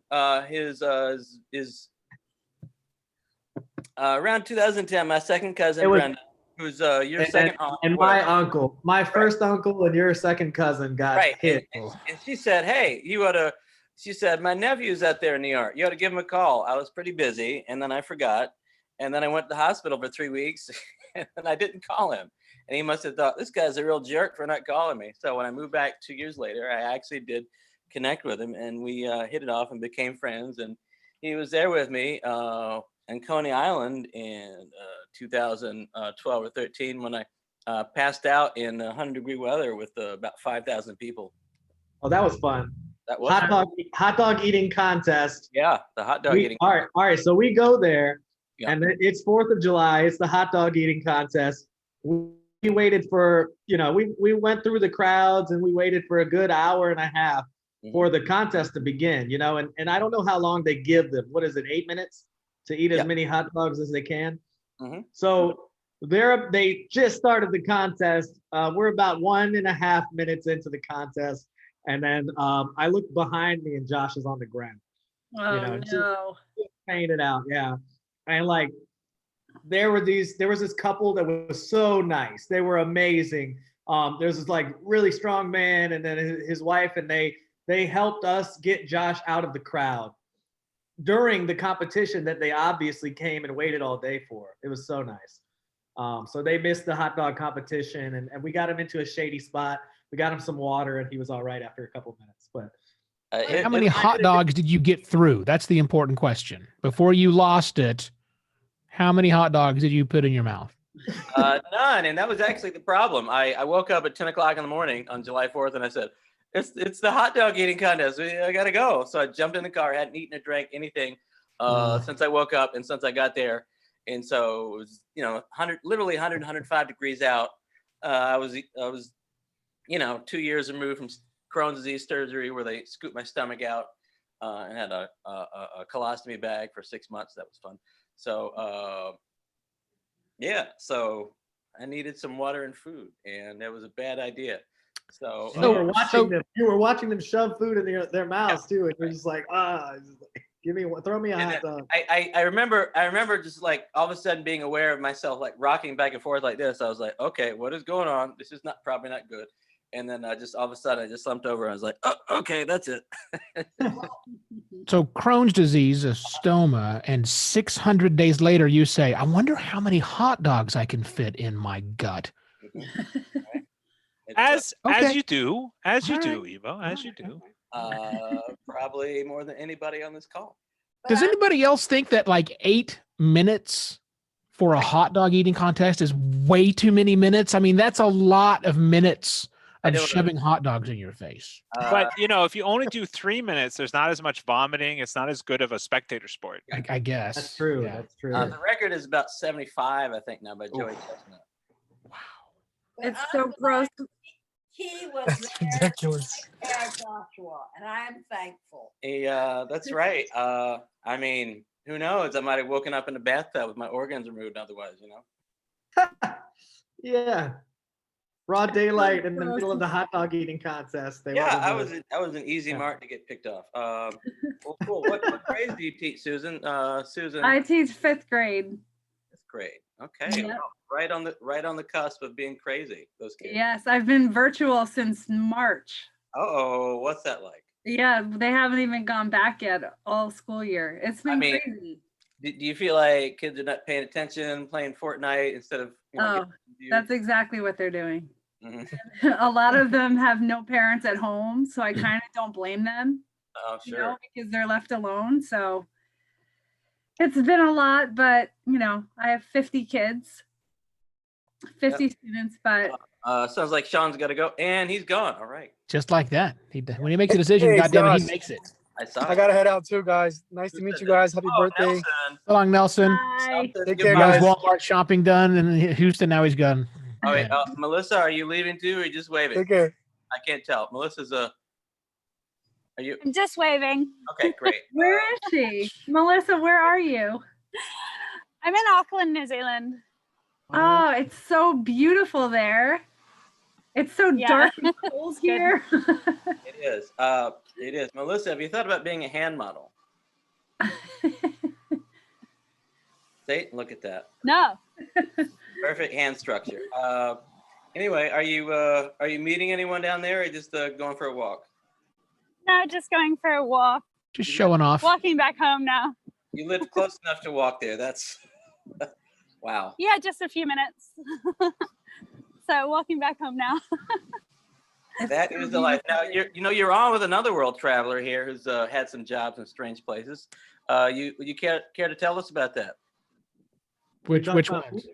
Which one are you talking about?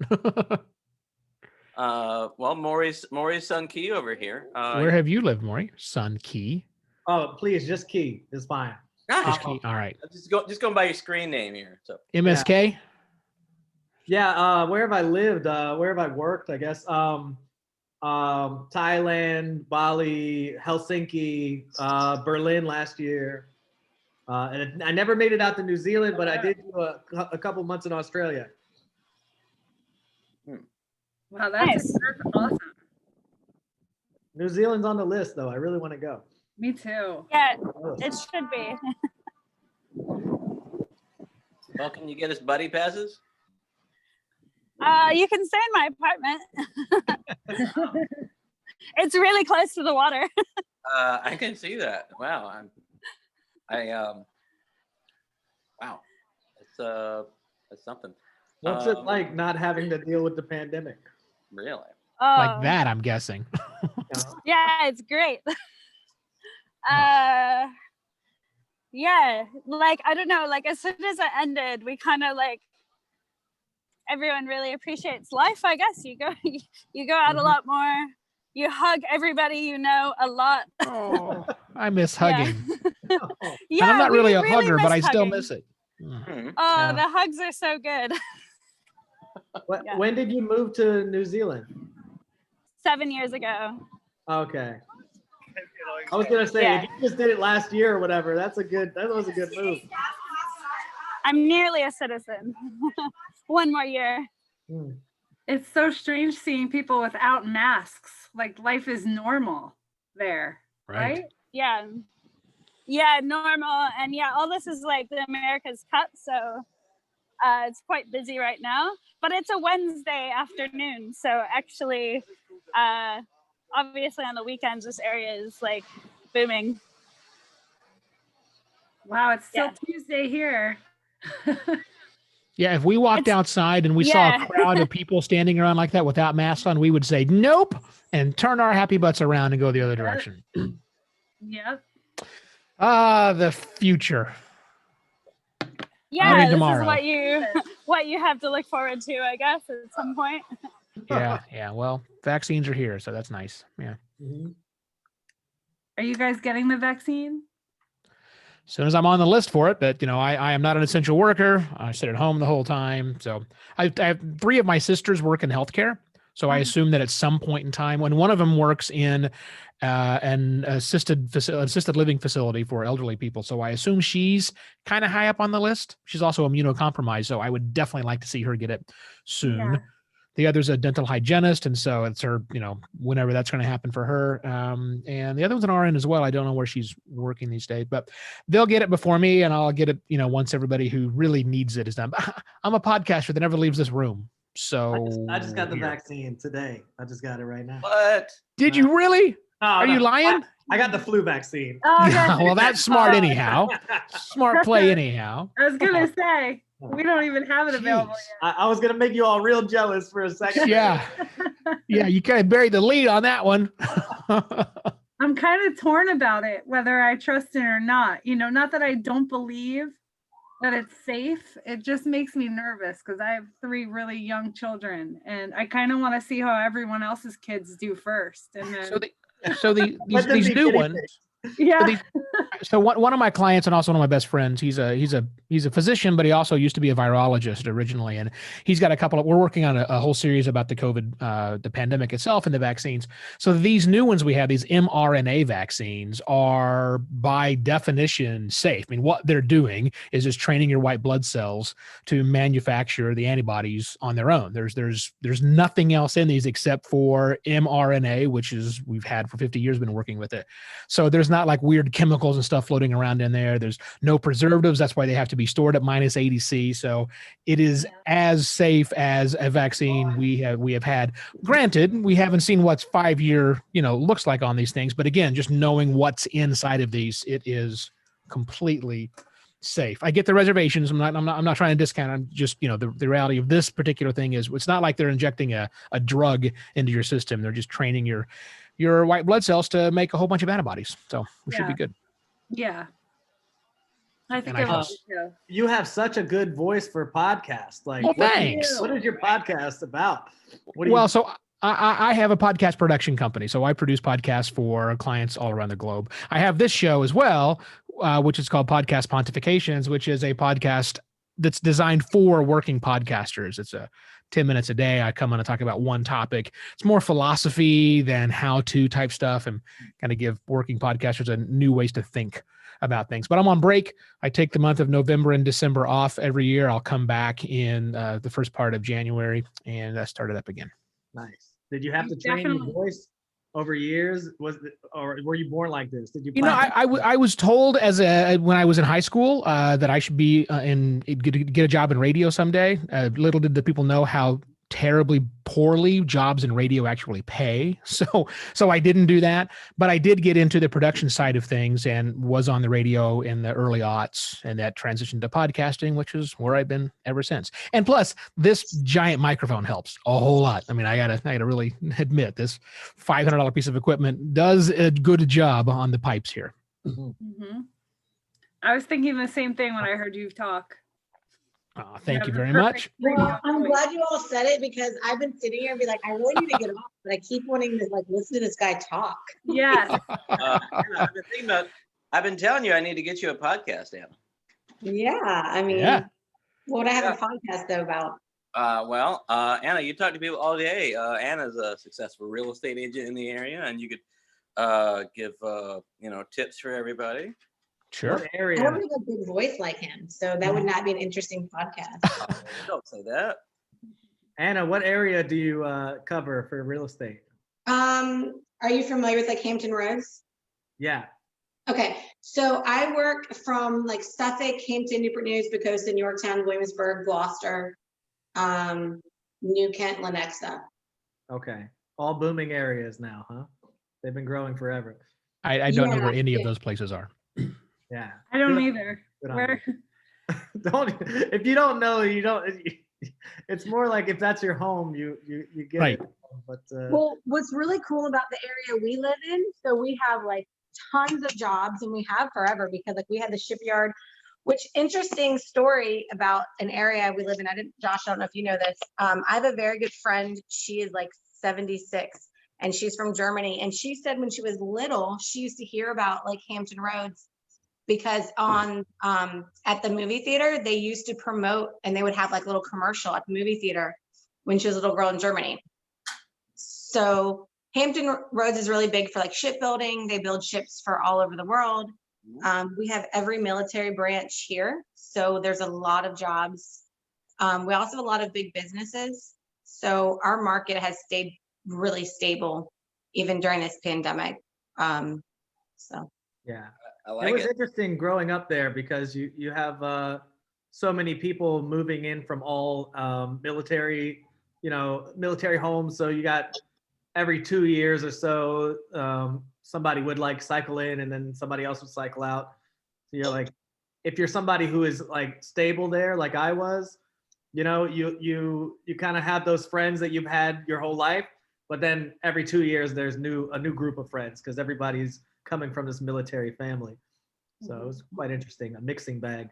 yeah, it is, especially depending on where their parents are. Like they cycle back over like 3 to 4 times back here. Anyway, well, it sounds like you got the beginning of your podcast there already. Yeah. Right. Cycling through the military. Right. That's it. That's the title. We got it. Step one. Great. And I am jealous of that kitchen that I think I saw outside that you had. Were we seeing that proper? Was there like a whole kitchen that's like 3 times the size of my condo's kitchen outside of your home? Sorry. I don't have a gorgeous view of New Zealand like Melissa, but I do have a pretty backyard. I'll show you my backyard. That was pretty epic. I wanted So, to look at that one. I just want to move in there. And her husband worked on it. Did Oh, most hold on. Let me show you. So hold on. How do I get back? How do I get back? Hold on. So yeah, hold on. There's a pool and there's a really pretty kitchen. Hold on. We're in the process. The kitchen's not done, but it's. So here's our outdoor kitchen. Wow. So this is this is my husband's like hibachi grill area. And he's building the cabinets. And then there's our pool. And what state do you live in? Virginia. And then okay. And then That the makes more water sense. is back there. The water's behind the fence. Nice. Whoa. Nice. Is it a river? Are you on It's a river? No, so we live on a lake, but it's really pretty. It's so we can go like paddle boarding, kayaking, canoeing, and there's like fish out there. But yeah, my parents, where Josh lives, he lives on a real body of water. We don't live on a real body of water. It's nice for us though, because we can use for what we want to do, but nothing crazy. So anyway, so this is my backyard. Yes, I love my That's backyard. fabulous. Yeah, and that outdoor kitchen is like, yeah, I just want to go there. That's great. Well, I'm going there tomorrow. You guys are welcome.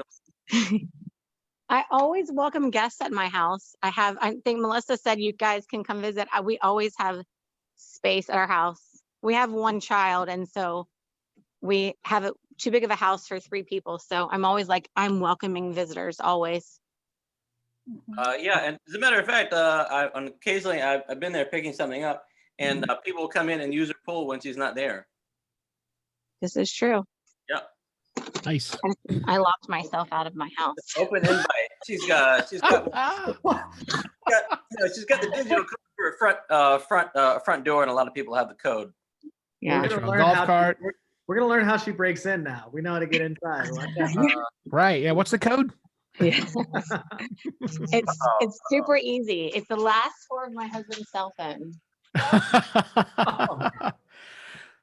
Melissa's home now. Josh, when you're there tomorrow, are you gonna do some work on the hibachi? Yeah. You're gonna be grilling? I'm hoping they're grilling for me, actually. Oh, okay. How about how about they just give you as many hot dogs as you can eat? That would be Nice callback. Nice callback, Key. Well done. I would like that. There you go. Has anyone else been to a hot dog eating contest? I used to work for an agency. Wait, hold on, Melissa. Did you go to one with me? I can't remember. You've been there. I've been to one in New York. Like, Okay, well, yeah. I was working at least a couple times. Yeah. Okay. Wasn't sure. Did you hear the story about I passed out? Yeah. Okay, it was a good time. It was the last time I was in Coney Island, actually. I think me too. Can't top that, you know. You can't go back to the scene, expecting a better time than that. No, that was it. Now, was Joey Chestnut was there? Do you remember if that was like the last time that the Japanese guy was there? I think it was. I think it was his last year. Yeah. Yeah. What's that his guy's name? Yobiyashi something. I don't know. Kobayashi. That's right. Kobayashi? Kobayashi. Yes. Kobayashi Maru, the Star Trek maneuver? No. No. Different. You're talking about Encounter at Farpoint? No. Anyway. By the way, Tina The says very hi. first Star Trek Next Generation episode. I made that for you because you're old, also. True. Yes. Where was I going with that? Key, help me out. What was I saying? I don't know. Kobayashi, a Japanese guy. I can't help Right. Yeah, he was the world's greatest competitive eater for 5 years until Joey Chestnut from America appeared on the scene and beat him in one contest, and then he won the mustard belt. That's what the Coney Island hot dog eating contest is called. Rachel Linton. Names. Okay, guys, I'm gonna admit someone in whose last name I don't remember. So we'll see if it's a real person that I know. Otherwise, I'd be willing to boot. Okay. All right. Let's see.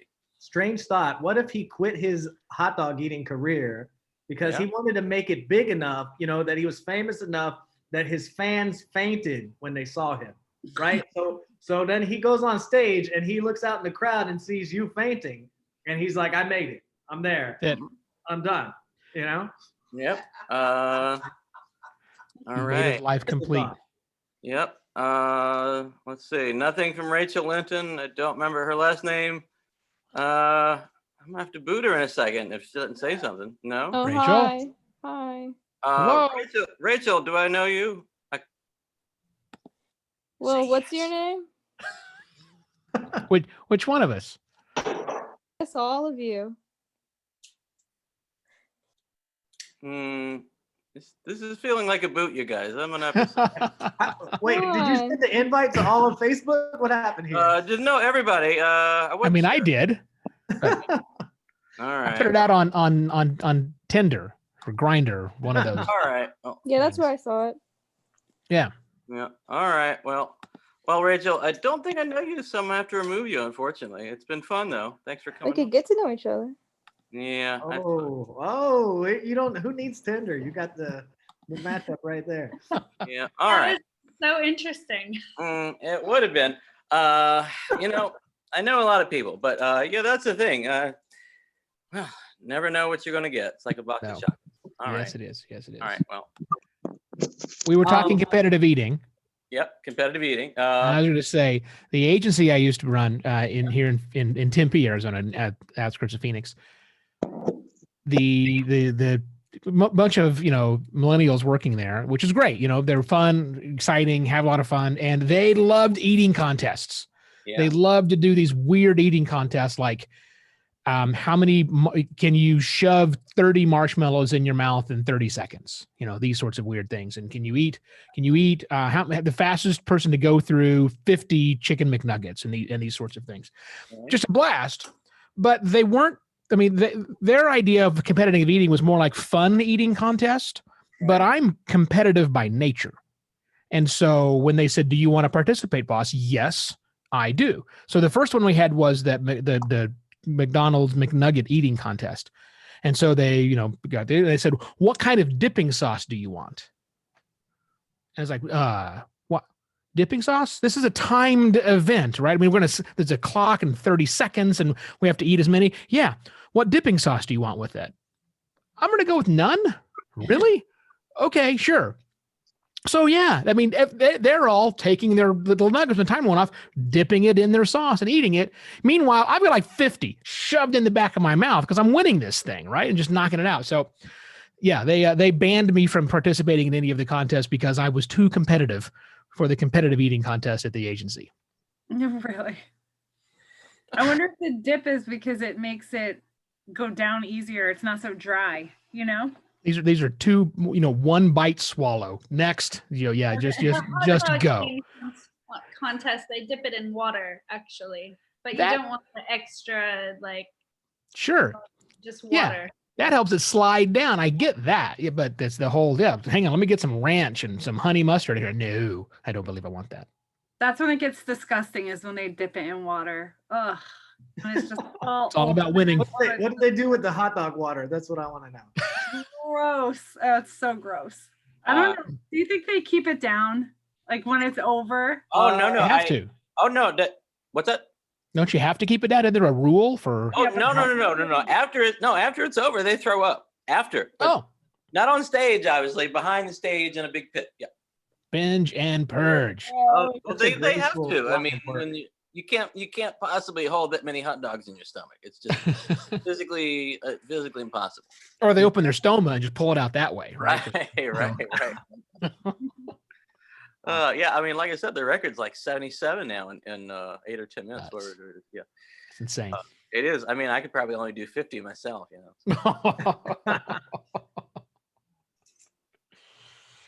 That was more of a 1980s record, That's what it was back then. We just Well, got a new. Josh, how are you feeling? I'm feeling pretty great. I don't have any stomach pain anymore like I used to, but I got a fresh supply of Humira and the outside freezer, and I stab myself with it every 2-3 weeks. It doesn't seem to do much for me, but it keeps everybody happy knowing that I'm using it. Mm-hmm. Humira, by the way, is one of the world's most expensive drugs, and it's the most prescribed drug in America. And currently, it is 5 or 6 times more costly in America than it is outside of America because we don't allow generic drugs into the market for a certain number of years. Yeah, so that's there's pros and cons to it, though. It's it's a weird system we have. But for instance, like if they didn't have that system in place, because a lot of these drugs get developed in America, then that particular drug would have never been developed without venture capitalists, who a lot of us don't like. But if they weren't there, they just wouldn't service people with these kind of needs. They just go to whatever people are buying the most of. But if it's like a rare condition in this day and age, reading any good news on the newspaper page, then right. Sorry. Only me? Is it only me? I guess. Was it? No, I think Evo got that too. Maybe Susan. Maybe. All right. No, it's Family Matters. Family Matters. All right. People here are really happy that America's system is so messed up because we get good drugs, but of course we only pay $5 flat for every drug. I know. It's not here. It for is. the whole prescription. So whatever your prescription is, you pay $5 to fill that. That's right. And the whole thing started with the orphan drug bill. Has anybody heard of the orphan drug bill? It was a podcast I heard, I don't know, 99% Invisible at one of those NPR like shows. Basically in, I want to say about the 60s, early 70s, some kid had some really rare disease and there was no drug for it, no cure for it. There was an idea that, it could be made, but, there was no funding for it. And so this lady started a huge national campaign somehow to save her son. Pretty amazing. Josh Gibson's coming on. I actually do know him, so he's okay, despite the fact that his face is all dark. As long as he's taking his medicine. Anyway, and so his mom somehow was friends with TV executives, and they made a popular TV show, did 2 episodes about this kid's condition in order to push,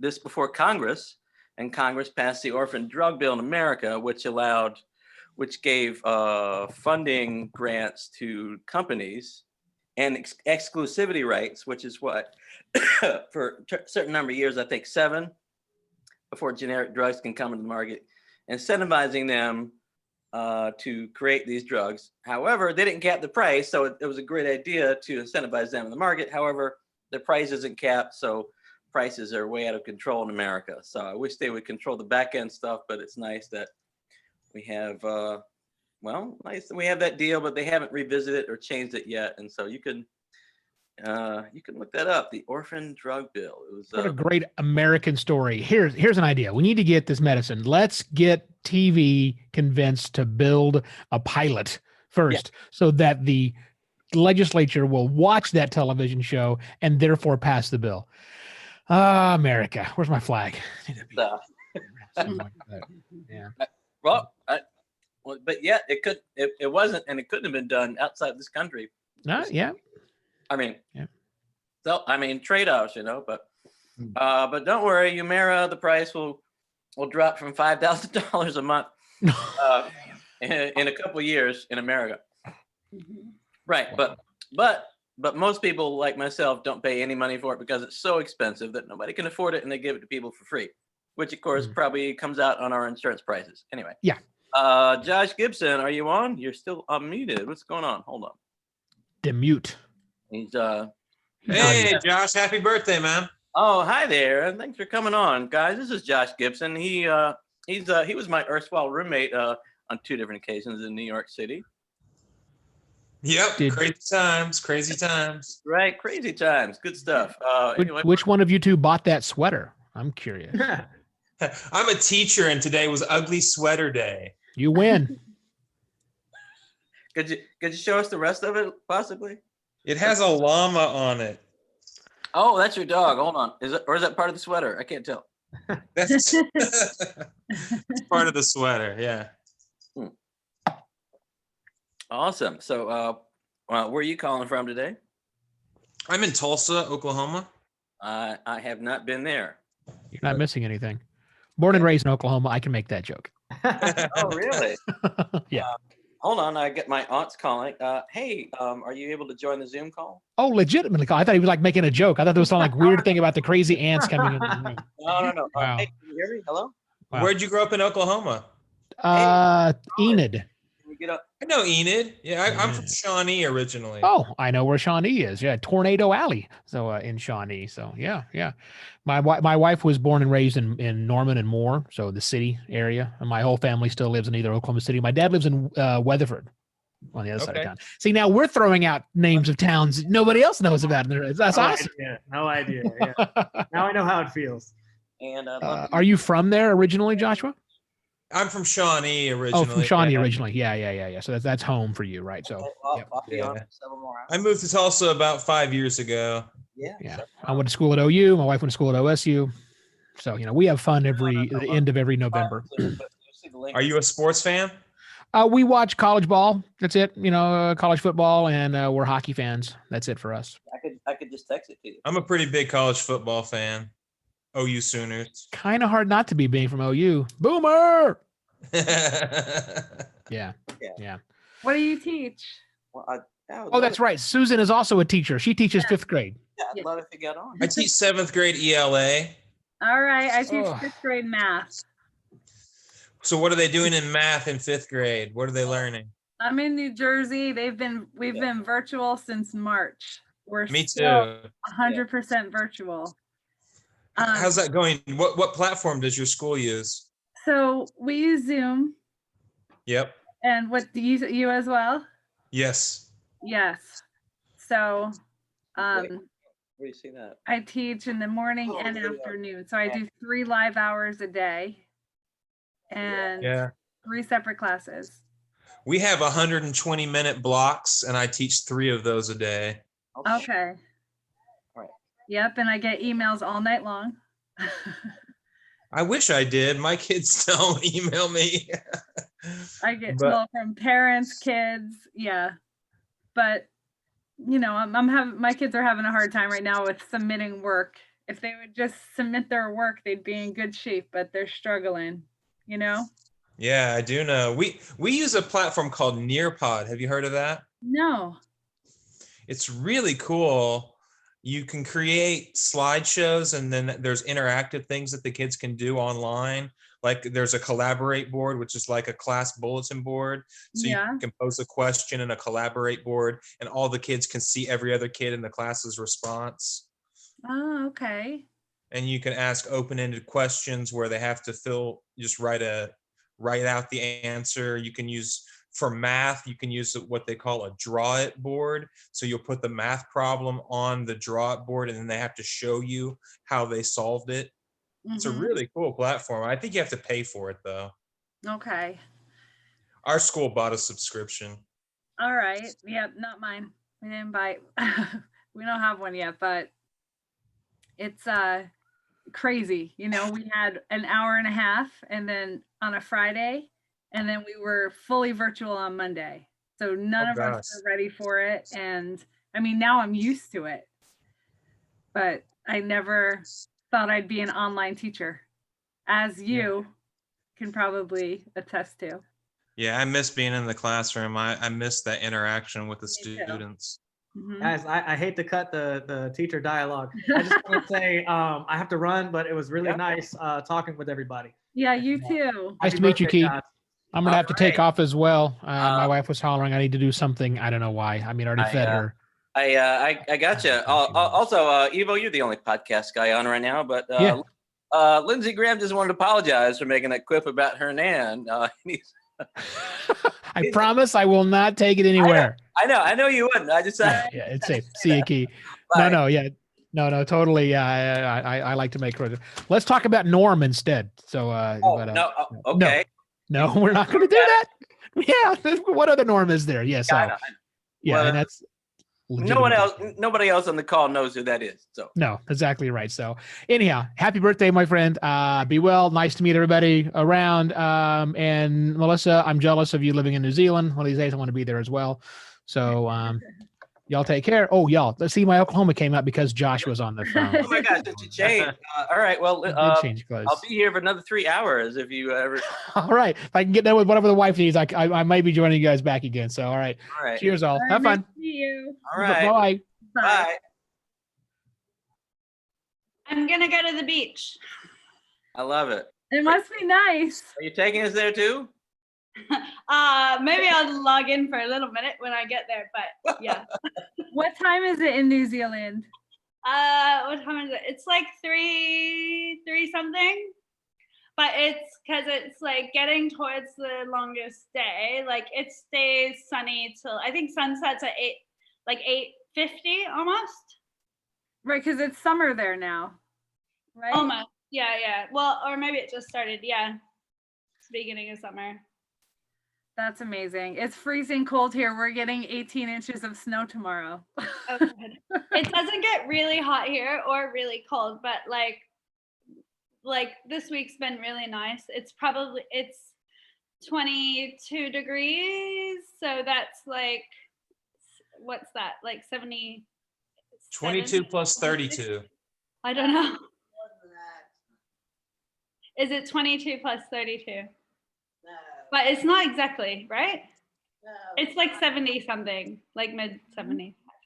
But it's like really sunny and nice. Yeah, it was beautiful watching you walk around, all the beautiful water and yeah, I put my legs in the water and it made me want to go swimming. So the beach is like there's a good beach like 15 minutes away. So on a bus. So, yeah. That's so nice. Oh my gosh, I'm jealous. Have fun. Thanks. Happy birthday, Josh. Oh, thanks so much, Melissa. You rock. This was great. And if you wanna leave your phone on at the beach and just show us the water while you're. I'll show you the beach when I get there. Let me back in. Probably be an hour. That's fine. I'll be here. See ya. Bye. Bye. All right. Wow. And then there were two. Yes, you're probably gonna have people stopping in and out all night. I know. This is fun. It's like having my own show. Yeah, it's so good to see you. It's been forever. Have you had anyone from Elam stop in? You are the first one. What? What? Oh, wait, no. Okay. My mom points out something that Derek Ham, Gary Ham's son. Do you remember the Reverend Gary Ham? Yes. Derek Ham is his youngest son. He was on earlier, but he did not go to Elam. But that's very close. Although I would say he has actually been physically to Elam. So if you want to count that technically. Okay. Yes, I just, remember you know, them.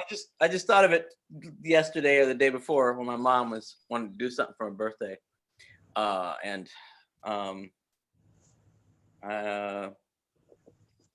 yeah, so I didn't have time to like put together a guest list or passwords or anything, you know, and yeah, I just thought I'd throw it up there and safeguard myself by making you saw like only admitting people I knew or or if they had like a real name, I was like, well, I don't know if I remember. I kicked that girl out pretty quick. I was like, I had my finger on the remove button. I was like, let's see where this goes. Well, you probably remembered, was it, oh yeah, usually it comes up as Susan Olson Silva, but now it's Yeah. Well, no, I remember. Obviously, I know Susan also, but yeah, I forgot your name. Is that? Did you? Let's see. Who? Let's see. Silva. Is that a Spanish name? It's close. My husband's Portuguese. Okay. So, yep, we got married in 2014. All right. And now I have twin boys and a 3-year-old daughter. So 2 1-year-olds and 1 3-year-old. Oh, I just noticed what time it is. Hey, Mom, are you going up? You want me to take this upstairs? No, I'm gonna go. I'm gonna leave. Okay. Yeah, it's my mom likes to not look at screens past a certain time, usually about 9. So I just realized those. She thinks it disturbs her sleep, to look at screens past a certain time. So I don't. I know it just. She knows it does. So That's a scientific fact. There you go. That's true. Your friend Josh and I look at screens all day long for teaching the students. But after a certain hour, then it messes up your diurnal cycle. Yep, that's true. But not in the middle of the day, but at night. I know. Well, it's draining me for all the hours. By the end of the day, I can't. My eyes are tired. So. Oh, I'm sure. Yeah. Anyway, what's it like for you, Josh, teaching right now in the pandemic? The nice thing about this year, like the positive, the silver lining, is that if kids are on a Zoom call, you can manually mute them. So you don't have to deal with disruptive students. And if they get really disruptive, you can boot them out. I haven't had to do that, but you can boot them out. Right. So from like a stress standpoint, it's been a little less stressful to not have to manage the class like I have in the other 2 years I've been teaching. Mm-hmm. The challenge is attendance. Kids just aren't showing up and they're going to fail 7th grade and there's nothing I can do about it. You call the parents, you try to reach out and in email, phone calls, text messages, and the kids just aren't showing up. And it's just really frustrating. The good thing out of that is those that are showing up, for the most part, are doing well. So I'm happy with the academic performance of most of my students. I have a few that are special ed students that are mainstream, so they're in my class, but they also have a class with a special education teacher. Those students I find hard to teach because I'm teaching 7th grade and they're reading on a kindergarten, 1st grade level. So it's very difficult. I have the same sort of issues. He brought up how you can mute all the students and it's just such a weird thing because I can get through so much in a lesson in a day when you don't have kids constantly interrupting. But then again, like I miss seeing them so much in person. I haven't even met my class yet in person. you know? So I've seen them in the building, but I miss seeing them. You know, usually I'll get hugs and kids are come see me for lunch, and now I can't do any of that. You know, so Yeah. I miss it, but at the same time, they understand it's safer this way. And the hardest part though is that I need parents on board. You know, I feel like they're just, you know, so anti-teacher right now. Sometimes a lot of people. Do you feel like that? You're in Colorado, Oklahoma, but yeah, Oklahoma? it's more apathy than disdain. You know, they're just not involved. They're not home during the day, so they're not monitoring their kids. You Right. call and tell them that their kids are missing class. They don't do anything about it. Yep. It's terrible. Yep. I have fifth graders who are babysitting their baby siblings and, you know, home alone with little kids, and there's no law against it, which is just unbelievable. They're 11, you know, seventh grade, at least they're what, like 13, you know? Not that it's a huge difference, but it is a big difference. And just to have kids home alone watching little kids just makes me nervous. Yeah, that's dangerous. Yeah. They can't go and get help. So hopefully they know how to use 911. Right. Like I had a girl write me in the Zoom chat today, can I go answer the front door? And I said, can your mom go answer the front door? And she said, oh no, she's not home and my baby sister is sleeping. So I said, that's exactly why I don't want you to answer the door. You know, don't answer the door if you don't know who it is. And my kids, they don't live in a safe area. So they live in a big city, but just things like that, where they're not thinking you shouldn't open the door if you don't know who it is, you know? Right. Yeah. So thankfully she asked me if she could, but you know, it's just different. I mean, there's good things too. I feel like I have more time with my kids and my family, and which I would have never had before, you know? Yeah.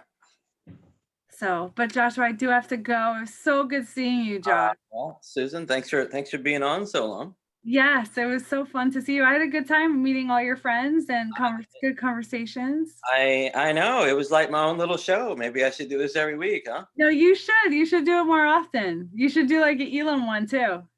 That would be awesome. I don't. I mean, I made it an open invite, but I'd love to. I'm surprised Scott Crowder didn't get on. He's my pastor. Do you know that? Who is? Scott Crowder.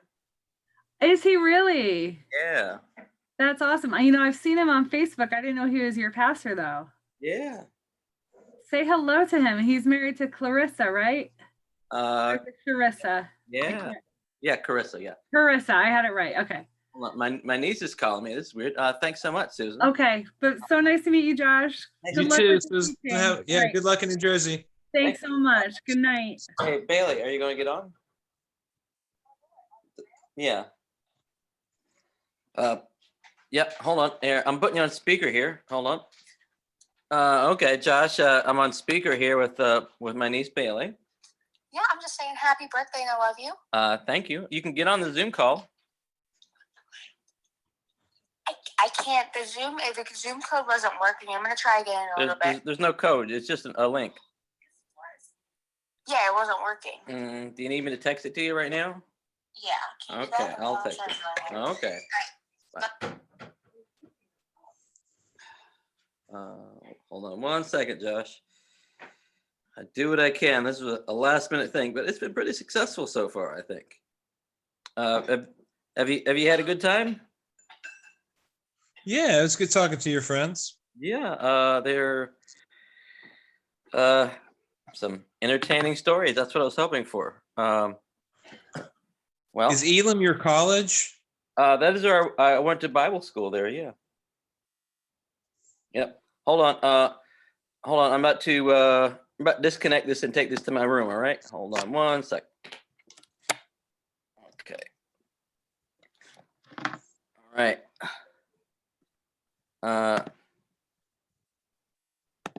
What? Mute. Hey, Marissa, I'm gonna. Hi. Hey, I'm taking taking the call upstairs. I was downstairs. I'm taking it upstairs now. I'm gonna grab my charger here. Hold on. LA or the JD. Oh. It's an open link, so I've had a couple weirdos try to get in. You know, that's why. No in. Okay. Bailey, my niece was trying to get in a second ago. Looks like you are about to go to bed. Oh. Yep. Hold on.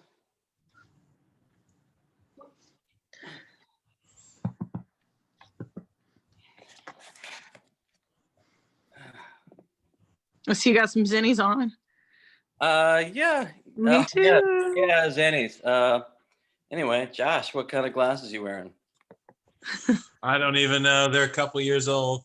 I gotcha. Well, I got a free prescription from the Affordable Health Care Act, and once you do that, you can get glasses from zennioptical.com for $7.99 each for as many pairs as you want, with one $5 shipping fee. It's a pretty great deal. Yeah.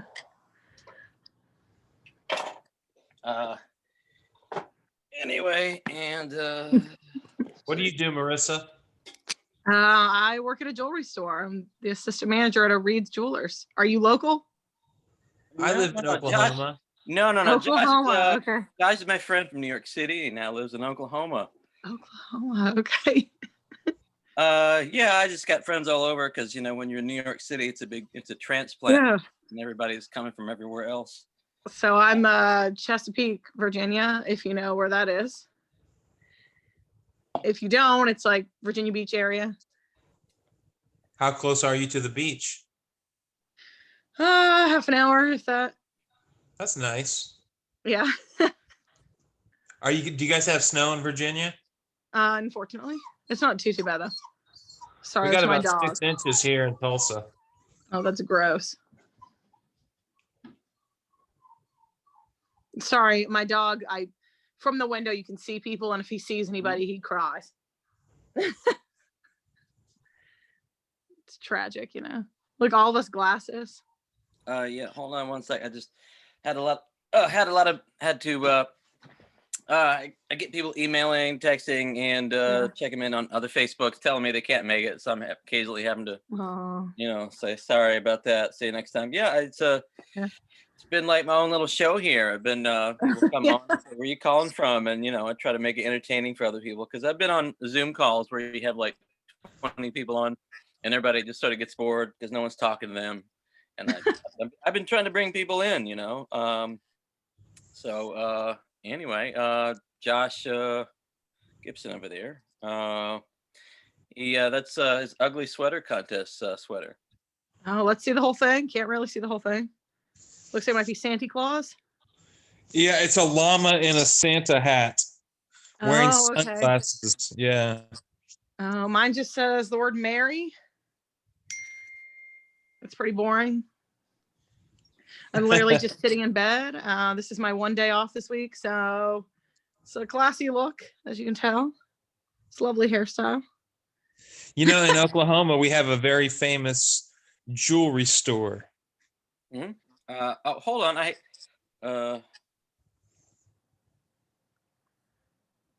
Sorry, a friend of mine just texted me and said she couldn't get in. There's like someone named JD trying to get in. I'm just gonna let them in, see if it's my friend. But I don't know. I'm also scared. Oh, never mind. That. Oh, hey. All right, sorry, I didn't know who you were, Jill. It said JD, and it's an open link. So I've been only letting people I knew in. So.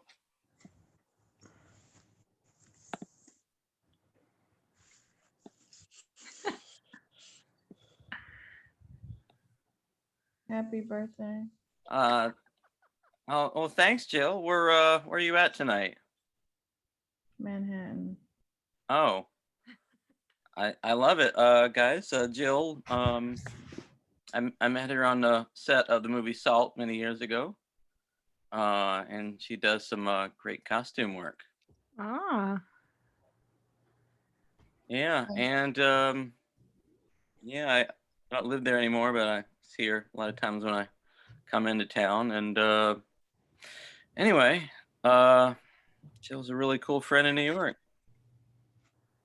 Hey, Jill, welcome. Hi. Yeah. I'm Josh, and I live in Oklahoma. Well, hi, I'm Marissa. I live in Virginia. So how So- long have you guys been here on the meeting? I've been on, the meeting's been on since 6:30. Josh and Marissa just joined. There was early about 6 people on at one time. And, you know, I kind of had it like a little talk show. I've just, you know, I've been like saying, caller, where are you calling from? You know, so it's been fun. I had a podcast CEO on for a while, actually 2 of them, but one of them that's runs a pretty big company. He got on to say hello. That was pretty nice. Why didn't you add the Zoom ID number? Did you say why didn't I? Right. It was kind of last minute. Oh, I thought you could get on with just an open link, and I know everybody else has been. It was last minute. Also, my mom asked me if I wanted to do something, and I didn't know what I was going to do, and so I just thought this would be fun to be on. And so I didn't have time to put together like a guest list or private passwords or anything. So I just thought I could just admit people as they came on, you know. And I had one person got through, and I was like, do I know you? She was like, no, but you could get to know me. I was like, okay, no, bye. Because I just posted it everywhere.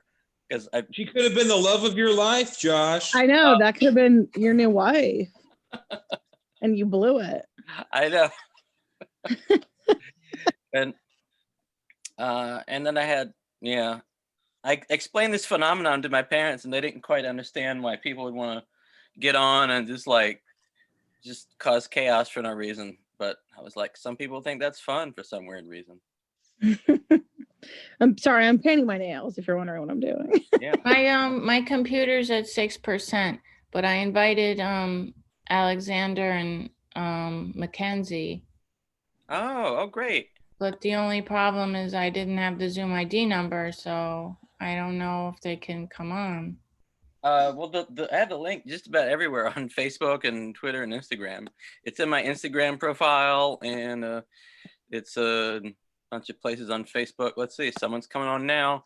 Harry Coons, my uncle's coming on. Oh, okay. You want me to just tell them to look at my Facebook or Instagram, whichever one they're on. I'm not sure. Okay. Uncle's getting on. Do you have a charger, Jill? I can look for one, but I don't think so. Not looking good. Well, thanks for coming on anyway. What's it like out there in New York right now? There's going to be a snowstorm tomorrow. Oh no, I love that. I miss New York snowstorms.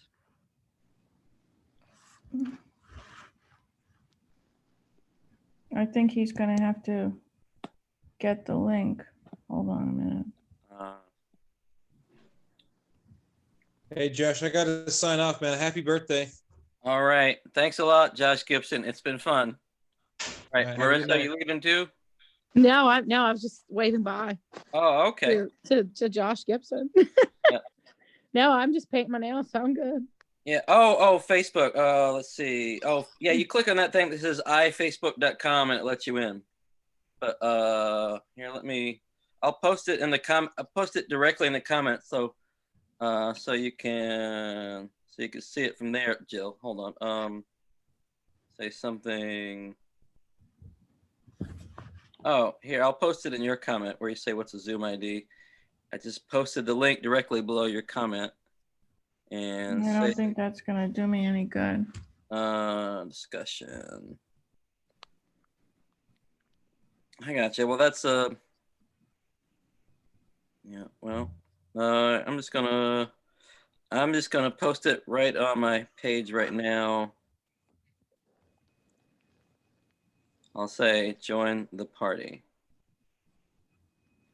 Okay. All right.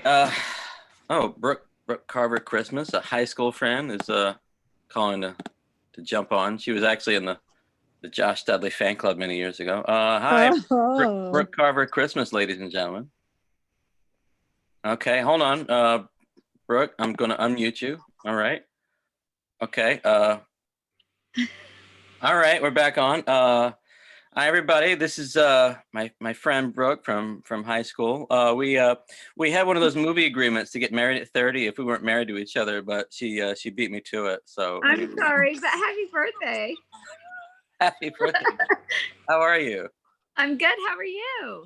I'm having a great time. This has been really fun. I might do this every Friday. This is weird. I think you should. It's honestly, it's been a great party. You've I've had podcast people on, and hoping to. I should have joined sooner. I know, but I should have. Anyway, what's happening out there? Where are you at right now for the other two people? So I'm in Charlotte, North Carolina. Yeah. Sitting on my couch. I have a dog with me. Ooh, let's Buddy see the dog. Miguel. Oh. My husband. Yep. And a giant Christmas tree. So we're here to tell you happy birthday. Oh, well, thank you. What kind of doggy? Well, I have a boxer here, and then I have another boxer like way over there. But she won't come near me, so she's my favorite. My uncle joined, but he can't figure out how to start his video. Let me. Oh. I have a doggy too, but he's exploring right now. Gotcha. Where are you from? I live in Chesapeake, Virginia. Okay. Yeah. And JD is Jill. She's in New York City. Hi.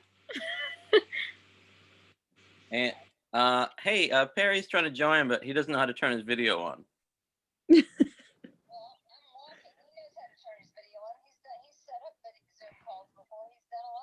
Oh, well.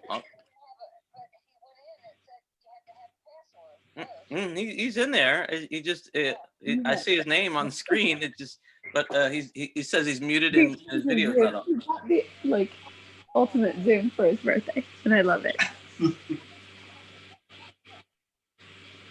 Oh, okay. Oh. All right. Okay. Well, I'll see you soon. All right. Bye. Okay. So anyway, we had Josh Gibson, a teacher, on earlier. I didn't, Marissa, I didn't tell you this, but Josh Gibson was one of my roommates twice in New York City, and he has one of those conditions where he goes crazy without his medicine, literally. Oh, cool. And he woke me up screaming a few times, and the cops had to haul him away. And I wrote a short story about him that he does not know about. Oh, I'd love to hear it. I'm not playing. My sister does things like that. She has an English degree and she likes to write stories about people. Oh, well, David Andrews, our church sound man, is joining. Wow, this is an eclectic group. I'm loving this. It's been fun. All right. You see who loves you, who comes out at I know. It's whatever at like 9:55, 10 p.m. You see who really loves you. Yeah, that's what it is. I know. Those people who got on earlier, it was easy. Now it's hard. What did we miss? Well, we just missed some great stories. My friend Melissa was in New Zealand. She was walking around showing everybody without masks, and she was at like the America's Cup, just showing us the America's Cup, making everybody jealous. Perfect. That was fun. Did you catch that, Marissa? You missed that. No, I missed it. You missed it. David Andrews still connecting to audio. So I can give you a fun Josh story. I'm ready. Let's hear it. Birthday. Do it. Do you remember? Oh my gosh, what are the twins' names? Chris and who were the twins that we went to? Oh, right. Chris and all right. I got you. Oh, the other twin. The other must not be twin. memorable. The other one of them went to school with us, and the other didn't. But they were real twins, though. One of them went to school with us. The other one didn't. One of them like rappelled off of a building in Chicago. The other one didn't. But one of them was in the car with us on 64 going like 75, 80 miles per hour. And then we decided like, let's just go from the left lane all the way to the exit Some of my most scary moments are in the car with Josh. Mhm. Okay. And it's amazing. So, because I'm still alive today. Yeah, you can tell the tale. So there you go. Yeah, I was pretty daring back then. So Oh my gosh. I used to jump out of second story windows. What? Did you ever see one of those, Brooke? I forget. Probably. Yeah. Hold on. I got my friend Chino coming on. Chino's an international DJ. He lives in Richmond, Virginia. Okay.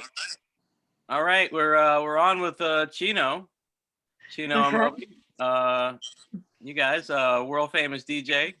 They love him in Iceland. Chino, how are you? Nice. All right. He's not on. Switching over to muted. David Andrews. Still David no Andrews audio from over there. from my church stream house. David, how are you tonight? Oh, David is still muted. Oh no. Yeah. Oh my gosh.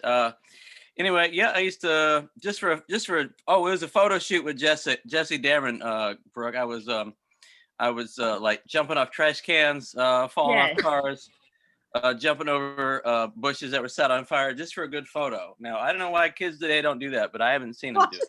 I know. I know. Yeah. Anyway, Chino, making records over here. What's going on? Yo, what's up, homie? Happy birthday. That's Happy right. birthday. Hey, I forgot to get back at you with that podcast interview idea. Oh, yeah. All right, let's do it. You ready this month? Yeah. Later this month would work good. After Christmas. All right.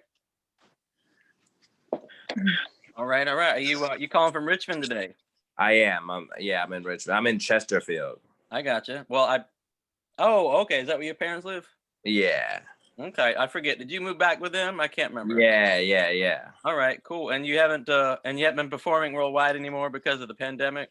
Exactly. That's have you been doing DJ sets online though? I have a what is it called? Like a live stream coming up like in January.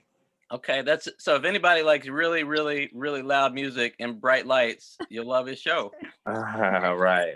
It blew my eardrums one time. I was like right next to the speaker, but I survived. Lord. I didn't know your birthday was so close to mine, bro. When's your birthday? My birthday was on Saturday. Oh, that's right. I saw that. Yeah, cool. I didn't realize that either. But well, happy birthday from Charlotte, North Carolina. That's right. Also, can you tell us a little bit about this book you wrote for your for graduation? I mean, I couldn't afford it. It was like $50. You wrote some really long. That was one edition, but I got an edition. Was it like the Wu-Tang edition where there's only one copy of it and you sold it for $1 million? So the one that it wasn't like that. The one it's that like $500,000. Right. I self-produced one that cost like $100, but that's because it also came with like a CD and then additional images like hand painted like that were in the book and stuff like that. Right. Awesome. Yeah. But I got another one that's like $25. It's on Amazon. You can find Excellent. Well, I'll buy that next time that they send me unemployment. Right. Cool. Anyway, also. Chino has some works up at the Shago Bottom Art Space, which got featured in a magazine recently. Word. Yeah, enough about me though. All right, sorry. I just yeah. I try to I keep it moving here. Anyway, we're on. For sure. We're David Andrews is your audio. Oh, David Andrews' audio is still off. I like the format for you though. It works for you, like the multiple podcasts simultaneously. Right. It's just like I just bounce around. I'm like, hey, who's on next? And it's an open link. I've been letting everybody in. I've had one or two weird strangers pop in. I didn't know. And strangers popped in. Yeah. Because it's an open link, right? Oh, right. That's so tight. like some of the names look from like, you know, you're like, do I know this person? Like, I'm not sure, you know, because I know a lot of people online. So I let them in. I was like, hey, do I know you? And she was like, no, but you could get to know me. Whoa. Okay. That's a good thing right there. So anyway, now I do know Serena over here. Serena, are you calling from New York City? She is also muted. There's so lot of muting going on tonight. I chose to make everybody muted to start. Just I don't know, another safety precaution, for strangers jumping on. So, you're muted again.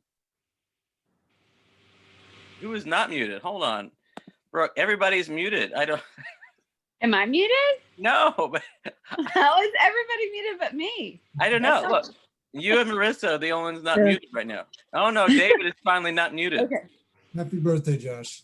Thank you, David. I've been waiting to talk to you. I've been looking at your smiling face for a while. Yeah. Anyway, how was feels like a Friday for me. I've been talking for like three straight hours right now. Feel like Ed McMahon. Tell them what they've won, Johnny. Oh, that could be like one of those moments, when like someone comes in on like a Zoom call, and it goes viral somehow. Have you seen those moments? Yep. Well, anyway, wow. Anyway, you guys should look up Chino on YouTube. He's got some pretty cool music. Anyway, now Serena, I used to do experiential marketing with also in New York City. Okay, we got someone else trying to join. Perry Coons, that's my uncle again. Oh. Right. Chino still muted for some reason. It keeps muting me and unmuting me. I don't know, Well, he's got to roll with it. I think you might have done it. With it. It's Zoom, whatever. Like yeah. All right. So anyway, I was saying he had some pretty wild pieces up in Richmond. If anybody wants to go to the Shaco Art Space at what's the name of the church? Remnant. Yeah. Remnant, that's right. Anyway, so as you were saying before you got muted, enough about me. So you guys, I'm up for any questions. You guys can ask me about the gamut of going to Elam, growing up in Hampton, Newport News, Yorktown, Virginia, going to New York City, having my internal organs explode in 2010. And doing car shows with Serena over here. Serena, how are you? Yeah, I don't know. Are you? I don't hear Serena. I can't hear. What's that? No, she's not muted, but I just can't hear her. Maybe it's maybe it's really windy.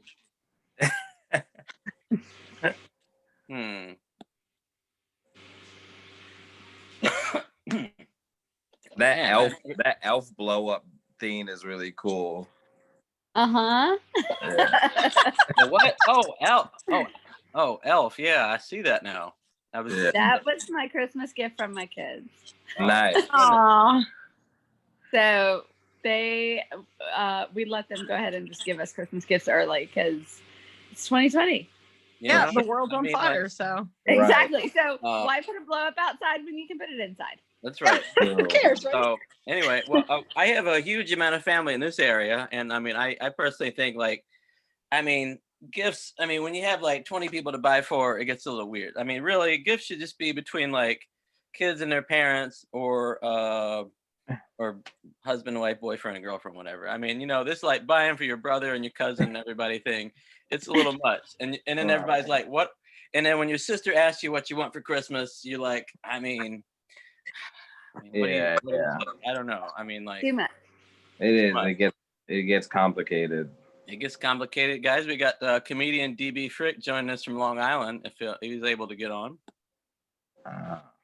Also, I got my uncle who is Did he figure it out? I'm not sure. My aunt claims that he does Zoom yoga calls, but yeah, he can't figure out how to do this. So I don't know why. DB, are you with us on audio? Possibly. Maybe. By the way, what does DB stand for? I've never asked you that. Yeah. Okay. Is this like, are you calling from 1982? That was like, because he sounds like Tron. That's the year Tron came out. If you guys ever seen Tron. Oh, okay. David, have you seen Tron? Did you ever think about it? Did you think maybe I should see this movie? Well, I mean, I'd recommend it. It's yeah. He said it won't let him connect. Who said it won't let him connect? DB. Did he? Oh, hold Yeah, on. he put it in the chat. Oh, hold on. Where's my? Oh.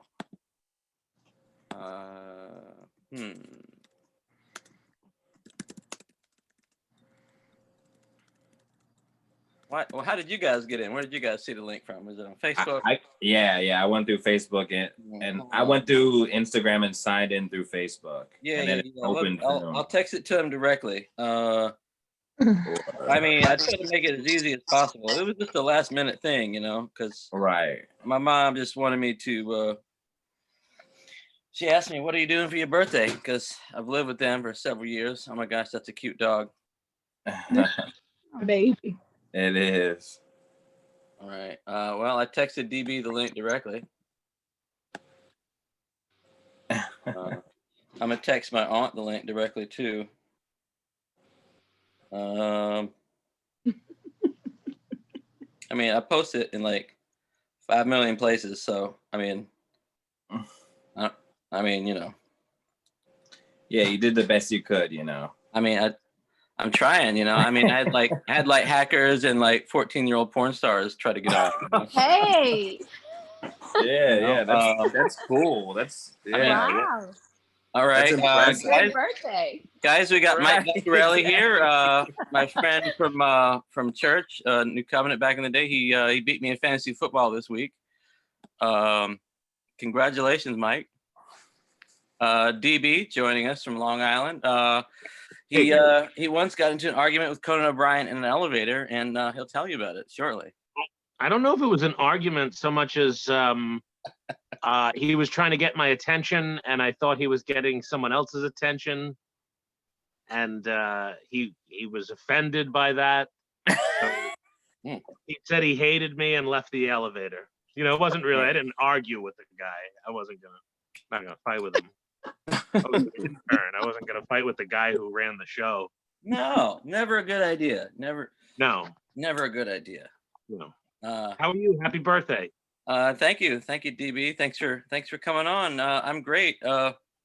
It's been fun. It's been like my gosh, what time was it? 10 o'clock. It's been I feel like I'm running a telethon here. This has been a lot of fun. Right, you should get on.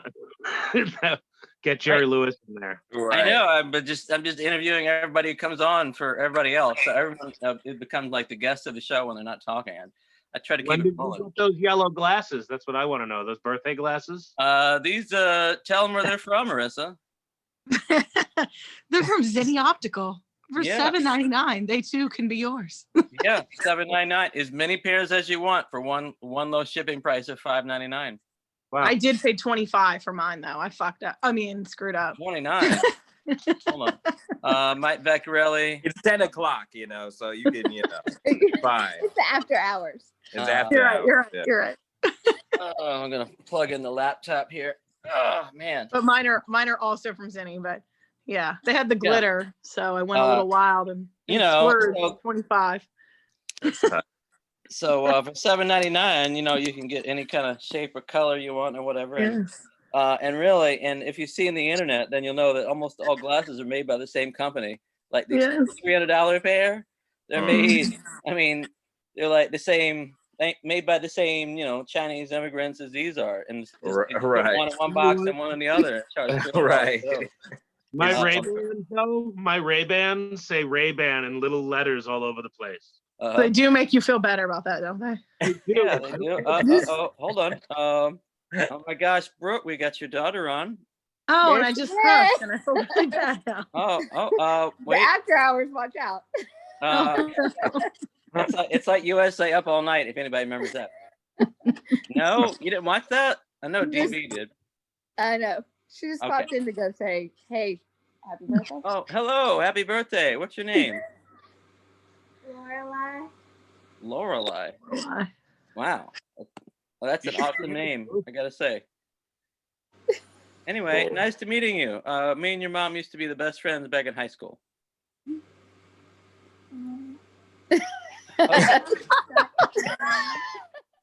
All right. Well. All right. Bye. Thanks. There she goes. You got that extra special gift for your birthday. I hear that. I got actress Jessica Mazo trying to join us. Well, former actress anyway. Hey Josh, I'm going to sleep soon, but I wanted to wish you a happy birthday. Great. I love your headshot. You're hired. Thanks. Yeah, I just did a yoga session. I don't feel camera ready right now. Okay. How was the downward dog tonight? It was great. It was great. Yeah. Okay. Yeah, I love your glasses. Oh, well, thank you. These are the star ones I put on when I want to, feel like I'm, something. Really when you want to have some flair. Yeah, when, or lack of flair. When you want to sing. Right. It was an Office Space joke, Do you really have 25 pieces of flair? I mean, it all goes back to that. That's the best comedy film, I think, for my money. It's a great movie. Years, so. Oh, it's amazing. I haven't seen it in so long. I want to watch it again. Anybody else have a favorite, funny film of the last 25, 30 years? Favorite funny film? Yeah. There are many. Yeah. There's Something About Mary. There's a funny movie. Oh yeah, that's classic. Yeah. And then there's movies like Ghostbusters that people say are funny, and they're really not really comedies. They're not exceptional movies. Yeah. Ghostbusters wasn't really funny. There were funny things in it, but it's not a funny movie. I mean. But you asked what was funny, not what wasn't. So. Listen, man, it's all part of the show, You're like Brooke said, it's the after hours party now. So So what was Conan O'Brien really like? He was all right. I mean, what am I gonna say? It was a long time ago. He was always on. He was always very funny. He was very smart. But he did. I bumped into him twice since that internship, and both times he was fighting with his wife in public. Wow. We hardcore fighting. Yeah, one time was like really like bad. Seemed like they were real, like not physical, of course, but verbal. It's not a good look. Yeah, earlier we had somebody that's literally under investigation by the FBI on, and no one asked him about it. Oh. Wow. Greer Barnes? What's that? Was that Greer Barnes? No. Wondery, there's a podcast company called Wondery because I write about podcasts, and the CEO, Hernan Lopez, is under investigation by the FBI. Exciting. I wish I could say that about myself. Yeah. I mean, we all should be so lucky. Anyway, so me and one of his employees literally joked about it while he left, and then he apologized to me. He's like, "Oh man," I was like, "Listen, it's cool, man. I'm not." Because right, he was like all worried it would get back to him and he'd lose his job or whatever, But, why would I do that? Why? Right. Anyway, Serena's joining the call. I think maybe. No. Okay. Anyway, you are. Hello, are you there, Serena? Okay. Hopefully. Hi. How are you? Can you hear me? Can you hear me? I can hear you. Yeah. Hey, where are you at? You're outside. I'm outside. Yes. Can you take another guess? Ozone Park, Queens? No. Try again, my friend. Fresh Meadows? No. Sri Lanka. No, I know Serena. You're closer, really? I know Serena from New York, by the way. So don't be fooled by her last name, I didn't see her last name. I don't know. Oh, it's Bali. So. Oh, I didn't mean to do that. Yeah. I'm actually not in New York City. Really? That's a big hint. Definitely not New York City. It's like pitch dark here right now. And that's only not one place. There's billions. There's billions of places. So we get one that it's not. It's definitely not New York City. Definitely not New York. Not New York City. Well, what else is there? There's LA. That's all there is. There's LA and New York City. It's light out. Oh, hold on. My It is light. I can show you where I am if you like. Australia? You're in. There's the light. It's daytime still. Are you in Japan? Hawaii? Hawaii. Who said that? Me.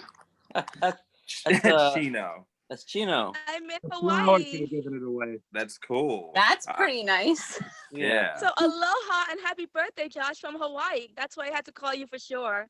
Oh, well, thanks so much, Serena. That's so sweet. Are you on honeymoon out there or something? Oh, no. I'm just here chilling. I'm actually with one of my friends. I have another friend of mine who wants to say hello to you too. Is this someone else I know? Is this Tony? It's Baby Yoga. She Yoga stopped. who wants to say hello to you. Yes, but there's more. Oh, Grogu. That's great. Wow. Oh my. Is Baby Yoda moving? What's going on? Is it a real Baby Yoda? I'm missing everything. Oh wow. It's the real It's a real deal. Baby Yoda. That is It's my classic. baby Yoda. Huh? It's a little cutie. Yes. Wow. That's very special. This is the cutest shit I've Thank ever you. seen in my life. Yes, I know. When I saw it, I had to get it. I'm not even kidding.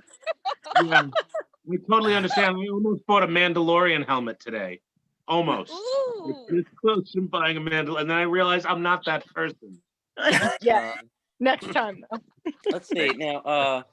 My Aunt Louisa joined. Are you there? Can you hear me? I can hear you, Josh, and for some reason it says my video's on, but it's black, and Perry's had the same issue.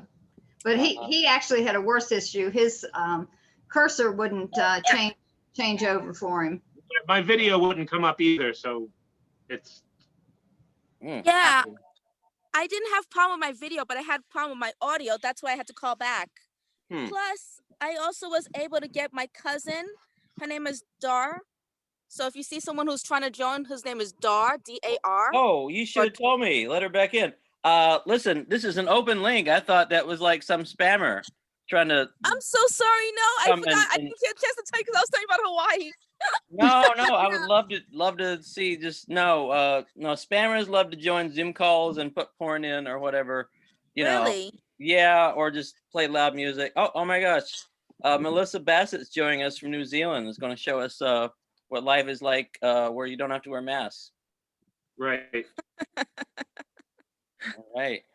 Nice. Hey, Serena, did you know Melissa from New York Promos? Maybe. Okay. I'm better with faces.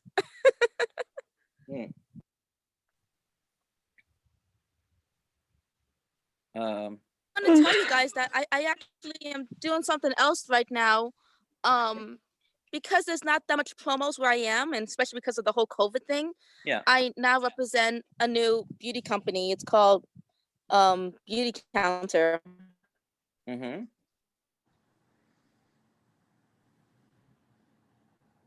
Wow, I think she started Really advertising. good to use a lot of toxic ingredients. Actually have been expanding this year, believe it or not. We just opened up a new store in LA, and it's just been a remarkable, incredible journey. But if you guys are interested in skincare products or beauty care or makeup, you can call me and I could be your personal consultant as well. All right. I love that, Serena. Although I prefer on these Zoom calls for people to let me ask them to ask that first, but that's okay. Anyway. Wow. You're a taskmaster on this thing, aren't you? Listen. I have to set them straight. I got 12 people on here. Anyway, Aunt Louisa and Perry, are you there? I'm here. Okay. So, was it DB that you didn't have a video? Is that? I didn't before, yeah, but I went off and I came back and I had the video. Okay, well, I'll try that. Can you see everybody? Yeah, I can see everybody but Perry. Yeah, I did the same thing with my.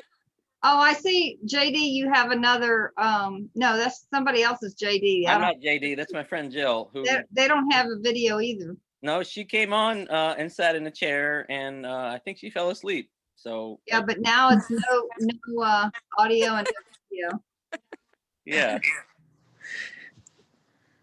Yep. All right. Well, that's my aunt and her Aunt Louisa and her husband Perry, calling all the way from Denver, Colorado. You guys. Okay, well, I'm gonna leave and come back. Oh, you are. Okay. Josh, did someone by the name of Dog try to join? No, she did. She did earlier. Yeah, but I didn't know who it was, so I didn't let her in. Just tell her to join again. Just text her to join again. Yeah, tell her to join again. But Okay, yeah, give me a second. Right now. I've had 2 randos join and had to kick them out. And I thought. Oh, really? Oh, sure. I mean. Wow. You haven't heard about Zoom bombing? Is there anything I Yeah, could do? I have, but I don't usually use Zoom like that. Probably not. Anyway, now DB, tell us about your show. Oh, welcome back to America. Really? You want me to advertise my show right now? Yeah, this is how we do it. Yeah. It's a talk show, interview comedians, performers, entertainers, and do sketches. It's a lot like National Lampoon. We have it's called Welcome Back to America with DB Frick and the Not Quite Ready for Jihad Players. I like it. And it's a sketch show and interviews. That's great. If you go on Roku and you look up Strong Island Television, yeah, you will find Welcome Back to America. All right. Hey, Serena, there's someone on here. His name is Firewall Hypnoagic, he, him, green. Is that someone you know? Serena? No, I only invited my sister Rosanna, which you know, from GoGo. Yeah. I invited my and my cousin Dar. That's the only people I invited to Okay. this. I mean, what do you guys think? Should I let Firewall Hypnoagic come on and before see who they are before kicking them off? You should let them in, but I also invited the Menendez brothers, so they're going to be zooming in a few minutes too. Okay. All right. Well, that's fine. I've got room at 11. You know, also, anybody, DB, if you want to do 5 minutes, we're available. You want me to just do 5 minutes of comedy right now? I just took a hit of weed. You want me to do some comedy? Listen, you can do 3. It's fine. You want to know why? Can I tell you? What's that? Can I tell an introduction joke before you begin?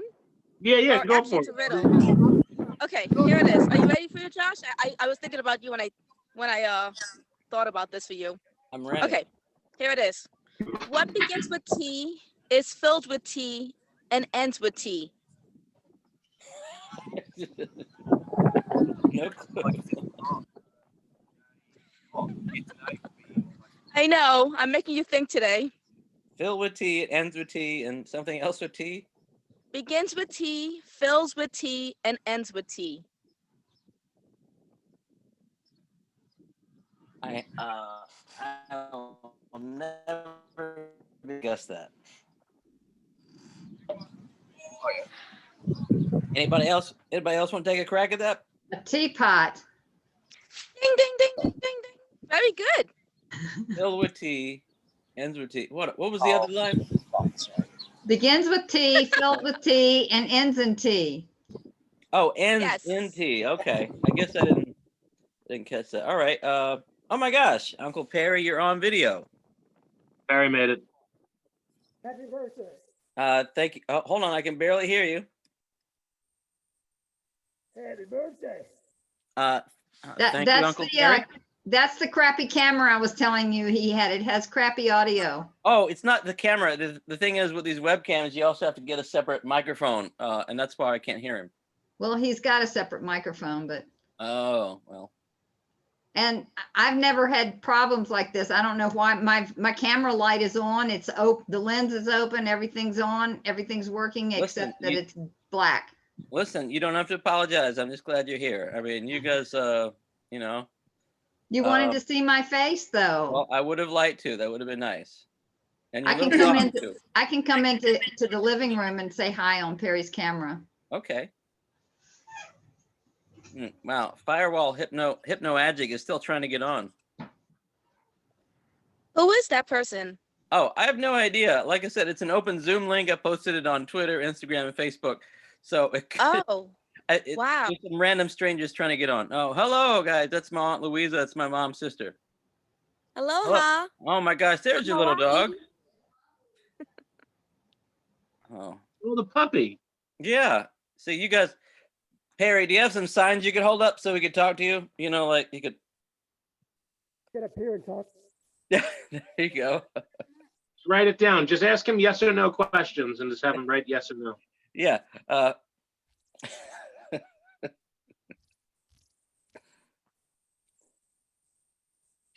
right. This is going to be difficult. Does anybody have any questions about Denver? It's a great place to go jogging. I remember that the time I visited. Right now it's cold and snowy, more cold than stupid. It's cold and snowy, he said. Yeah, it's pretty icy out. I had an icy walk.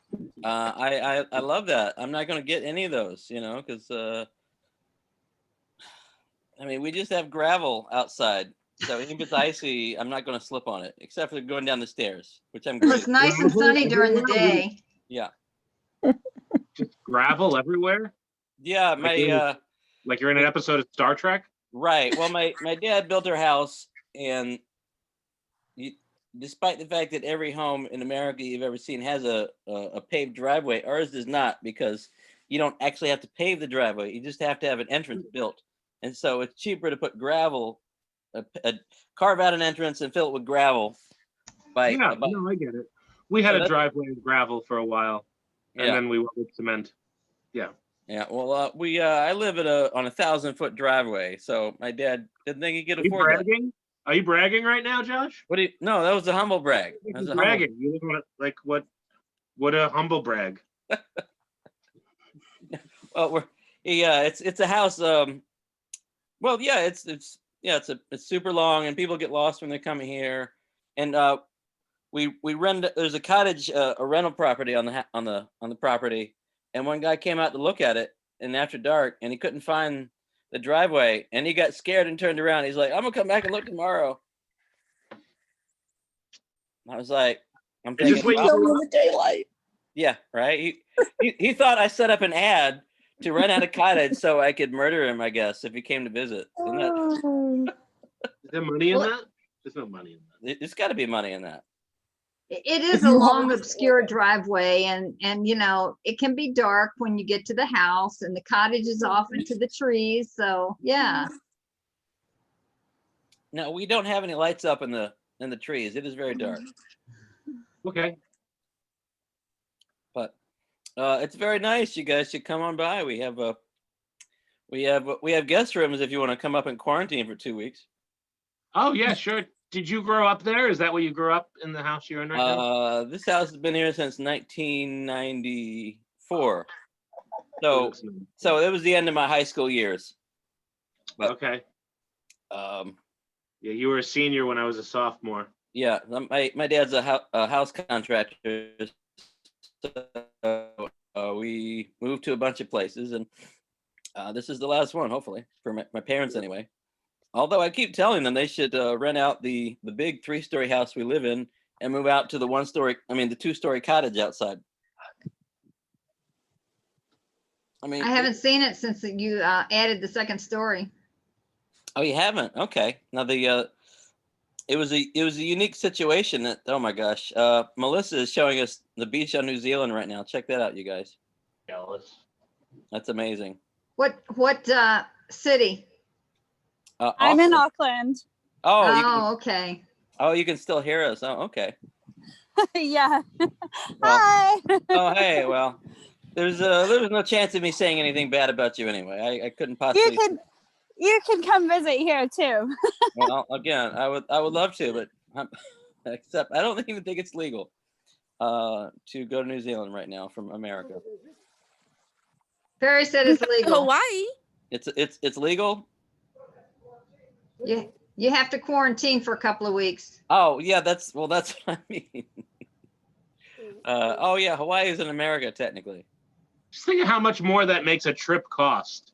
You have to quarantine 2 weeks before and after your weekend trip. Yeah.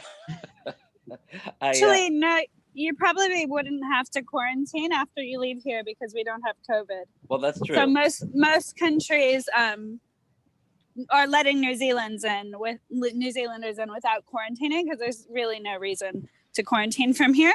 Yeah. But if they let you in, quarantine used to be free, but a lot of people were coming back. It was just like for residents, though. But now they're charging people because you have to stay in a hotel for 2 weeks. It's not like you can. Yeah, crazy. And it's like guarded. Yeah. But I love hotels. There's nothing I love more than a hotel. they're all actually 5-star hotels, and for a long time the government was paying for 100% of it. But I think people should pay for it if they're going for holiday.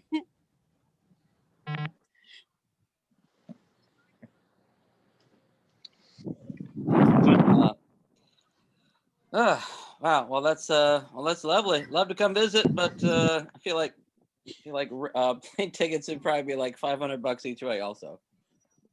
Oh, aren't tickets cheap right now? Are they? I don't know. I haven't looked for any travel beyond driving upstate New York. I haven't. There you go. I think there's a lot less flights right now, like just worldwide. So, from what I hear, it's pretty expensive actually. Yeah. Well, we'll see. Anyway, I'm keeping Marissa up past her bedtime. Looks like. You know what we should all do? We Yeah? should all agree to meet 20 years from now again and do this again together.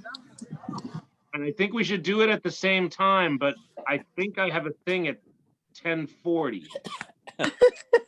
So yeah. At 10:40. Well, can you still give me a tight 3 minutes? I can give you a tight 3 minutes. All right. Sure.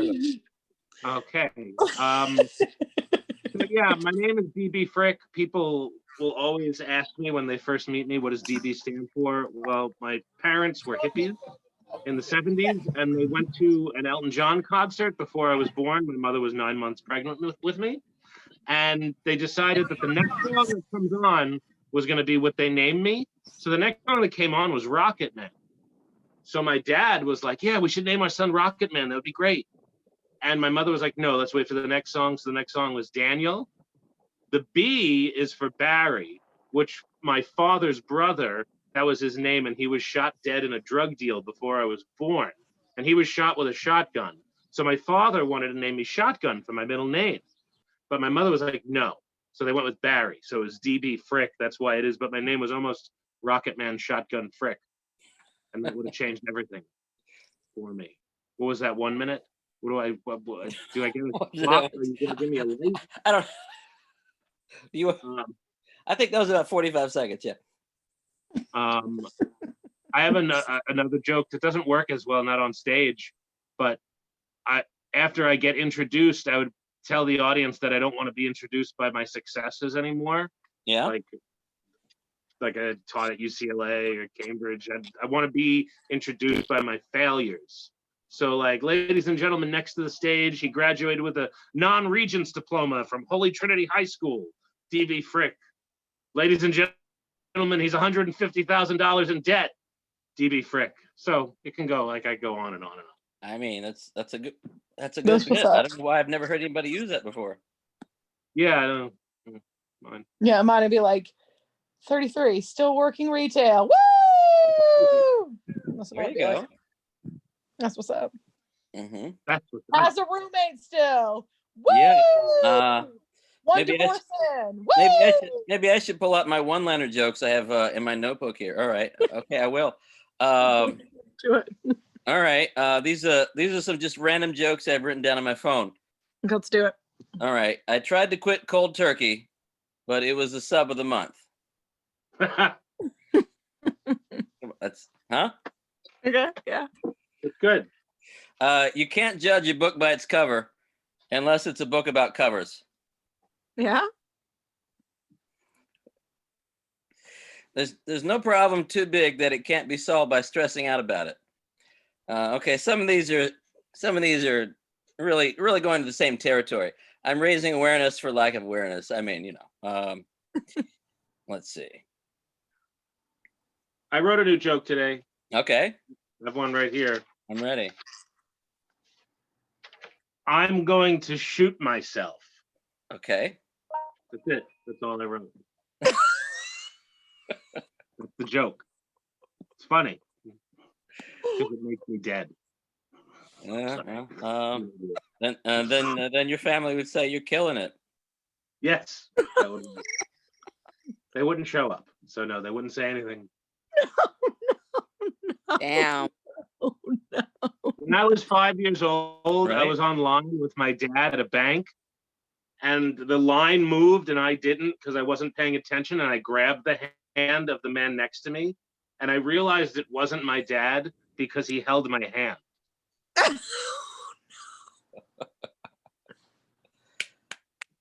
All right. That's super hurtful. Wow. He used to tell me at parties to not call him dad. Don't call me dad in front of the family. No, he never. I don't want people to know. I want them to forget. That's not actually true, but I do tell that on stage. And he's like, that's embarrassing. Right. I don't even write jokes about my dad because I wrote a short story that he was involved in one time, and I tried to explain how it was positive, and it still made him cry. So I just. Does he cry easily? Does your dad cry easy? Or he gets angry too easily, and so he holds a lot of stuff inside. So I don't I don't want to make fun of him in any way because he just wouldn't be able to handle it. Do you ever try mine's to piss dead, him off so. on purpose? What's that? Do you ever try to piss him off on purpose? No. That comes naturally. Right. When you said he has a temper, I could just imagine. It's usually about my mom trying to get him to take his vitamins after dinner. Oh, yikes on bikes. Yeah. Also, he's got a breathing condition now, and so she always says, "Take your oxygen," and he'll say, "I'm fine," and then meanwhile it's like, "I'm fine." So anyway, but he does have a tank now that does it for him, so that's been helpful. Yeah. That's good. Yeah. So. Is he still building houses? I mean, He obviously. is. He is building houses. I lost Uncle Perry, who couldn't hear.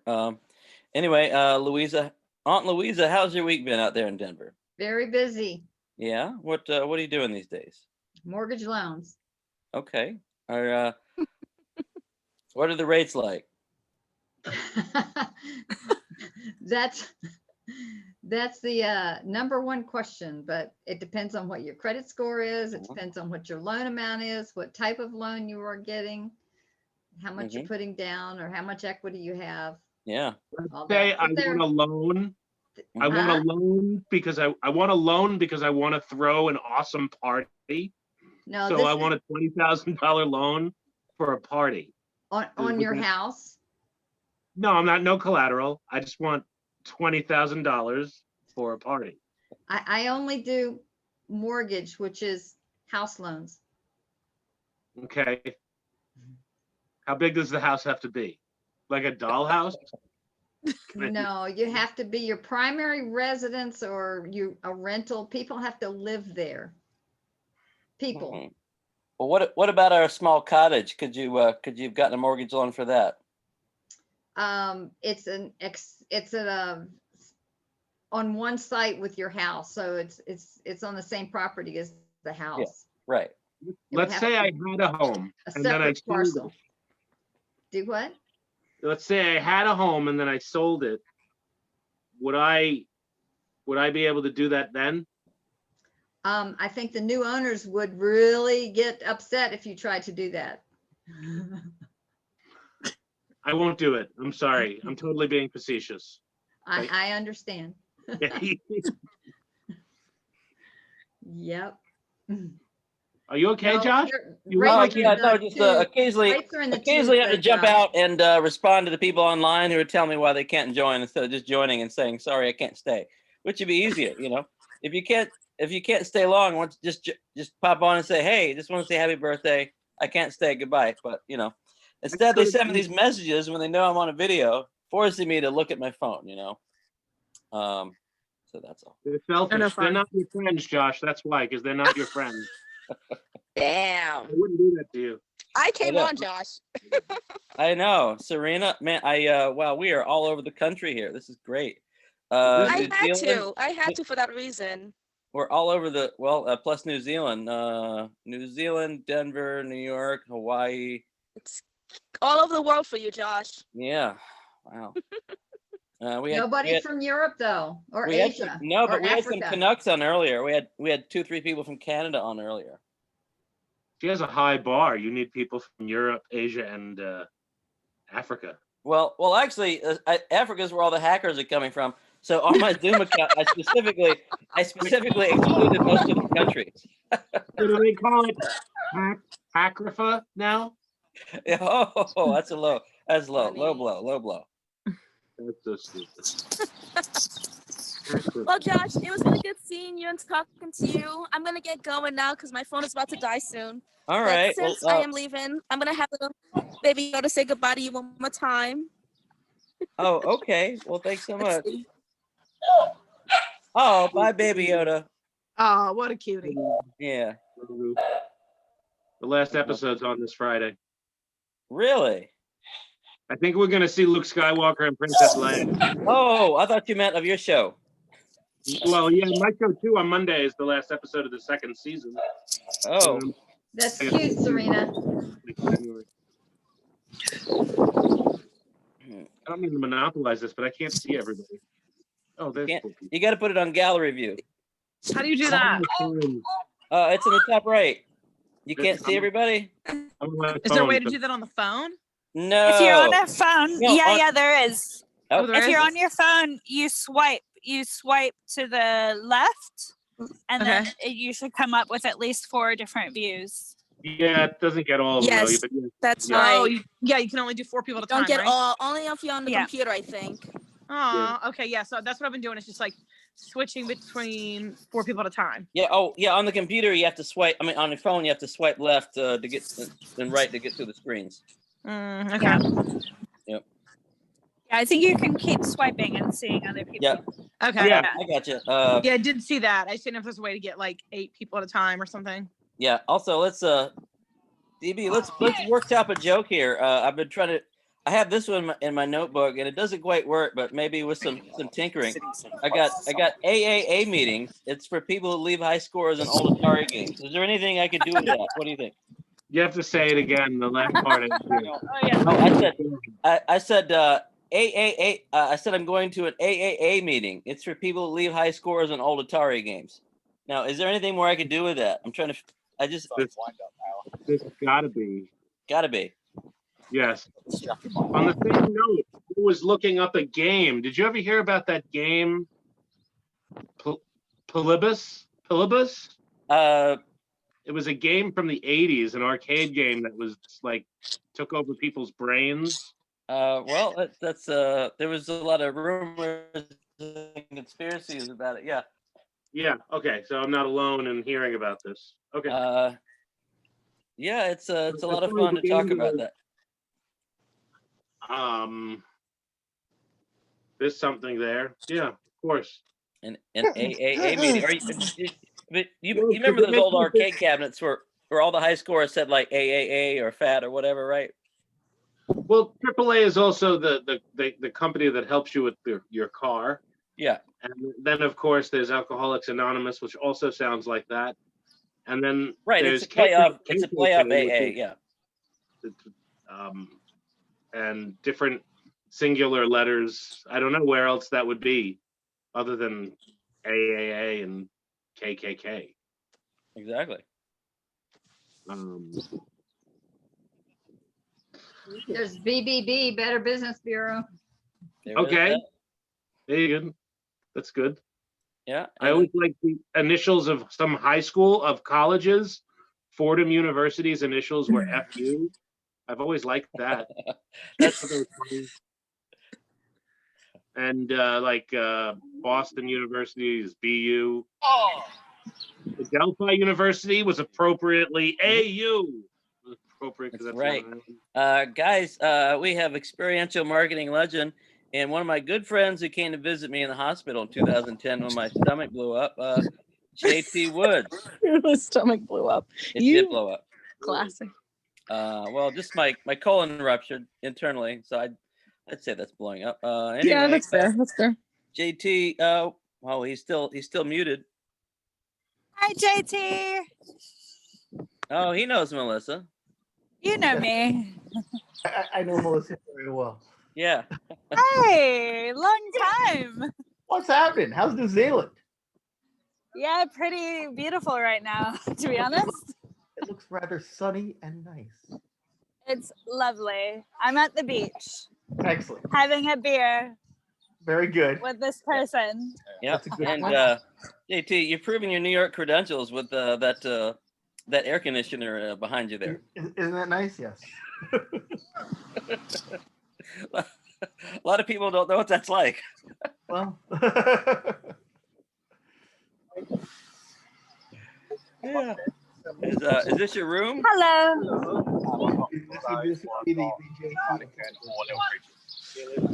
I've got some of that. I can hear the birdies. I can't. That's fun. Okay, I better go. Well, Melissa, it's been amazing. Thank you so much for your 2 trips tonight with us. You're the longest caller. Thanks for making me jealous. Anyway, if you want to buy me a round trip ticket, I'll be there tomorrow. All right, I'll see you. See you. Bye. Bye. Happy birthday. Thank you. All right. Who is here? David Andrews never left. Okay. JT, thanks for calling. Well, happy birthday. Did you work today? I did work today. What did you do today? You do a lot of different things. We did a moving job early in the morning. Yeah. Yes. Well, the second part of a 2-part moving job early this morning, and then most of the day was spent moving pods out of the way of snowplows. Joshua, can I ask you a question, Joshua? Please do. Please do.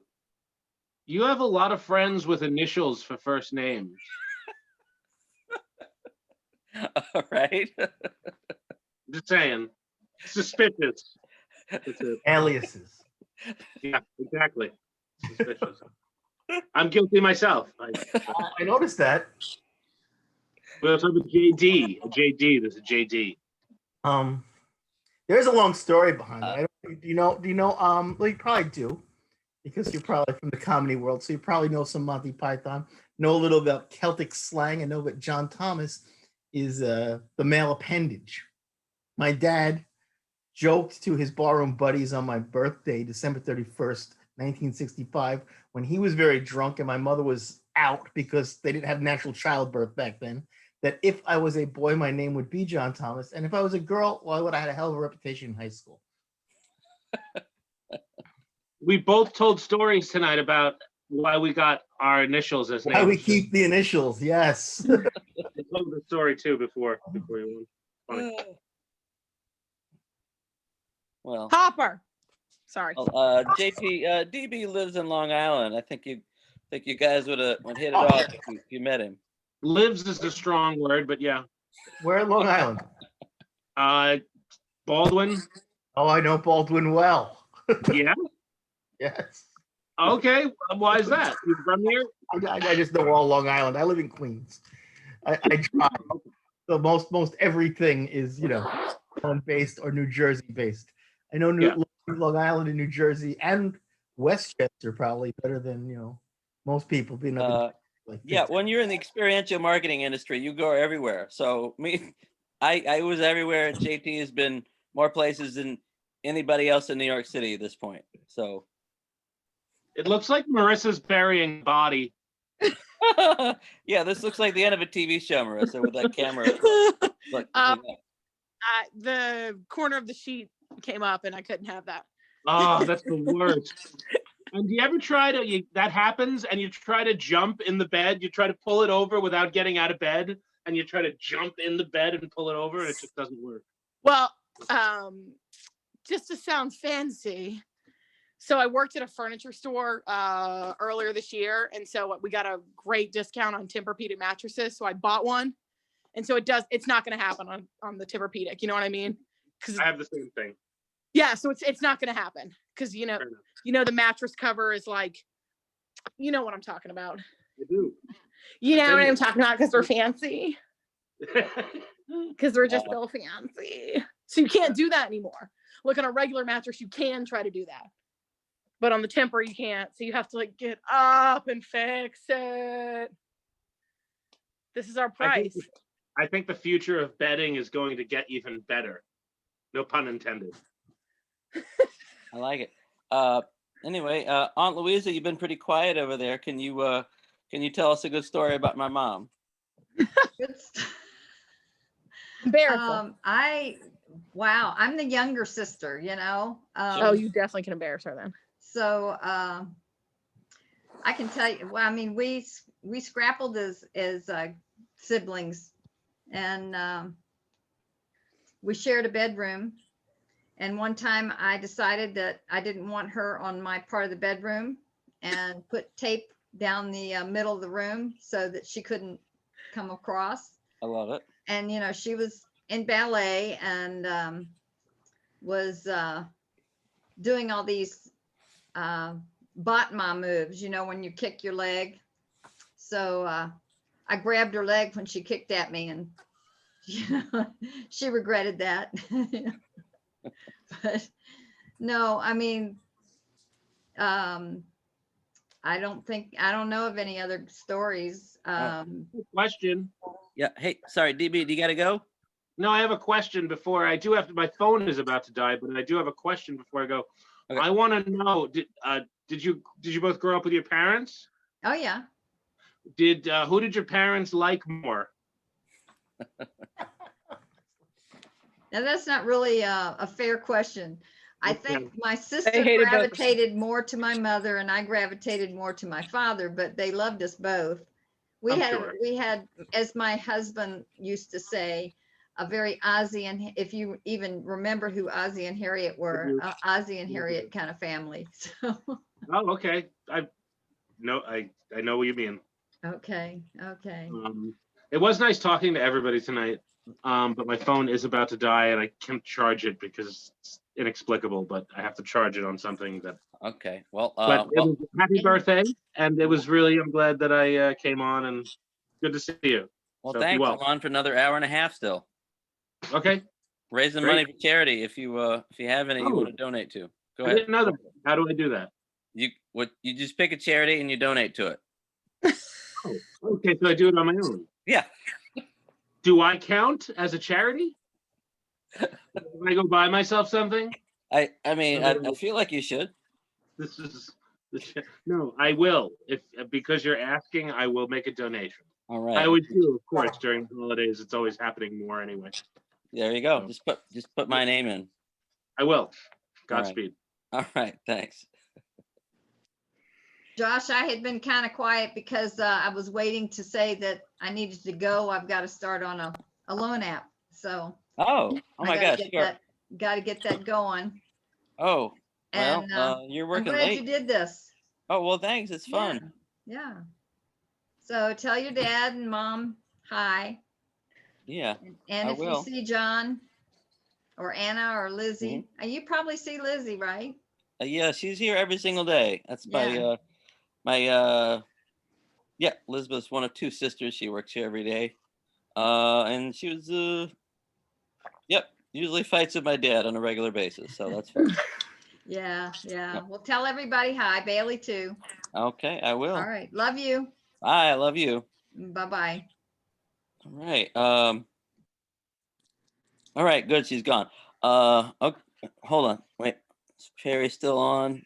Okay, he's gone. Okay. No, anyway, no, I love her to death, but her husband Perry wrote the world's most boring biography. It's called, hold on, let me see if I can find this book. It's called Used to Live at My House. It's 500 pages. I don't think it was ever edited, and is painfully bad. Painfully bad. Do you know anyone that's, JT, do you know anyone that's written their own self-published 500-page memoir? Well, I don't view self-published. Yes. Hold Mm. I don't know. Let's see. It's called Hopper. Oh, what were the self-published books your friends had about JT? One was a tell-all about how he was molested by a priest. Oh, I love that. Jesus. Yeah. Fuck Another you. one. God. Woo. Sorry, that's a lot. Go ahead. Here it is. I found the book. Very good. I used to live in my house. You used to live in my house. You used to live Oh, in Jesus Christ! I thought you were kidding with the title. No. Oh, wait. Did I say 500? It's actually over 600 words. I mean, 600 pages, I mean. Is it about a house that's possessed? No. The hook for the title is that Louisa, his wife, that you guys were just talking to, lived in a house that he grew up in. That's kind of cool, actually. Yeah, I mean, it's a cool story, but it's a terrible book. It's not. Is it like a rom-com? No, the whole book is not about his relationship with his wife Louisa, which would make sense. It would. Sorry, I gotta take a justify the picture of my title. dog. He's doing something Sorry, cute. but the title, I mean, I don't know. The Hopper, come on, whole book is not about his wife, which you'd think it would be from the title, but So what is it about? it's just about his entire life. He's trying to tell his entire life story with no through line. You see. Just like I lived, I was born, I did it, here I am. Well, I mean, his entire life up to about age like 35 or 40. He claimed he was going to write a second book about his 10-year career as a local radio DJ also. But thankfully that hasn't. That's what my cousin does. A local radio DJ in like mid Virginia? I think it was in Virginia. I think so. Okay. Yeah. They live in Denver now, but obviously he met my aunt in Virginia a long time ago. Right. And what time period would this local radio DJ have been? I think the 70s. Oh, see, that might be interesting. But then I don't think he'd be still married if he told all. No, no, he's might be a little racy. I couldn't tell you. My uncle keeps a lot inside. Also, he's 5'3", so you know how those short guys' tempers are. Oh, yikes! On bikes. Yeah. Right? You know what I'm talking about. Yeah, I do. Sorry, I'm literally just gonna lay down here and get comfortable. Yeah. Oh wow. So JT, was it a marketing company you're working for today? You said moving. No, most of the marketing companies are not doing much. Yeah. One is a company that I used to do store windows with. Come here, baby. That has moved into restaurant pods due to the pandemic. Yeah. And well, the other was moving a former brand ambassador's to New Jersey, and then her parents into her apartment. I'll withhold the names. Okay, that's fine. I like how David Andrews got off, but left the happy birthday. You have song. a happy birthday card. See, so you know it's your birthday. Yeah, that's cool. Isn't that nice? Mhm. Yeah. I wonder if I'll ever hear from my friend Jill. She's up there in the corner, by the way, the JD. JD. Yeah. She came in and fell asleep and said her phone was at 5%, but yet she's still active. What does that mean to you guys? Anybody know? I don't know. Maybe she plugged in her stuff. It could mean a number of different things. So is it possible her phone died and she's not on, but it still says she is? I'll be real with you. I don't know very much about Zoom. What do you think? The lights don't seem to be moving. Right. In any manner. So I think that's the last image that Zoom got of her. Uh-huh. Oh. Well, it says it claims though that the video camera part is still on, according to the list of participants, though. The video camera may be still on in the Zoom algorithm, but there's no motion. Okay. In that photo, I mean, you can look at it. You know. So you think if she fell asleep and get disconnected, she would still be there in Zoom, though? I think that she would still be there. That's interesting. Okay. Well, I don't know what she was on tonight, but she came on. She was really sleepy, and she was like, "Hi, happy birthday," and it was really dark. And then she said, I have 5% battery," but it was nice to hear from her. And well, it might be just the seasonal depression disorder. Oh, sad. Yes, I've heard of that. That's a big thing. Who was it? You remember Charles Hendricks? Of course I do. And he would get the seasonal associate disorder lights about his apartment. Yeah. Would feel that it was a sunny day. That's nice. Wow.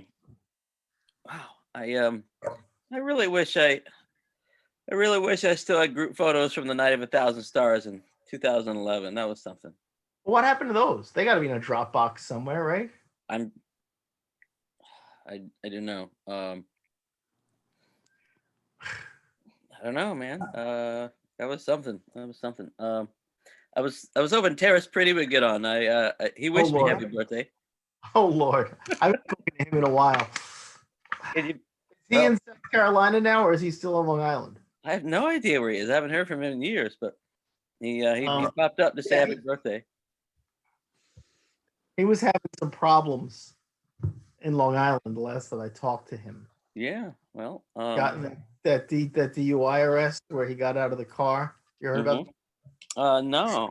He tried to flee the police officers on a hot summer night wearing flip-flops after 11 with a case of beer, and then he ran across a lawn with a sprinkler on and slipped. I mean, this sounds like a movie plot. It's a great movie plot. This is someone y'all know? Yes. He was attempting to sue the Nassau County Police because of injuries that he attained while running across the lawn and slipping on flip-flops. And he might win. That's the problem. Well, I think he did win. I'm not sure if what.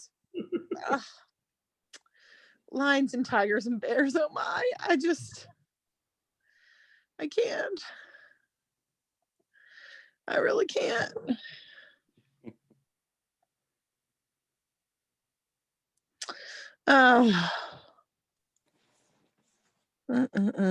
Yeah. Okay. So marketing companies. Now have you seen anybody else talking about how marketing companies are? You say they're going to have to go declare bankruptcy this sometime. Well, I'm pretty sure a bunch of them are. I mean, William Penn, because he's the one that seems to be working. What's that? Who? William Penn. Oh yeah, that kid's always working. Hey, Steve Estro said hello. Said happy birthday to me. I saw a very strange email that he sent recently with a very picture of his ugly head. I didn't quite read it. I just rendered it as read and sent it. I don't know what he's up to, but they haven't done marketing in years. They've been doing these phone apps. I thought they were doing DJing. They're probably still doing DJing too, but their whole thing was they were going to move into phone apps, and that's the last I discussed with them, and that was probably 2014. Yeah. When was the last time anyone? No, but we had a good time with them. They got us that Pepsi New Year's Eve gig though. Well, yeah. I'll be in Times Square this New Year's as well. Really? What are you doing? Yes. Same thing I've been doing for the past 3 or 4 years. Setting up all the stanchions and everything for people to be out. Oh, you're doing line duty. Well, not just line duty. It's the entire. Especially this time because there's no one's getting in or out of Times Square, so it's going to be. Yeah. Okay. So again, not a marketing company either. It sounds like. No, that's ABC. Or ABC. And then. Yeah. See, I told you need to get more into production work years ago, and you told me you couldn't. What happened? Remember that? Well, they weren't letting you in. But they let you in now. The problem is it's such a nepotism situation, right?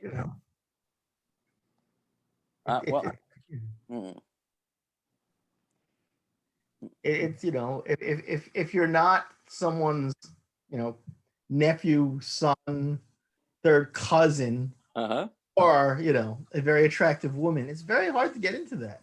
I gotcha. The back door was Christmas. Yeah. That Eunice Chen. I have everything to thank for Eunice Chen for getting me into Christmas. Okay, good deal. And or you could have talked to Holly Pareca about how to get into that ATSI union. Yeah, well, again, like I said, attractive woman. Yeah. She's in two departments there. Yeah. She's got the nepotism and, Oh shit, nepotism? Yeah, she's got nepotism. I didn't realize that. Who's she related to? Her uncle was in that union years ago when she was like, wearing black and boycotting everything and trying to take over the streets to direct action. Okay, that's great. Stuff. That's great. Anyway, Marissa, are our stories boring you that much? What's going on? No, it's not that. I'll be real with you. I'm usually way asleep by now. Listen, you can, if you need to get off, you can. Everyone else Yeah. hours ago. I probably should because I'm usually asleep if I'm being really real. Like, I usually am now too. yeah, but like Jill is asleep as well. What'd you say? Apparently Jill is asleep as well. We don't know what's going on with David. Yeah, I'm usually asleep by like 10, especially because, as you know, I work retail, and I'm working like 60 hours this week. Oh, which yay, I need the overtime, so I'm not complaining about the overtime. It just sucks, working open to close and customers are demanding as hell. Open where you are? Yeah, so I don't know where are you at? I'm in New York City. Okay, so I'm like Virginia Beach area. Oh yeah, so you're a little different. So yeah, Chesapeake, if you know the area at all. I'm assuming you probably don't. I do. Okay, good. Okay. So depending on how well you know the area, I'm in the Greenbrier Mall. Okay, I think I know. If you know the area that well. Reed's Jewelers, if you know the area that well. That I don't know. Okay, so, but yeah, in the in a jewelry store, it's exactly what you think it's like. Everyone running in, freaking out, panicking, last minute, want some shit they can't get. Can I get a mother's ring? Bitch, no, you can't get a mother's ring. Like, you want a mother's ring right now? Let's see. No. But of course I don't say that. I'm just like, no, it's, Christmas is 5 minutes away. So, the holidays snuck up on a lot of us. Yeah. Which, I mean, that's not because of us are getting over election day. So, but yeah, people always are doing that shit. That's retail forever. People are waiting till last minute. I understand that, Yeah. So the displays at these stores, and a lot of them waited to the last minute this year. I honestly thought we were going to be closed. I'm glad we're not. Yeah. Because obviously, because of COVID, shit, just like the story, we all have the same story in America. Basically, most of my savings is completely wiped out because of COVID. Oh, well, isn't that nice? Well, that's too bad that you were working, because if you were not working like me, you would have gotten $8,000. Yeah, because which was nice. Yeah, when I was working in the furniture store, we didn't close at all because I worked at you'll know Grand Furniture. Yeah, you will. I don't know if you will know Grand Furniture. That's way too local for him to know. Yeah, that's why I said I don't know if you'll know. Yeah, but so because of the way that the stores were set up, they managed to get around the whole closing. They got to stay open.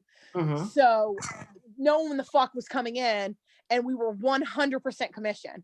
So we weren't making any money. Like, our checks were literally like $200. So I was wasting all of my savings just to survive. Mm-hmm. Yeah. I mean, because common sense is, okay, so if car payment is this, rent is this, but check is $200, you're not, you know what I mean? You're killing your savings. Yeah. So yeah, it just fucking sucked. It was exactly what it was like. I thought the rent moratorium was federal though. I should have probably applied. Like, someone was telling me later that I should have probably applied for like a partial unemployment. There was something I could have applied for. Right. But I didn't, because I didn't know that was a possibility, because I was still working full-time hours. No, listen, I was working in the temporary morgue, and I thought that I was going to be working for 2 weeks. Oh. We were told, you're going to work for 2 weeks, and then it's all going to be over. Love it. Well, hey, nobody knows what's happening anymore. The last marketing job I was supposed to do, JT, you might find this funny. Was I was going to be doing the Fruit of the Loom grapes for a clothing show in Right. Atlantic City I again. remember that. That was supposed to be March or April. Obviously, that was canceled.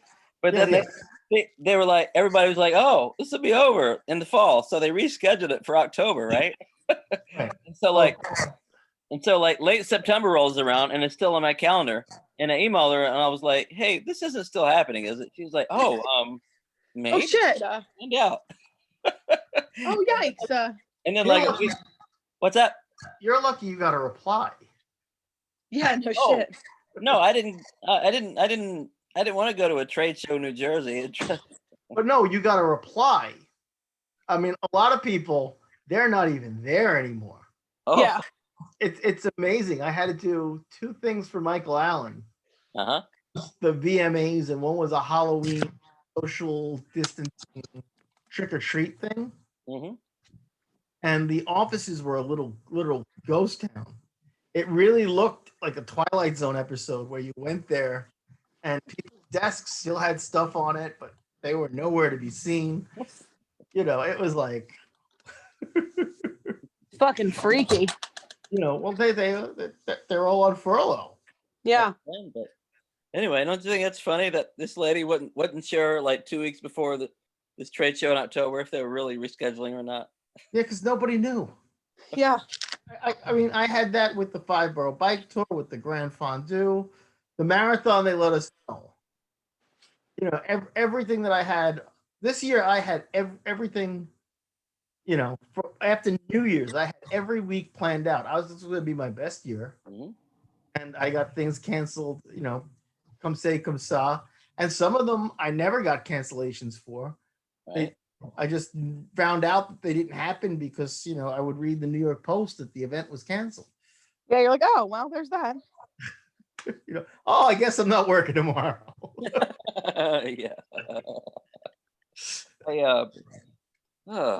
It's been a shit year, obviously, but I don't know. My point was of the whole furniture store. Yeah, I don't know. So it was just shitty. It was just shitty times. Well, but I couldn't keep working there. Obviously, they furloughed some of their employees, but they furloughed like the people that have been there for 10 or 15 years. That's who they furloughed. You know, the people that's paid back. That's usually the opposite way of doing things. They're being nice to those people, and they weren't being nice to you, huh? Yeah, that's who they furloughed, was the people. Because this is going to be hard to believe, but there are like 3 or 4 of those people who literally make like almost $100,000 a year as sales associates at the furniture store. Yeah. And I can tell you from working with them. Oh my gosh, my friend Avery Trufelman is joining. I cannot believe this. Avery. I'm cussing, and maybe your friend's offended. Hopefully not. No. She does a podcast in New York City called The Cut. Okay, good. Okay, good. Yeah. But and all right, and we're on with Avery Trufelman, everybody. Happy birthday! Oh my god. You are like, have you been Zoom partying this whole time for all these hours? Since 6:30, yes. It's been like my own show. I've been hosting it. People come on and I'll say, thanks so much for calling. Where are you calling from? Tell us about you.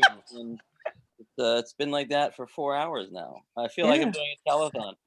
Yeah, you're like Howard Stern. I don't know how you have this kind of stamina. That's nuts. My friend said, and I said, it's like we're doing a telethon here for charity.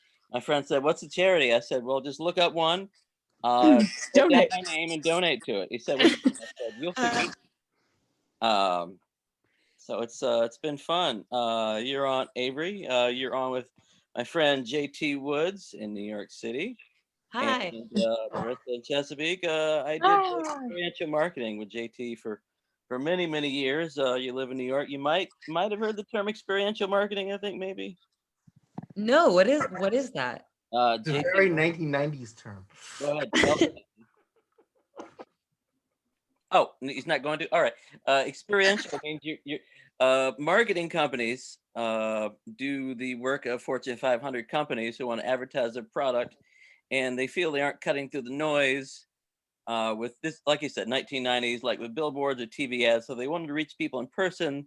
So experiential marketing means you're giving the consumers an experience with marketing. So it's basically a fancy term for in-person marketing. So There's that'd be like a usually pop-up or something. Pop up, yes. There's usually a Pop-up. YouTube video, a like on Facebook and Twitter, Yeah. in a hash.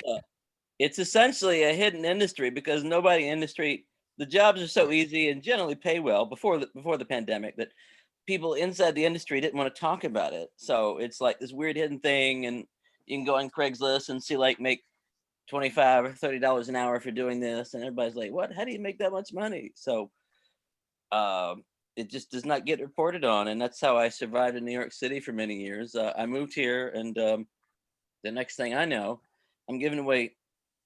I made $25 an hour to give away mint flavored water for 8 hours, and I got rid of it in an hour, and I made whatever $200 is for an hour of work, and then I was just hanging out the next day, same thing, except my boss got in a fight with somebody in the street, and then we went and watched World Cup soccer at his house, and I still got paid for the 8 hours for the day. So it's a really good industry. These are stories that we don't need to publicize. That's right. Oh, you can trust me. I'm just a member of the media. I realize that. And, you're not hearing this. No, nothing. A lot of this does predate the internet being so far and wide. It was late 90s that it really hit. And then, as Joshua said, in the early 2000s, there were some great jobs paying a hell of a lot. Then in 2008, we had Too Big to Fail, plus the writers' strike. The writers' strike killed us because every actor in New York was unemployed because they were shooting no television. Then the scale of the pay just went down, and the amount of people doing it went far up. And that's just around the time Joshua came to town. That is when I came to town. I know. Halloween 2005. So what are you drinking there? Jose. Oh. Marissa, how do you two know each other? How do you know Joshua? It was a Facebook dating site. Facebook. Really? Never met her. Never actually even met in real life. Never met her in person. No. Yeah. Listen, congratulations. You are literally the first guest all night long that's asked a question of someone else. Usually I've done all the introductions for people, and I guess if I haven't done that, I'm really letting you down on my job tonight. But I've been going strong for 4 hours, so Yeah. I'm amazed. I'm amazed. You've been doing all the chit chatting.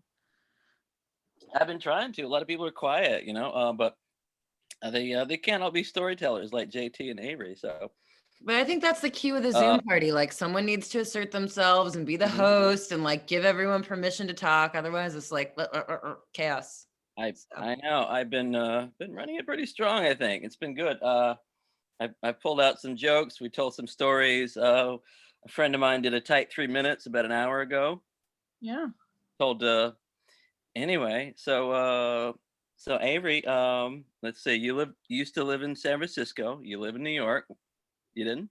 Right. Oh, no. I thought you said you still live in San Francisco. I was like, no, I don't. But no, I do live in New York. You're right. Right. Did you grow up in New York City? I grew up outside of the city. I grew up in Westchester, where my parents still are. So I got to see them this weekend. It was very cute. We celebrated Hanukkah, and for my Hanukkah present, check this out. Let me find these. My mom, for some reason, she's been reading all these articles about Obama and how he wrote his book, and she was really obsessed with the fact that he wrote it all on paper. So she got me Obama's pens. Like, these are the pens Obama uses, which is like the cutest present. Also, they're great pens. Who doesn't want new pens? But it's like adorable. Uniball Vision Elite Roller. Oh, that is adorable. I love it. It's pretty cute. That's adorable. Meanwhile, my dad still asks me every day if it's possible that Donald Trump will be the president still. Or, yep, right. I'm like, no, Dad, there's absolutely no chance. Oh, no. He was hoping, he was hoping. Have you like talked to him about why? Like, why does he want Trump? I'll be right back. I got to get a prop. Sorry. Buzzkill. Oh no, that's all right. No. You can't buzzkill JT. He's seen more things than you could possibly imagine. Listen, he's literally worked everywhere. Incredible life story, that guy. Honestly, Baby. I can't. He's really one of the. He might be the best storyteller I've ever met. Honestly, that guy. And It could be a perfect Penn and Teller sketch of all night you're telling me what a great storyteller he is, and he never says a word. I get it. It's like you're waiting for Godot over here. And he was also one of only 2 people to visit me in the hospital in 2010 when my colon ruptured. Whoa, well that's a pal. That's right. Anyway, JT. We had the Obama pens. Obama pens, yes. Talking about the experiential marketing. Oh yeah, and she asked me. About my dad, why he wanted Trump to be president. I mean, he's an always Republican guy, and he reads online paper in the morning a little bit, and then I guess it just came down to it for him, just the abortion vote, and I can't explain to him the nuance of Democrats don't actually want abortion, but they want people to be able to have access to it anyways. So, Anyway. Oh my God, I will happily talk to your dad. I don't remember if you were on this one. But do you remember in 2008 when they had the debates and then they had what's this called? The acceptance speech, the Democratic Convention, which was also broadcast in Times Square, and we gave out these tickets. People. I love that you have that. Yes, what are those? These are tickets if you had wanted to see Obama's acceptance speech of the Democratic nomination in Times Square on the red seats. You had to have these tickets, and we were giving them out for free to just about anybody that wanted to see them. Funny. Some of my many things I have here saved. That's right. I have some saved too. JT, you'll remember this one. Hold on. Oh, that's very good. I have one of those, I think. Give me a second. Yeah. I have that in my thing of New Year's. There's your street team. And these are all the New Year's badges that I've had. So do you go every year to Times Square? This year. Yes, I will be there from the 26th of December until the 2nd of January. So what is it going to be like this year? Just no crowds and a ball dropping to no one? If it's anything like the parade and the what do you call it? The tree lighting ceremony, it'll mostly be filmed 2 or 3 days in advance. No one will be allowed in except for people that have passes. You'll have to do a COVID test every 72 hours. And that's pretty much what I assume it will be like. We've had a few meetings and they've been like this, and everyone talks at once and no one has any real idea yet. Also, the city on a lockdown on the 26th. So you're probably not going to be allowed anywhere near it. Yep. Oh, wait, hold on. Avery, I just remembered you said you're interested in hearing about my podcast idea, and we have these other 2 people around, so it'd be a great time to talk about it. Sure. Ooh, I bet I need to sleep actually. So I know. I get it. That's okay. Thanks so much for being on. I need to leave. Hopper and I need to sleep. All right, I understand. Bye. All right. I do care. Please text me about it tomorrow. I'll tell you about it later. All right. Hopper and I say happy birthday. He's really into it. Can't you tell? Yes. Doesn't he look like he's into it? He doesn't. You believe it, right? I believe it. I like that the dog's into it. Well, he seemed like he was. Yeah, he was more like, bitch, just let me sleep. Well, dogs want to do that too. Yeah, and his dog shirt. Anyway, happy birthday. Sorry, I do care about your podcast idea. Please tell me about it later. Nice meeting y'all. All right. Good night. Sorry, I just have to sleep. I'm so sorry. No. Don't have to apologize. Everybody else just vanished earlier when they had to. So. Yeah, I'm so sorry. No. Bye. Nice meeting y'all. Bye. That's the format of a 6-hour party. You just get off when you have to. Yeah. And happy birthday. Thanks a lot. Bye. All right. So I had this I had this idea about how we're the pandemic is making a lot of us lose our our comfort and support during these times, from the physical connection. So I thought maybe like a limited series, like each one to be about how a different avenue. Like I was on LinkedIn and happened to see a lady who was like a pet grief counselor. Have you guys ever heard of that before? Yes. No. You Cool. okay? And so I was like, and this was like right before I was like, originally I was planning on doing just like a demo, like a sample of like just one narrative podcast episode, and that was like going to be the topic, was like pet grief, because I lost a pet duck early in the year. I think I told you that, didn't I? Avery, did you know that? Pet duck? You didn't know that? Okay. A duck? A duck. Yes. This is. I'll send you some pictures. No, wait. Actually, I have a phone here. Hold on. Okay. What So was back your duck's name?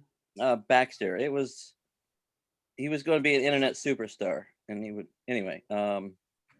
He had celebrity fans. Anyway, my sister back in April told me that there was a baby duck in the Lowe's parking lot, abandoned, and did I want it? And so obviously I was there in an hour. And I raised him in a little box, and he was my best friend for a while. He would get on my shoulder on Zoom comedy shows. Here's a Oh, how old was he when he passed? just under a month old. He was a little. Yeah, he followed me everywhere outside. I mean, I put him in the sink to swim. I mean, if I started to leave the room, he would like quack really loudly because he missed me. And anyway, he was adorable, and I had him on all the, like I said, the Zoom calls, the prayer lines of my church. He was very popular. Everybody loved him. And my 13-year-old niece, we were taking him outside to clean the cage, and I wanted him to walk with us for some reason. And I told her to watch out, because if he'll walk, he's still a baby. He'll walk right between your legs. And she was 13. Okay, she just turned 13, but she's 12. She's a big 12. And she literally said, "I understand. I stepped on a rat once and I never forgot it." And that exact second she stepped on him. And I screamed. I said, "You killed my duck." And I ran inside, because I didn't, I couldn't be mad at her. I couldn't, I couldn't let her see how upset I was at her. I didn't want to call her names. I had to shield her from that. So I stayed inside stayed in my room for like an hour and a half. Meanwhile, my sister went to the pet store and bought baby chickens to replace my duck that had been killed. And so when I finally came down, they were calling me and pounding on my door, texting me, calling me for an hour. When I finally came down, she presented me these chickens. And I explained to her that, thank you, but I cannot take them, and you can't just replace a pet like that. And if you could, Yeah. you would have to ask me. And basically, it was super insensitive, but I didn't want to tell her, and especially in front of the whole freaking family who was there at the same time, just to make me feel better. Instead, what would have made me feel better is if my niece had said, "I'm really sorry," but she couldn't do that for like almost a month later. I'm sure she was dealing with a lot of guilt. Yeah, and my sisters and my cousin all coached her and told her it was okay, and how I wasn't mad at her or whatever, but they didn't tell her that she needed to talk to me about it. So anyway, Baxter and the pet grief counselor would be a pretty good first podcast episode. Yeah, totally. That'd be a nice avenue to, yeah. I mean, did you ever see that Laurie Anderson movie, Heart of a Dog? I had never heard of that. JT has, apparently. It's really Good for bringing up Laurie Anderson, by the way. Thank you. Oh, she's my hero. But it's a beautiful movie that is very clearly about the death of Lou Reed, but Lou Reed is never mentioned, and it's all about her dog and like losing her dog and channeling huge existential, unfathomable grief through this animal. And it seems like that would be a really beautiful way. Yeah. So that was gonna be the first episode, and I thought each episode would be like a bottle episode about like a different story, like losing your job, or like how you hear these stories about people whose parents die and they can't go to the funeral because of COVID. And my one of my best friends who's a pastor tells me that, you know, people are quitting during the pandemic, not only because of the pandemic, but because of, you know, Trump and QAnon. But that's a different story. But I think it ties into how we're losing Quitting the faith. What's that? Quitting the faith. Yeah, quitting the faith because they can't deal with it, because, like, you know, they have church members who they've known for their whole lives, and they're, you know, posting like these Trump QAnon things every single day. You know, and the pastors have to like figure out a way to tell them they're wrong without telling them they're wrong. You know what I mean? Yeah. It's like you can't. And like, especially like my pastor is, you know, my age, 45. He's dealing with like ladies who are, you know, his mom's age, his grandmother's age, who've they've known him when he was a kid. How's he going to tell them that, you know, they don't know something? And so it's a difficult situation pastors are being put in. And yeah, especially, and then, you know, churches have these Facebook groups, and, you know, we have a really small church, so it's easier, but especially these large churches, how do you just prevent people from just tearing each other apart? You know, just I mean, That's interesting. And people, I went to a Christian high school, and people I went to high school with, I mean, you literally can't even have discussion. Like, one friend posted something about, oh, we're not voting. It was about vote for Trump because of the issue and not because of the person. That's like the conservative argument. So she said, here's some things: lower taxes. So I went on and said, hey, I'm actually for higher taxes, and here's why. And then like two of my actual classmates from high school just like, you know, started berating me and just like yelling at me. And I literally deactivated my account. And one of them followed me over to LinkedIn, who wasn't even friends with me, and told me I was in danger of hellfire. Oh God. Have you found it interesting? What's that?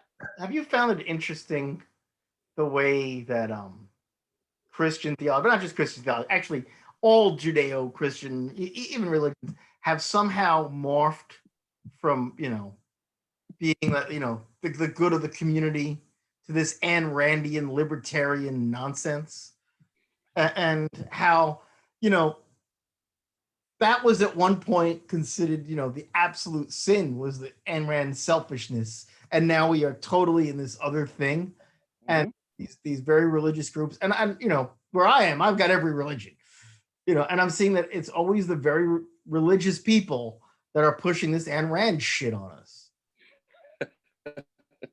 I love it. Now I realize I don't know much about how the Jewish community is handling this, Avery. If you could fill us in on that. Oh, how much time do you have? Long shot. Oh no. I mean, Queens, Joshua. my dad, and maybe I feel like I told you this, Joshua, like we left our synagogue because our rabbi came out for Trump, because, you know, it was like a hardcore Zionist contingent. And I don't know, there's this great documentary that's out now called Mayor. Have you heard of it? Yes. Yeah, it's wow, JT, you've heard about everything. This is amazing. But it's a fascinating documentary about the mayor of Ramallah, which is the biggest city in Palestine. And it's, in some ways, it's very sweet. He's just like a mayor trying to run his city, and his town is under occupation. It's devastating. It's horrible. And there's this scene where you watch him get the news that Trump is about to move the US embassy to Jerusalem. And it's just like, as a Jewish person, it's like, oh my God, this is all of our, like, this is just the fault of American Jews. We're like causing real tangible suffering in this other country by force of our sheer like terror and selfishness. And like, I get it. I'm a descendant of Holocaust survivors. Like, hurt people. But man, the support for Trump and the support for Zionism And yeah, that kind of I'll get mine outlook is rampant among us as well. And it's, I mean, and walking around now in Brooklyn around Williamsburg and seeing everyone without a mask, it's like, oh, you guys, you're like spreading COVID and anti-Semitism. What are you doing? Everybody. I was working a census, Kew Gardens, orange and red zone, having to knock on doors, asking people things, and being told that I was working for the census, working for the federal government, trying to steal the election from Trump, the true friend of Israel, because of that embassy, and that they would refuse to answer. When like 10 years ago doing the census there, everybody came out because they knew that they didn't want to get, red baited and gerrymandered. And now they just hid themselves so that the other states would get, the congressional things just because of Trump. It's really weird, man. And so, wait, you were a census worker this year? I've been a census worker every census since 1990. What? You've been a peripheral character everywhere all the time. I am a peripheral character. I've not had a real job. JT has led an incredible life. Entire life. Okay? And like, this is the whole reason that I was for the whole Medicare for all situation. And suddenly I'm not gonna be, because you know what? Soon enough, I'm gonna start getting my Medicare and fuck yous all, because you held it out for me and I have had no health insurance. I have a bunch of people in my life with underlying conditions. I don't know what I have because, I can't afford to see a doctor. But I have had every temporary job that you can possibly have because nobody's wanted to make a permanent job since Reagan. So yeah, the census is a regular every 10 years. I know I got a gig for April, but this time it was the summer. So is the census your favorite peripheral job? What's your favorite peripheral job? No.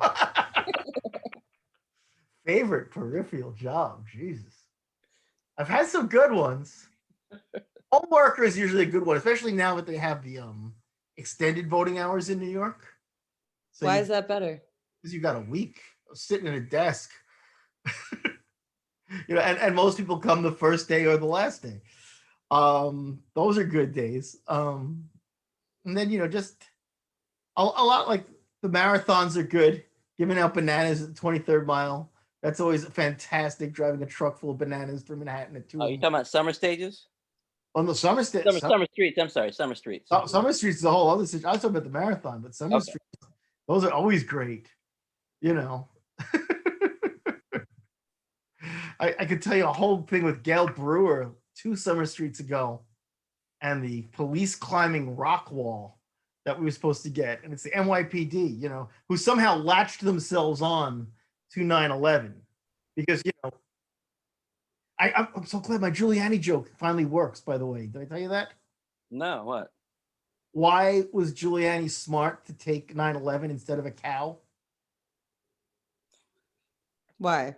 Because you can only milk a cow for 8, maybe 9 years. Oh my God. Oh my God. But people used to get so mad. Now they like the joke.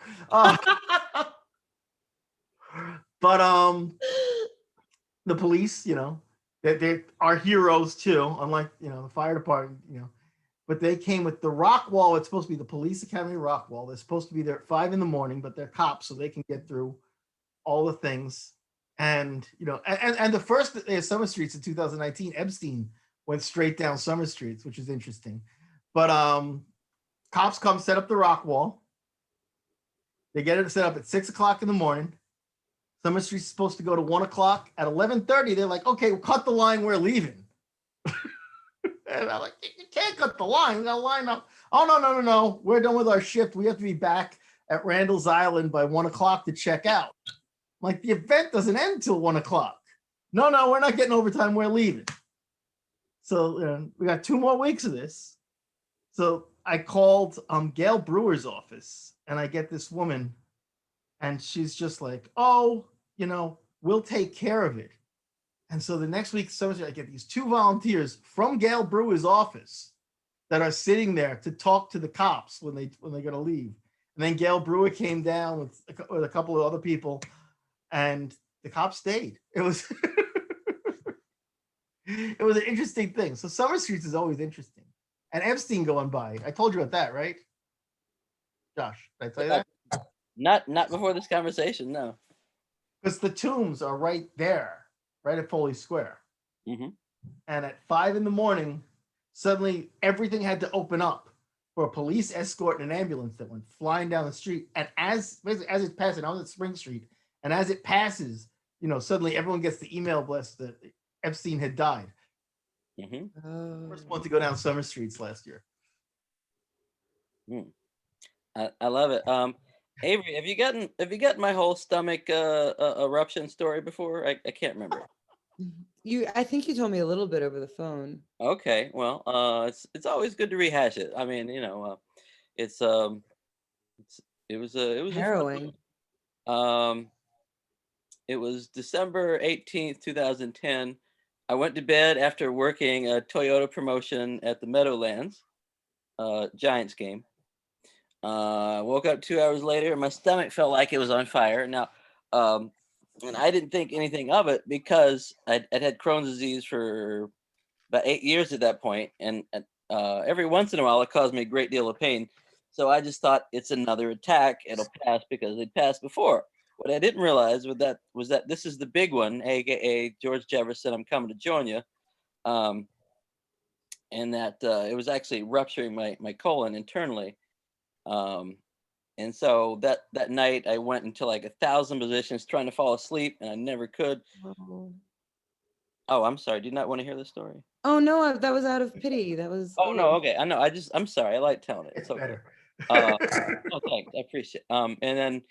And then the next day I was actually supposed to start a marketing company with my friend David Kaplan, who's another one of the greatest characters of all time. I'm very sorry couldn't be on. He's actually living with his wife right now in Milan. Bloody fucking duh. He's a certified kung fu instructor. He trained with Shaolin monks, and he knows a fairly fluent Mandarin. And I trained with him in kung fu in Chinatown for several years outside, and he would just be greeting all the Chinese people in Chinatown as we drank tea after training. Anyway, I was supposed to start a marketing company with him that morning, and he called me and said, "Quit being lazy, get over here." I said, "Dave, I just don't think I can make it this morning." He laughs about that now. And then my stomach started hurting a little bit less, because what actually happened is that my colon had actually ruptured internally at that point. So it was no longer pushing on the walls of my colon internally. It was going inside. The fluid was building up inside my stomach. So it was still hurting, but not as much. And then a couple hours later, I got a call from casting, because I'm an actor, if I wanted to be a stand-in for Kiefer Sutherland. So I thought about it for a second longer than I usually think about it, because I would have said yes instantly. And I said, yes, sure, I'll be there. I was like, because I was still thinking, this will go away. It'll be fine. And so the next day, I hadn't gotten up in 2 days at this point, maybe 2.5 days. So I get up, I walk to the subway. I lived in the Astoria, Astoria, second to last stop, Astoria Boulevard. That's where I lived. I go to set. I sit down in the chair, and casting looks at me and they're like, "How are you feeling?" I said, "Listen, I'm not doing that great, but it's just a stand-in. You know what a stand-in is?" Where you're like testing the lighting and stuff on you? Yeah, you just literally stand where the actor was for like lighting purposes and in different situations. Yes. So that doesn't take any talent at all. Which means that like 15 years earlier, when they asked me to be a stand-in for not Michael Caine, who's the guy from Wall Street? The star of Wall Street. The movie Wall Street. Anyway, that guy, they said, did you have experience? I said, no. They said, that's too bad, because blank, the star of Wall Street, wanted to make sure his stand-in has experience. You don't need experience to stand there. Anyway, okay. So they sent me home on the Kiefer Sutherland job, or at least I didn't go home. I went to the doctor, because it said, everybody's been calling, asking how I'm feeling, and I've been telling them, not that good, but I'll be okay. So I go to the doctor, And the doctor grabs my wrist, puts his fingers here, looks at me and says, "You're a very brave man. How do you want to go to the hospital? Do you want me to call a cab or do you want the ambulance to come pick you up?" Well, I figured this was it. So, oh, hold on. My friend Todd's trying to join. I figured that was it. So I said, let's bring on the ambulance. So I had these 2 6-foot-tall guys pick me up in a chair and carry me to the emergency room. And there I sat for about 4 hours next to a man throwing up in his bedroom.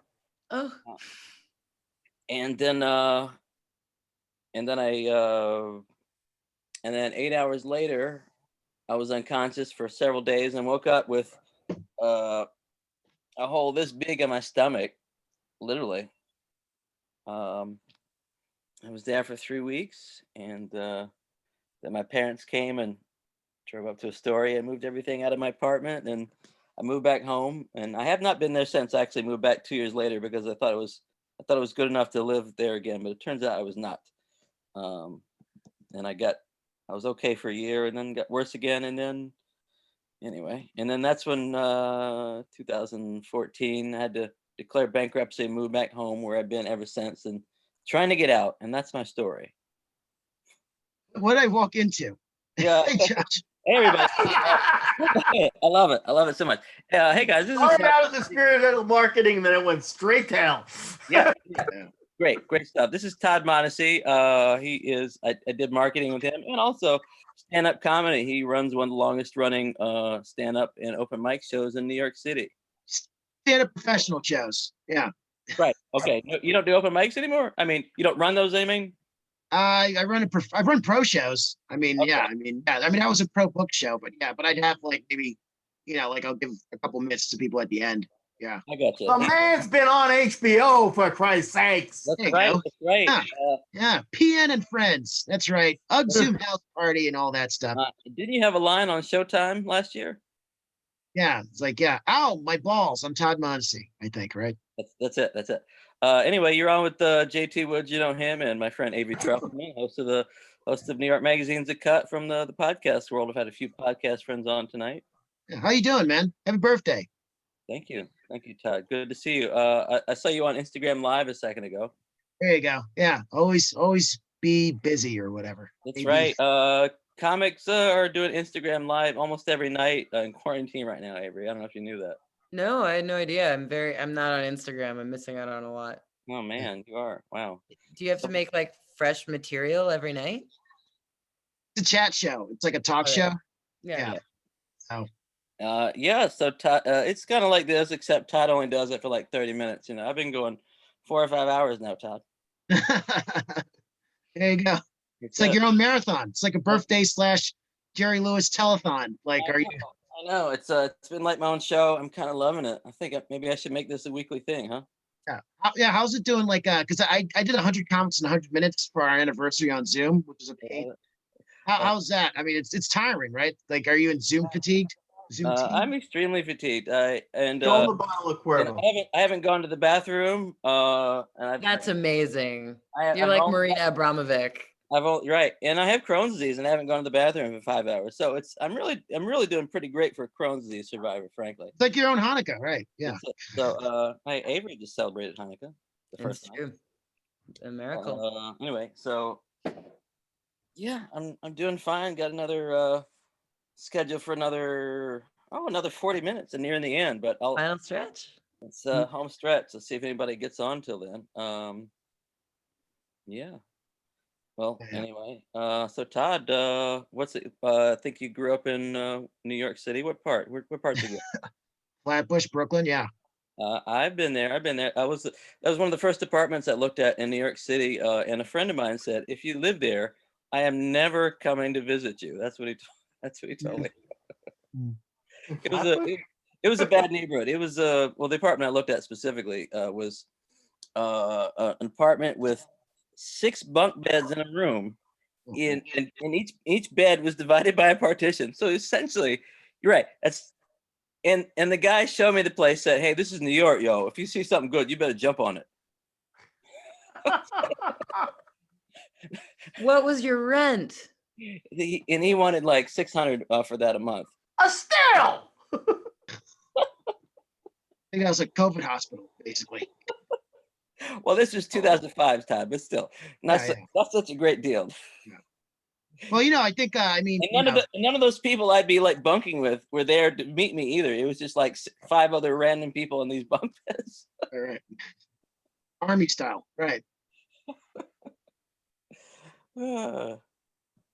Well, I mean, the way things are going, maybe like, because I heard Manhattan's pretty much empty and stuff. So maybe Manhattan will be like, regular moderate pricing again in 2020. As much as it's empty, No, they're not the coming new down. Bohemia is like living on an abandoned floor of the Seagram's building. Like everyone's going to be living in an office in Midtown, like in the same way that everyone was living in the carcasses of old industry, like that's going to be it. Steampunk, except there's no steam. Right. Yeah, digipunk, whatever it is. White collar punk. Is that a new one? All right. So Tad, what? You always lived in Flatbush? Yeah, I guess. I mean, like, yeah, around there. Yeah. Have you left New York State? That's a real question. Have I left New York State? Yeah, some people haven't. Ever? Yep. Ever? Yep. I have. Yeah, I mean, not recently because of the pandemic, but I have. Okay, I didn't know. You seem like a lifer. I didn't know. Obviously, yeah. I'm a, I gotcha. So also to finance myself, Avery, during all these times in New York, back in the 2000s, you could lie on credit card applications and get as much money as you want. So I came to New York with like $40,000 of available credit, despite my job. And within 2 years of unfortunate circumstances, it ballooned up to $28,000. Hey, are they still doing like promos and like promotional marketing, or is that like a dead industry now? That's JT's department. There's some going on. It's all going to William Penn. I remember you now, JT. Yeah, I remember you. I haven't done that. Oh yeah. It's all going to William Penn. There have been a few flyering jobs with face shields and gloves. Most of the promo industry is hired by the city of New York to hand out face masks and gloves at pop-up COVID sites. Oh, how much is that? How much do they charge for that? Well, the COVID is the test is free. I mean like to hire brand ambassadors to do that. I think they're getting 20 to 25 right now. That is death pay. So it's gonna drop in your closet. What's gonna happen? Remember, December 31st, gig workers are gonna lose that unemployment. So once gig workers lose their unemployment, promo companies are gonna be able to hire at drop rate prices, and it's whoever's still in the game. Yeah, because a lot of them don't pay taxes. They pay they all the temporary workers. They hire them as subcontractors, and so that's what he's talking about. But so Avery, are you still recording out of your closet? Oh yeah, I mean, no one's going into any studios anytime soon. It's cool. I like it this way. Are the acoustics really that much better than your den or whatever? Than my what? Your living area. Oh yeah, definitely. There's always someone using a leaf blower in the courtyard or something. So, plus the closet's like a little thunder blanket. It's like cozy in there. Yeah. Have you put up eggshell crates on the wall yet or anything? I tried. They keep falling down, but I have like coats in there and shit. It's fine. The nice thing is everyone's standards have lowered a little bit, so nothing has to be like picture perfect, pristine studio anymore. So no ring light. No ring light. No ring light. No visuals for me. Audio only. Audio only. We'll see. What you have to do is order trials from like HelloFresh and all the other companies like I'm doing. Then you get these great soundproof foam materials you can stick on the wall. Have you been using those? Have you made a studio? No, because I have too much space in here to do that. But and plus I have a big closet up on the 3rd floor to go up to record the podcast as soon as I start recording. Actually, nice. I had the first episode. I had a test episode planned of live from my parents' house, but I had to cancel because my mom scheduled my brother to come over to dinner without telling me, and then dinner wasn't until 7:15, and this interview was at 7. So I had to tell my friend I had to cancel because I hadn't eaten dinner yet, and I couldn't talk for 20 minutes, and I was feeling terrible because with Crohn's disease, the main thing for me is that I usually wake up in the middle of the night and have to eat, and I feel terrible, and I get really tired all day, and it's hard to concentrate, which is terrible as a writer because that often that means like it takes me like days to concentrate on something, which should only take like 3 or 4 hours. Yeah. Although that kind of accidental invitation of your brother is the perfect like live from my parents' house tape. The like, Ma, I'm doing an interview. Like that's the tone we want. I should have jumped on anyway and had the yelling in the background to start. Yeah, definitely. So refresh me. So JT from like promos, me from promos, Absolutely. Avery, from podcasting. Podcast world. Okay, yeah. What was the podcast? That's it's New York Magazine's The Cut. It's really cool. You should listen to it. Okay, yeah. Oh, cool. Give them some sample topics, Avery. I don't know. We're working on one that comes out tomorrow about people who get married over Zoom and why pandemic weddings are better than normal weddings. Oh boy. Yeah. There's so many people who are like, should I delay my wedding until like 2022? And our argument is like, no, just get married now. Just do it on Zoom. It's great. Like, don't worry about it. Exactly. Don't stress too much. So things like that. It's like about life right now. Yeah. I love it. So, yeah, they were a lot of fun. Todd, do you listen to any podcasts? Yeah. I'm listening to this. This is a podcast. This is a podcast that you're making. It's actually a little bit more like a radio show, but yeah, I don't know. But I mean, radio shows are podcasts, and I hate that. Mm-hmm. Like the Breakfast Club guy, Charlemagne the God. Yeah, that guy is really rude in all the appearances I've seen him on. I don't know why. He seems like he takes his job for granted. No, anybody? Anyway, on the iHeart Radio Awards, because the iHeart Radio Awards, iHeart does their own award show. They're the only podcasting company that has an award show. Therefore, like 80% of the winners are iHeart people. So he wins these awards for both years. And the last time he was on, he was like, I just want to thank iHeart. And, as long as they're running this award show, I guess I'll be winning these awards. So thank y'all, I guess, or whatever. And that's what he said. And I was like, well, isn't that the whole, when you have the God as your subtitle, aren't you supposed to feel as though you are godly? Apparently he did. He was yes, see, there you go. It was Charlemagne, the laid-back individual. Yeah, that would not be that interesting. Apparently not. But it's a 3-hour show, or I think it's 3 hours. Anyway, a lot of radio shows now, they just they do it live on the radio, obviously, and then they either cut it out or just run it unedited or lightly edited for a podcast, and that's it. Boom, it's a podcast. So it's a whole thing. And iHeart does a lot of that. A large percentage of their content is that, actually. Yeah, one of my good friends is an iHeart PR agent, and she keeps telling me about these shows, and I'm like, I hate them, but that's okay. I'll listen to what you have to say. You ever do those radio gigs where it's like it used to be $40, but now it's $25, like the morning radio. Like, hey, I'm a random, Roy to Roses. My girlfriend's cheating on me. Like, they send you a script. No, I haven't, but Todd, I know you do those. I'd love to hear about it. Todd, tell us about those radio jobs. Oh, I've retired from those because they used to do $1 like a call, but now it's like 20, 25 because of COVID. And I was like, I'm good. Todd, you're not rounding anymore? Rounding? Rounding, yeah. It's a term from the movie Rounders from 1998, and I still like using it because I think it's funny.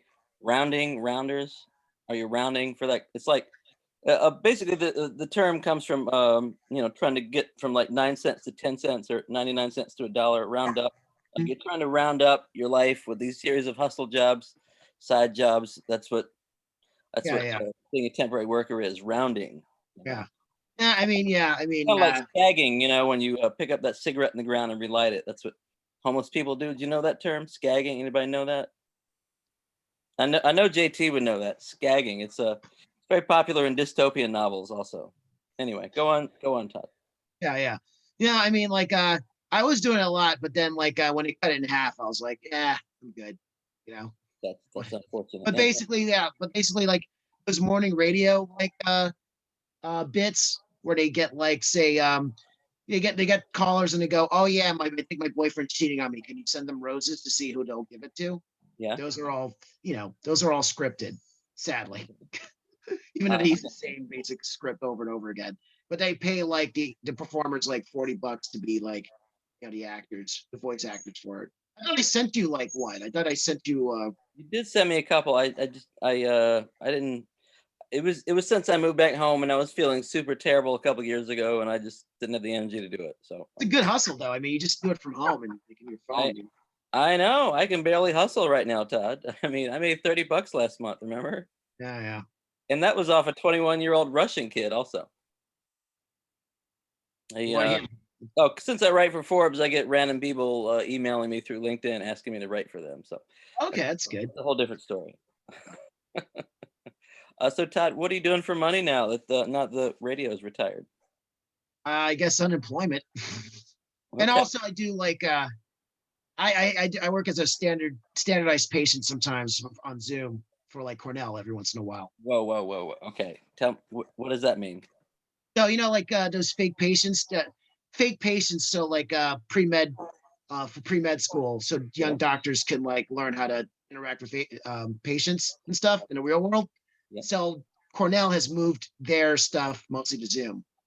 So I do it once in a while. They'll call me up for a Zoom job where I basically act like a pretend patient on Zoom. Okay. Yeah. So are you ever a pretend unconscious patient, or does this always involve talking? They give you like a character to do. So I have like a character and stuff, and then you memorize the character and you memorize their character's diagnosis, and then like and then each student comes into the encounter, and then and then after that you grade the student. Like it's like a checklist to see like the student do this or that and that and that and that. I got you. Now, are you giving them an over 5 rate? It's just it's pretty simple. It's not like a grade 1 to 5. Yeah, they might be like over 5. I'm making an after joke. I'm kidding. Yeah, they'll be like choices like, would you go to this doctor? Highly likely, most likely, not likely.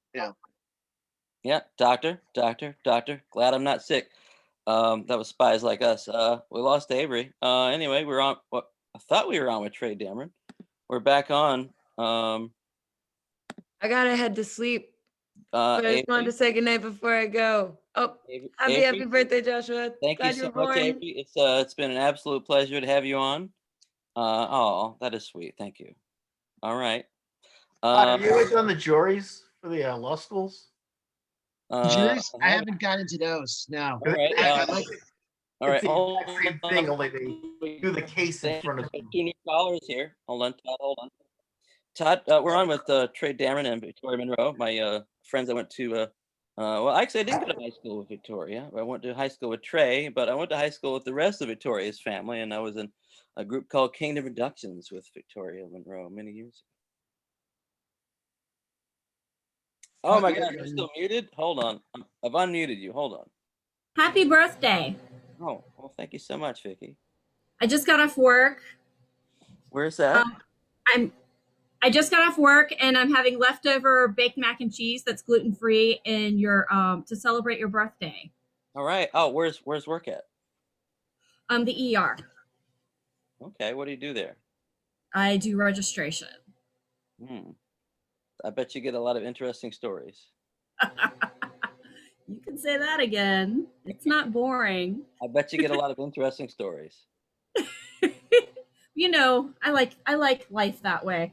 Yeah. I always have. Okay. Now, how well do you know Trey Dameron over here?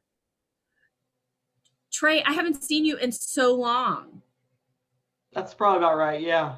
I'm trying to think the last time I saw you. If I remember correctly, I think I saw you when I think we both were living in Northern Virginia at one point. Okay. And I think I saw you somewhere in, if you remember, Landmark Mall. Really? Yeah. And it was ages ago. Oh my gosh. Yeah. Yeah. Probably when I still I lived in Alexandria. Yeah. Yeah. Wow. That's Yeah, gotta be it could be even up to 10 years ago. Okay. Yeah, I don't know for sure. I left Northern Virginia at the beginning of 2015, so I don't know. Oh, yeah. Okay, it would have been before that, because then I had moved out to Harrisonburg area. Okay. Yeah. Near JMU, and then moved back. Wow. Yeah. Awesome. Well, thanks for coming on. Todd, I want you to meet Todd Modesty over here and JT Woods, my friends from New York City. Awesome. Todd runs a comedy show, and JT does whatever. Doesn't do anything. Doesn't do anything. Right. Anyway, Todd, JT, gotta admit, I have a huge thing for Avery Trufelman, by the way. I just want to, in case you didn't realize that. Oh, I didn't know. No, not you. That's what I would have told them if you hadn't gotten on, but I decided to tell them anyway. Anyway, thanks for coming on. What about the girl that you met on the Facebook dating site? Oh, she's nice, but I haven't even met her in person, no. Anyway, there's more to the story. What's going on here? Oh, well, There were two girls on earlier. Yeah. One of whom Joshua missed has all the fun. a crush on, apparently, and another one whom he met on a Facebook dating site, who, of course, the minute she signed off, Joshua tells the girl he has the crush on, "Oh, I met her on a Facebook dating site." She asked me. You could have said anything. Okay. Oh my God. Hey, Josh, remember that time you it was like a blind date you wanted me to be a part of? Oh my gosh, we did that. It was terrible. We did. That's right. Me, you, and who was the third person? Who was the third person? It was only me, you, and then like those two girls. No. It was one other guy. We did a 3-person blind date with 3 girls, 3 guys and 3 girls. That's right. Oh, okay. And it was terrible. Oh wait, was it my roommate at the time? I think it was. Maybe, yeah. Anyway, it was wow, that was awful. Which roommate? The one that lives in New Jersey. And he had the girlfriend that went to Star Trek conventions with. Yeah, the Radio Shack girl. Oh God. Yeah. Anyway, that's right. I went on a 3-way blind date with Todd, and that was really miserable. Do you remember that, Todd? Yeah, so I brought it up. Yeah, I was like, I don't know how much do you remember about that? I don't remember. I remember very little. I think they went to Columbia or something like that. They were definitely stuck up. Super boring. They were more stuck. They were really stuck up. Where did you find them? I suspect my roommate just said, "Hey, you want to try this?" I said, "Why not?" And then I wrote you into it, and it was terrible. So. Yeah, they were really like kind of stuck up. They were like, "Oh well, yeah." Like I'm sure they found love somewhere with very special guys with MBAs. I'm sure. What happened to the poor Radio Shack girl? He was cheating on her on a blind date? Yes, he was cheating on her with a blind date. Oh my God. My roommate, this Radio Shack girl, was in love with him, like big time. Nice girl, way too pretty for this guy, by the way. Sweet girl, that's right. She was gorgeous pretty. and geeky, so she likes Star Trek. So she grew up thinking she wasn't pretty. And this guy had everything, and he's cheating on us on a blind date with the two of you from Columbia. And meanwhile, JT, I forget All the same night. No, but with JT, I'm not sure if you know this. He already had a kid from a different girl before. Yeah, I did know that. Okay. Okay. Oh, yeah. Wow. And right before I moved, he had a kid with another girl after he broke up with this other girl. And meanwhile, he didn't want to marry the second girl he had a kid with either. Now apparently he is like a Mr. Mom type character, and he hates his life from what I can gather. And she works, and they still live together just for the kid because he's out of options at this point. He's 35. He was a terrible bookkeeper and a terrible photographer. I mean, a good friend, but just an all-around crummy guy to everybody else. I remember I sent him on a job once because I double booked myself. It was a job with Jim Deliria. Yep. Okay. and it was Magda and Marta, who are these two gorgeous Polish girls. Right. Okay. Straight from Poland. Right. All he had to do was take them for 1 hour to some place that was obviously whatever town it was. So you have to get a whatever it was, so like Englewood, New Jersey or something. Get a picture of a sign that says like Englewood Bakery or something. Get pictures of them handing out flyers. Right. And get paid for 8 hours. Right. And not one picture was in focus. You couldn't make out where they were. I see this is Rachel. I thought that guy's name was Richard. I was like, oh my God. No. Oh my gosh. Listen, and our group has gone international. Wait for Rachel to get on. International once again, because we were in Good morning. Hello, good morning. Rachel, where are you calling from? Lausche, Germany. Wow. Guten Tag. Guten Tag. That's fantastic. Guten Morgen. Yes. How long have you lived there now? 3 years. Okay. Just started in on the 4th year. Now, do you find that your accent has changed a lot? Because previously I had a friend of mine on who moved to New Zealand 7 years ago, and she's about 3/4 New Zealand sounding now. Okay. I don't know. You'd have to tell me. Do I still sound like I'm from Southern Virginia?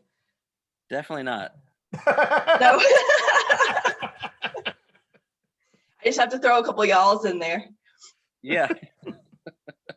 All right. Well, cool. You're on with, this is Trey Damon and Victoria Monroe, some friends of mine from my younger years, ostensibly high school.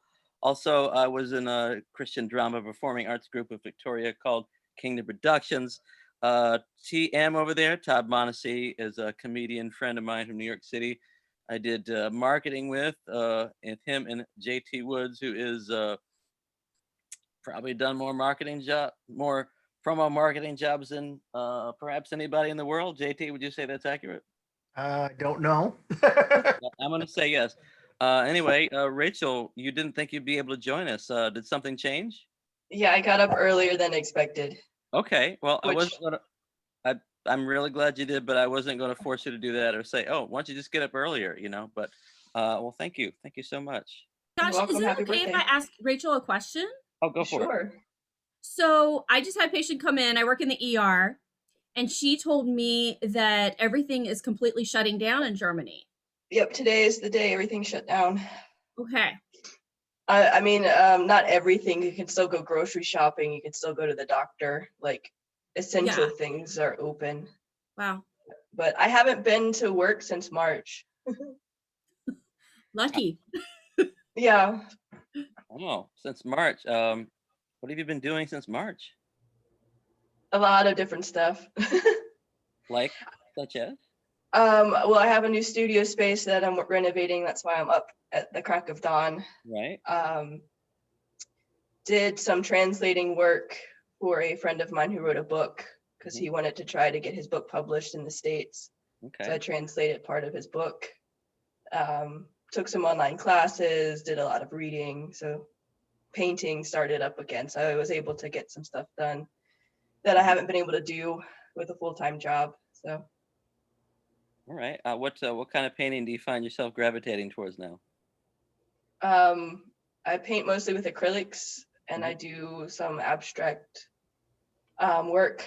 I do. My friend says rainbow vomit because it kind of tends in that direction. With then like black and white stripes or circles on top of rainbow vomit. So cool.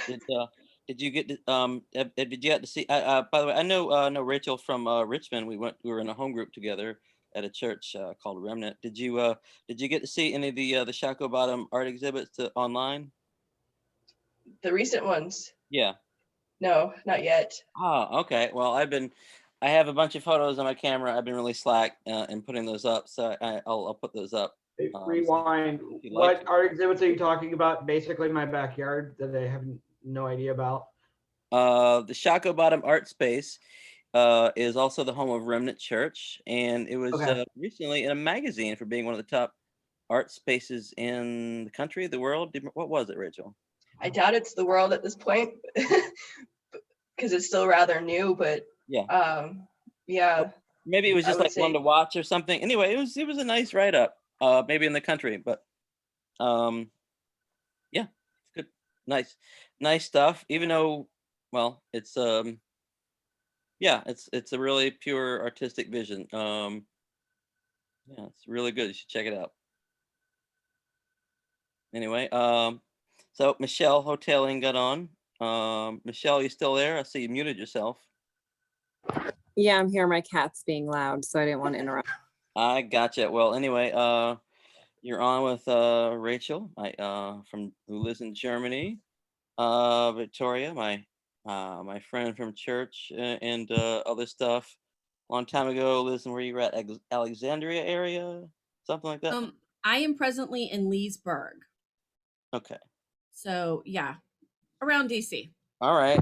And Trey Dameron in Richmond, you getting a master's degree or doctorate? What are you getting right now? Getting a master's. The aforementioned terrible MBA that I think somebody else had mentioned. I apologize in advance, but you can do good stuff with it too. I've heard, and that is not a dog. I promise. That's Todd Monacy. He's there. He's there. With the weird Zoom background. Michelle, I don't know if you know Todd. He does a long-running comedy show in New York City. He's hitting it hard almost every single night on Instagram Live right now. Other stuff. Yeah, the Zoom background. It's like I have my UGG Zoom House Party Championship show tomorrow. So part of the streaming on Twitch. There you go. You were a judge, man, right? That was fun. That's it. I was a judge, and you guys should come. Also, Michelle is also the only other person who came to visit me in the hospital after I was awake in 2010. There's the two of them together at the same time. That's pretty nice. Thank you, guys. Yeah, that was Josh's heroin chic modeling phase. Oh, yes, I got down to like 110 pounds back then. Oh. How much do you weigh now? 165. That's good. Yeah. It's like what's that, bantamweight? Yeah, I think. Yeah, I mean, I'm ready to fight Floyd Mayweather for $1 million. You know, anybody else can. You guys know he's fighting a YouTuber next 2 months. Yes. Anybody with ratings. So if you had ratings, you could fight Floyd Mayweather. Yeah, that's the thing now. Just got YouTube, YouTuber to boxing. That's how we're at now. That's how we're at. Well, great. Well, cool. So let's see, going back to anyway, Rachel and the studio. How big is it? 70 square meters. Oh, yep, I know. I'm sorry. I just did that to y'all, but it's too early for me to convert it, and I've been measuring in metric for a while. So I got you. Well, it's big enough to walk around in. Oh yeah, it's probably twice the size of my apartment, albeit my apartment's tiny. Yeah. Awesome. Like the intersection of square meters and y'all. Okay. And what part of Germany do you live in? Not that many of us probably know, but what's it like?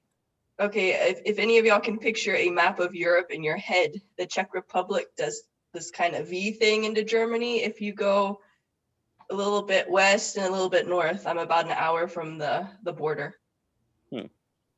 And are you able to go to other countries freely right now? No. Okay.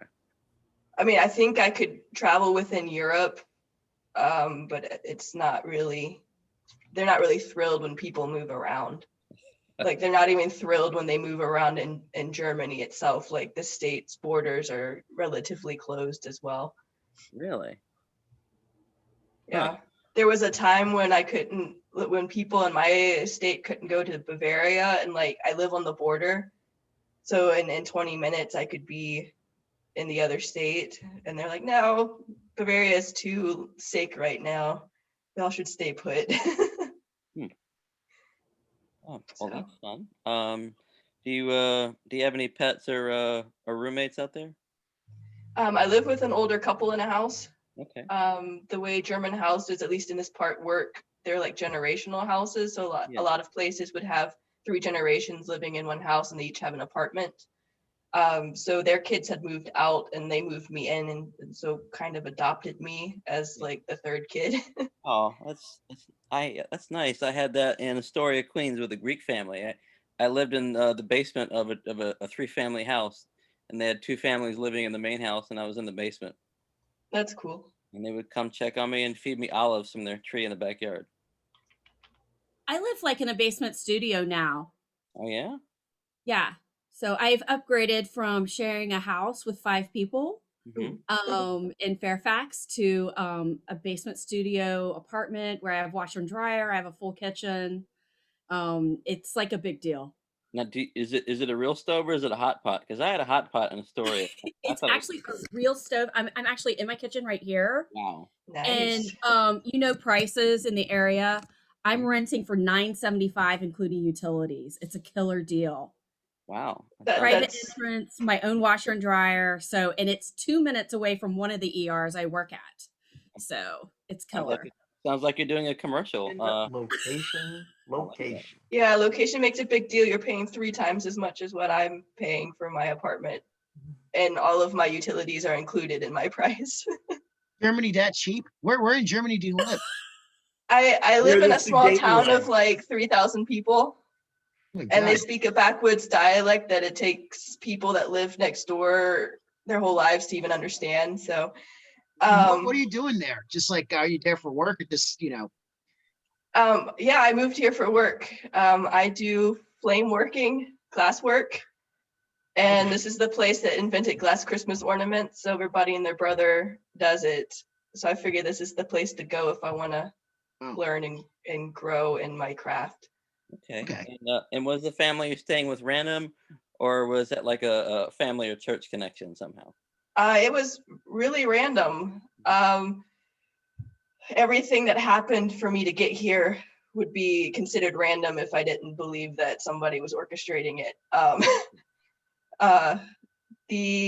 My coworker, who's like 70 and already retired but still works because he loves his job, I asked him where I could find a place to live because this place doesn't really have apartments online because it's, a small town. Most people know where everything's open anyway if they want to move. So I'm like, how do I find a place to live here? And he's like, well, I know some people. So his wife's best friend is who I'm living with now. They took me into the house and they're like, you can pick. We have 2 apartments. You can be in the basement or you can be in the attic. And like the attic apartment was pretty small but cozy, and I have a terrace off the back, so I'm like, I'll move into your attic. There you go. And they have a dog and a cat, to answer your earlier question. So I have an adopted dog and a cat. Aw. And there's 2 cats in the neighborhood that when I walk by, I'm always excited to see, and they seem to be excited that I walk by. So okay. And where do you do your work at normally?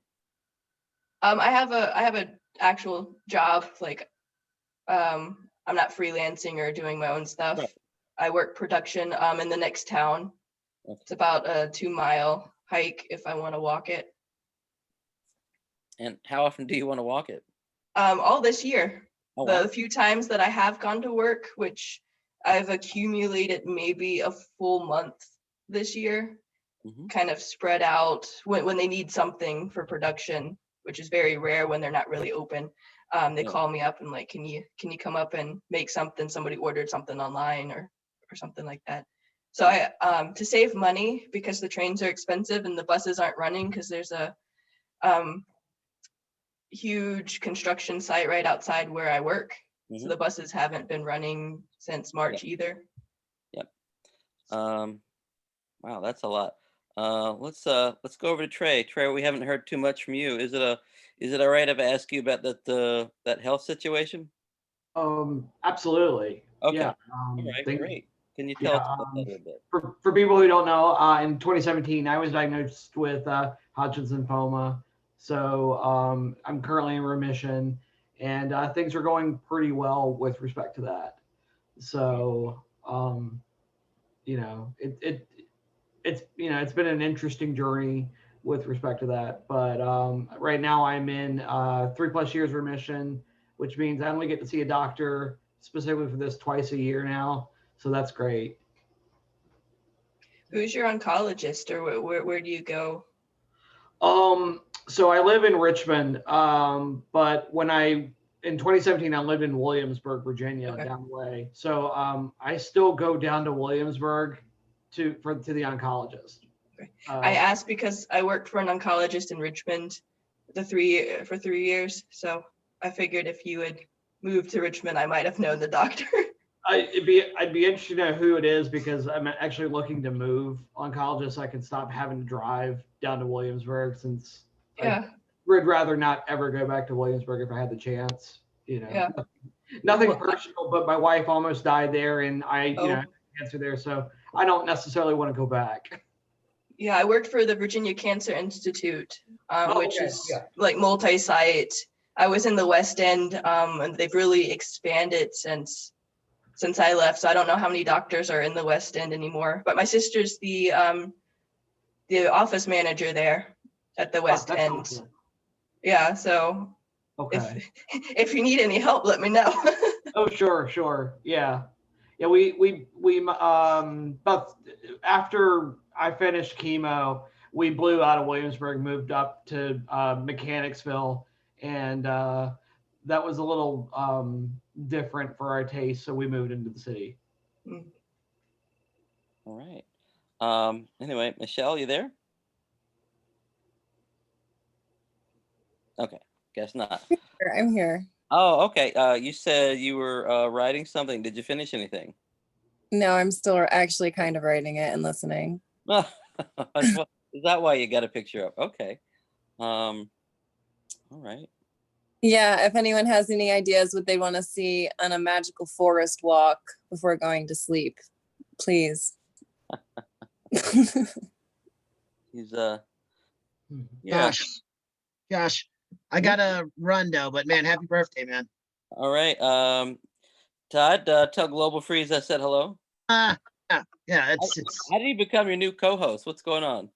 He was basically a watcher, and then like I guess he's like he chimes in, like morning like radio shows. Yeah. AM, you'll have like who's that Cindy from like the Mets fan who's always like I'm coughing back in the 80s and 90s. Yeah.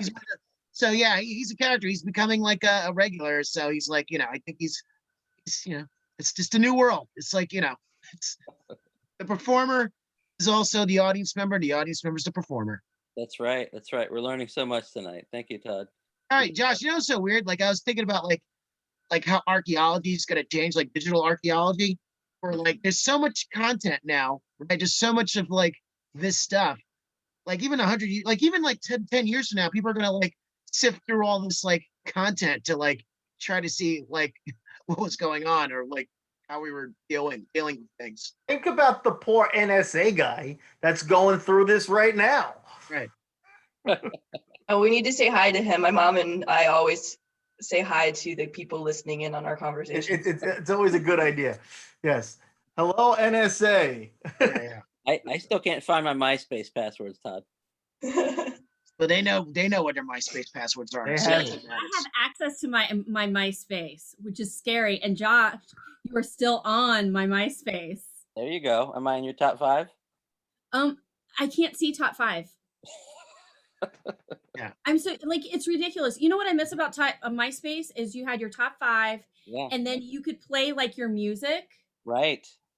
No, and that's something that they don't have. I know. Good. I don't know why. Sadly, I've actually posited that MySpace was the peak of social media, and after that, it was just like crescendo. When I came onto Facebook, we had your top rate the guys and girls 1 to 10. That was the early years. That was like Facebook. I had to be invited. Yes, that's correct. That was the trick. Like all those Harvard kids made you think like, oh, it's exclusive. It's not like MySpace with all those unwashed rubes creating, And now my grandma's on Facebook, so people will be appalled with the stuff that we were doing on Facebook in the early years. The sad thing is during the 2020 election, I had to block the person that first invited me. Oh, that's horrible. I remember doing it and I was like, oh, please, come on. Full circle. My mom is on Facebook too, and she doesn't get on that much, but just enough to where when anybody starts yelling about politics on my page, I end up deleting the whole post. I have to. I try to explain Josh, I think you know the person that invited me, Ricky Dillinger. Do you know him? Okay. Yes, Yeah, and he was who invited me to to Facebook. okay. That's weird. I know it's an odd thing, but Yeah. So, Was so it worth it? definitely not. So Rachel, you said your grandmother's on Facebook. That's She was she passed away in 2016, but she was like a Facebook fiend for a while. That and Candy Crush. oh my. Yeah. Makes sense.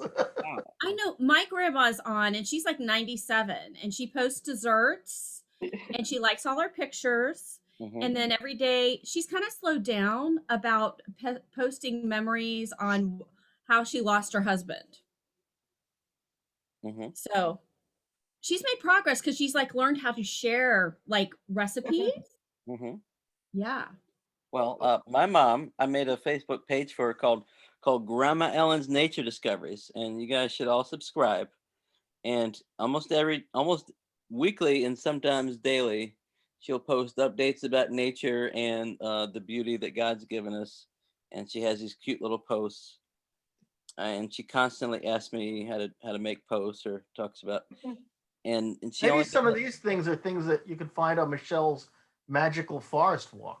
There you go. Maybe, but and she only gets about 2-3 likes every time because she doesn't know how to make new friends. And try to explain to her that she needs to have more friends to get more likes. Meanwhile, like my nephew and niece are being like rude to her and be like, "Oh, grandma, how many likes did you get?" Like my little 13-year-old niece, and my 10-year-old nephew would be like, "Well, grandma, you just follow people and then you unfollow them, okay?"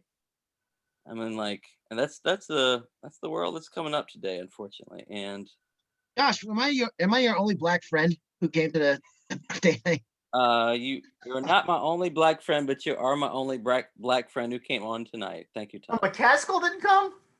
Oh wow. Yeah, he's sensitive about going online, I think, right? Because I wanted to get him as a judge early on in one of our shows, but he was like, Really? "Oh, yeah." Yeah.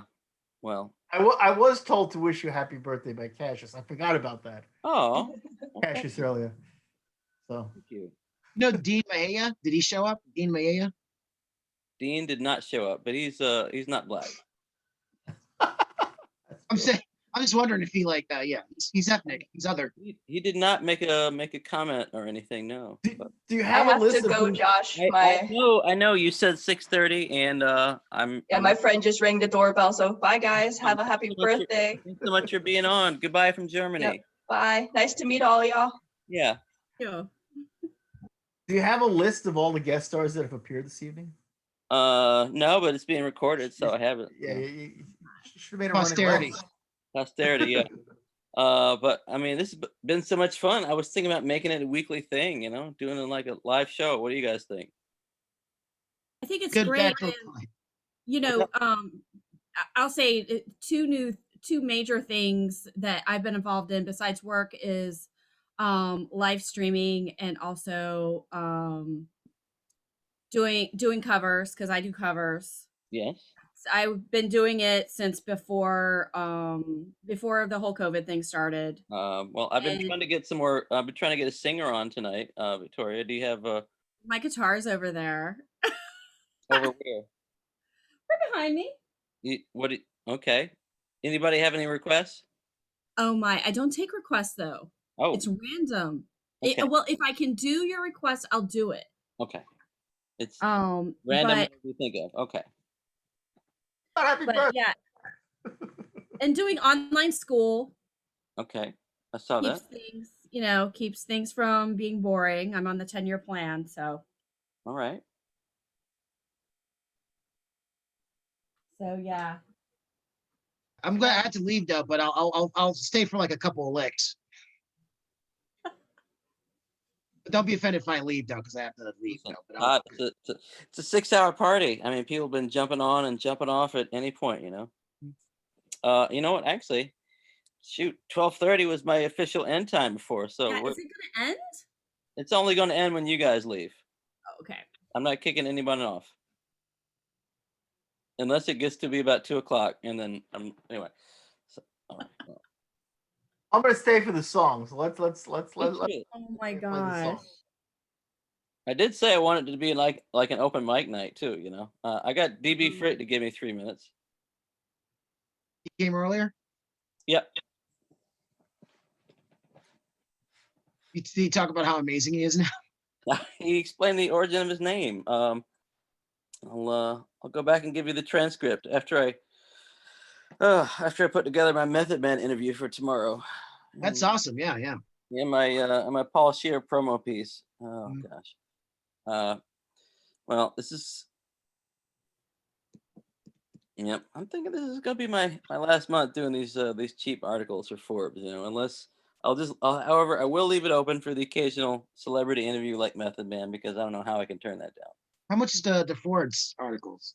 Well, they were paying $500 for 7 articles a month, and then at the start of the pandemic, they cut it to $250 for 5 articles, which is $50 an article. But there's no content filter. I can pretty much write about whatever I want, and they only bother me if my mistakes are too terrible.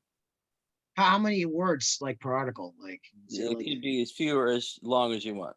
Oh, really? So just if you just send in like a couple sentences, it's like it counts. You can do a couple sentences, but you'd have to have a lot of pictures with those sentences, you know, like about the release of like a new movie, and you can have like, you know what I mean?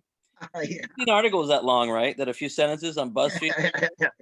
That's an article now. You could do that. You could. Yeah. I'm not going to try to get away with it. But listicles. Here's 10. 10 ways I get paid $50 for this article. 1, this picture. Yep. 2, this other picture. Yep. Well, I think somebody might write in if I did that, but anyway, I'll try to keep it above board. Who is this guy? Hey, who's this Weisenheimer?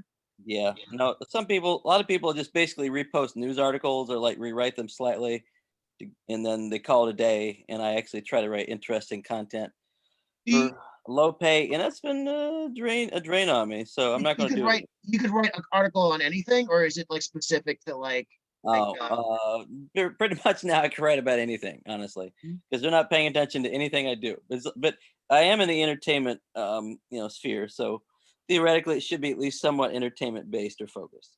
Hey, can I get you for like a PN and Friends article? For my project. We had Chuck Norris from Cameo. We're actually the next episode we're doing some weird Cameo stuff, so that might be a story for you, you know. It could be. I'll have to take a look, Todd. I have occasionally written about Friends shows. I wrote about Gay Pacheco's thing one time. I don't know if you saw that. Which one? The Funhouse? The quarantine pandemic podcast with his ex-fiance. Yeah. And then I had the improv show with Calvin Cato, his show. You know, the improv one where they're video game characters or whatever. Oh yeah. The only thing is though, because like we're using like Cameo to like sort of like make something weird. Yeah, I remember. I was there in April or whatever. Remember? Oh yeah, where you Scaramucci. Yeah, but we got like I'm gonna start. Yeah, but we're doing some weird stuff like so basically we're making fun of the Boogaloo Boys like in the episode, and we're having celebrities make like so basically we're making celebrities like make some messages for like that aspect, which is kind of funny.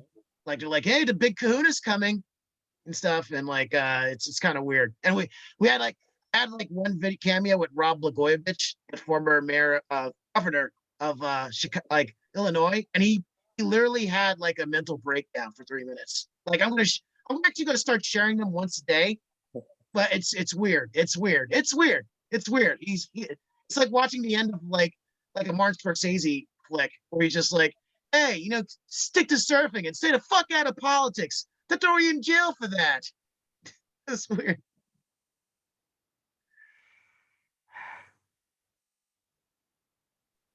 I'm having a friend of mine that lives in China tells me try to get on, but it says he wasn't authorized. Maybe I put that on my list of unauthorized countries. I don't know. Yeah. It was hard to get on. Well, I had to sign up on my own Zoom. So yeah. It was super easy, but this is where I come on for, all my school stuff now. So, Yeah. I gotcha. All right. Well, you got that song picked up, Victoria? I'm trying to decide. Oh, I thought all that I was stalling for you. That conversation. Like, I don't know. Right. Yes. That's what I thought I was doing. I was like, hey, let's work in. There's Hey, one you want to I'm write an trying to article? find right now. My PN and Friends project, and then I do like a soft pitch because I'm a professional. Exactly. Yeah, you did it. Oh, my friend Gina's on. Texting me. Let's see if she'll get on. What I'm looking for. 1 second.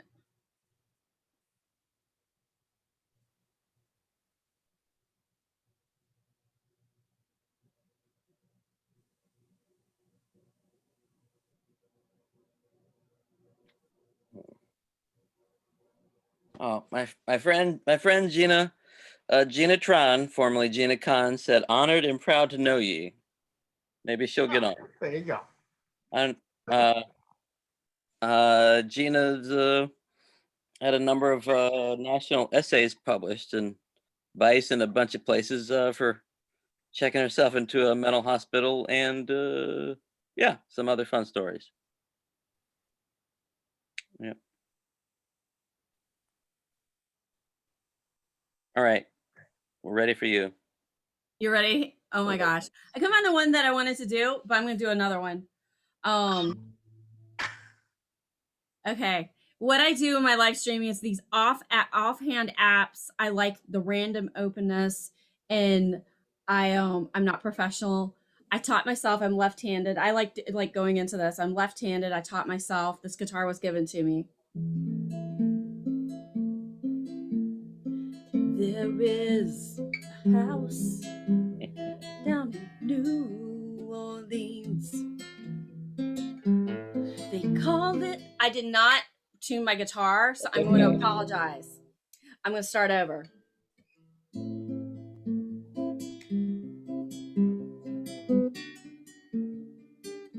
I do need to do it.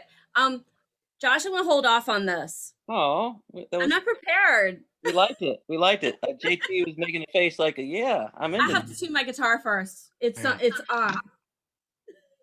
I'm going to mute and I'll come back. Oh, okay. All right, Josh. I'll maybe I'll come back later at like 2 a.m, but I gotta run. Hopefully I'm not here. So all right, take care, Josh. Happy birthday, buddy. Thank you, Todd. Miss you, pal. Stay out of trouble, young man. JT, that if I ever do get you to write a book, that should be your title, by the way. That's probably, yeah. That'll definitely be my autobiography's title.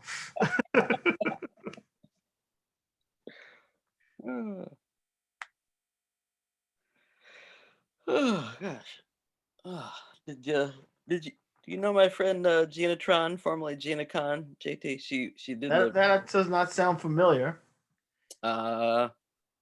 She did live in New York. But, okay. Can't remember how I knew her. No clue. You meet people randomly in New York. Yes. No telling. She was dating a friend of mine at the time, but I have no idea how I met her boyfriend at the time. So okay. I have no idea. He didn't do promos. I know that. All right. I don't know how. Oh wait, I know. I met him. I met her through Melissa. Melissa was friends with Gina. Oh, okay. That was what it was. And then they had like a falling out. I didn't ever find out why. And maybe it was over the boyfriend. You know? Melissa knew some interesting people. Yeah. Anyway, so I didn't get to talk to her while she was here. How is she doing, by the way? Melissa? Yeah. She seems like she's doing absolutely fantastic. She's got this house on the boardwalk. This is right next to the America's Cup. Did you see that? I did not. Oh my gosh. Well, I've got the whole live video. Yeah, she was on longer than anybody. She was on 2 different times for like an hour and a half. And she was just walking around showing us like New Zealand and the boardwalk. Literally, she's like 2 minutes from where America's Cup is staging right now. She's right off the water. her accent is heavily New Zealand right now. She sounds, I mean, if you remember what she sounded like before, she doesn't, sound like she's from America anymore. She's like, hey, no, I don't want to do it. It's fun. Okay.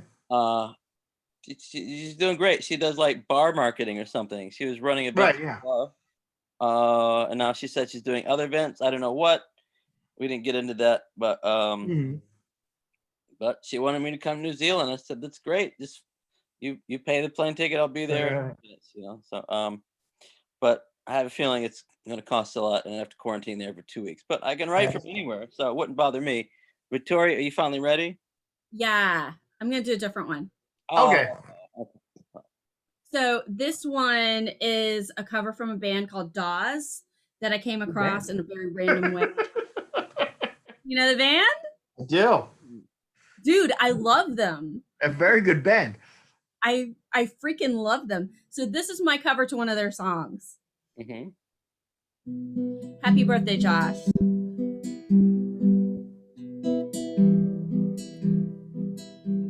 Like the memory from your mother's house before you get too old. Like the feeling from an old photograph for the meanings all get told. Words I say can be silver, but what's left unsaid is gold. Get to know me before I go away. Maybe it's because I come from such a deep-hearted town. Or maybe it's because some old love of mine has really got me down. The only time I am lonely is when others are around. I never know just what to say. Okay, this is my favorite part.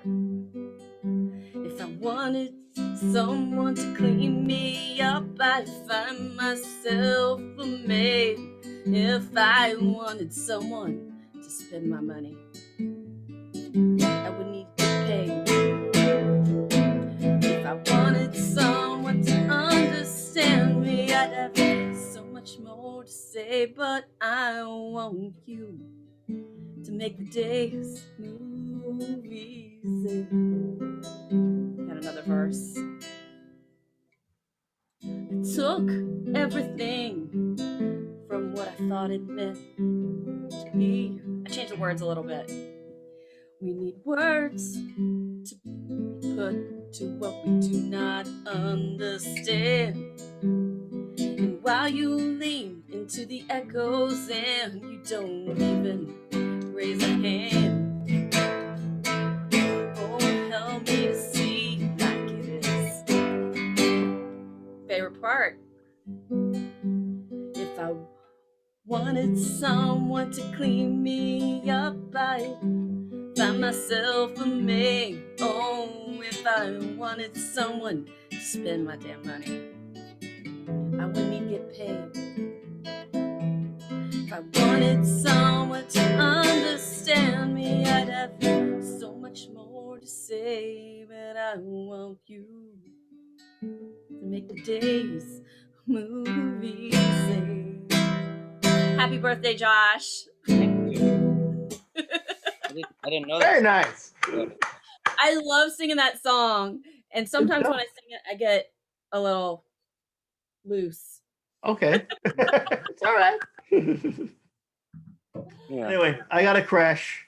I hear that. I gotta more restaurant pods to move out of the way of snowplows tomorrow. I know, and I have 2 articles to finish writing for $50 each for Paul Scheer and Method Man. Very nice. I forget, somebody was like, I think my dad was like, "Why don't you ask him for a job?" So I should like get on with these celebrity interviews and say, "Hey, with what do you guys think? Is that too dumb?" I think it's pretty. No, I think that's a great article in itself. Is how I asked Method Man for a job. Fabulous. Yeah, that would be interesting. In the midst of a pandemic. Right. I mean, but I would. But you guys don't understand. Well, maybe I'm also on the line with their agents at the same time too, because they're always like putting them on the three-way and they listen in. Oh, they're definitely gonna hang up on you. Yeah, that would be unprofessional. Well, happy birthday, Josh. I'm gonna sign off. All right. Well, I appreciate that. Thanks so much, Victoria. It's been so much Nice fun. Thank meeting you. all of you. Seeing you again. Yeah. All right. Too bad. Well, too bad Trey didn't. Too bad she didn't do like a duet song. With Trey, you could get in there and duet with her. Yeah, no. You don't do that? No, stay out of trouble, I kid. know, you're leaving. All right, that's fine. Oh my gosh. Hey, Jill is still on. Yeah. Oh, Trey. Now it is down to you and it's down to me. How you So, feeling? right now, And sure, whatever, however you would call it. oh, well, I've been talking for 6 hours straight and my neck really hurts. Do you feel good though? Oh, on a day-to-day basis? No. Oh, okay. On a day-to-day basis, no. But today, right now, other than I've been talking for 6 hours and my throat hurts, how do you feel? I mean, You feel the love? oh, I definitely feel the love from this Feel the love. 6 hours of all these people. Yeah, There's but nothing wrong with that. Yeah, just bask in that. yeah. Well, I will. Why not? Yeah. So, So, but sorry you're not feeling well from day to day, but you got Method Man. You might 50-50 you ask him for a job, why not? And it sounds like you got your writing stuff going on. uh-huh. That probably keeps you sane and out of trouble.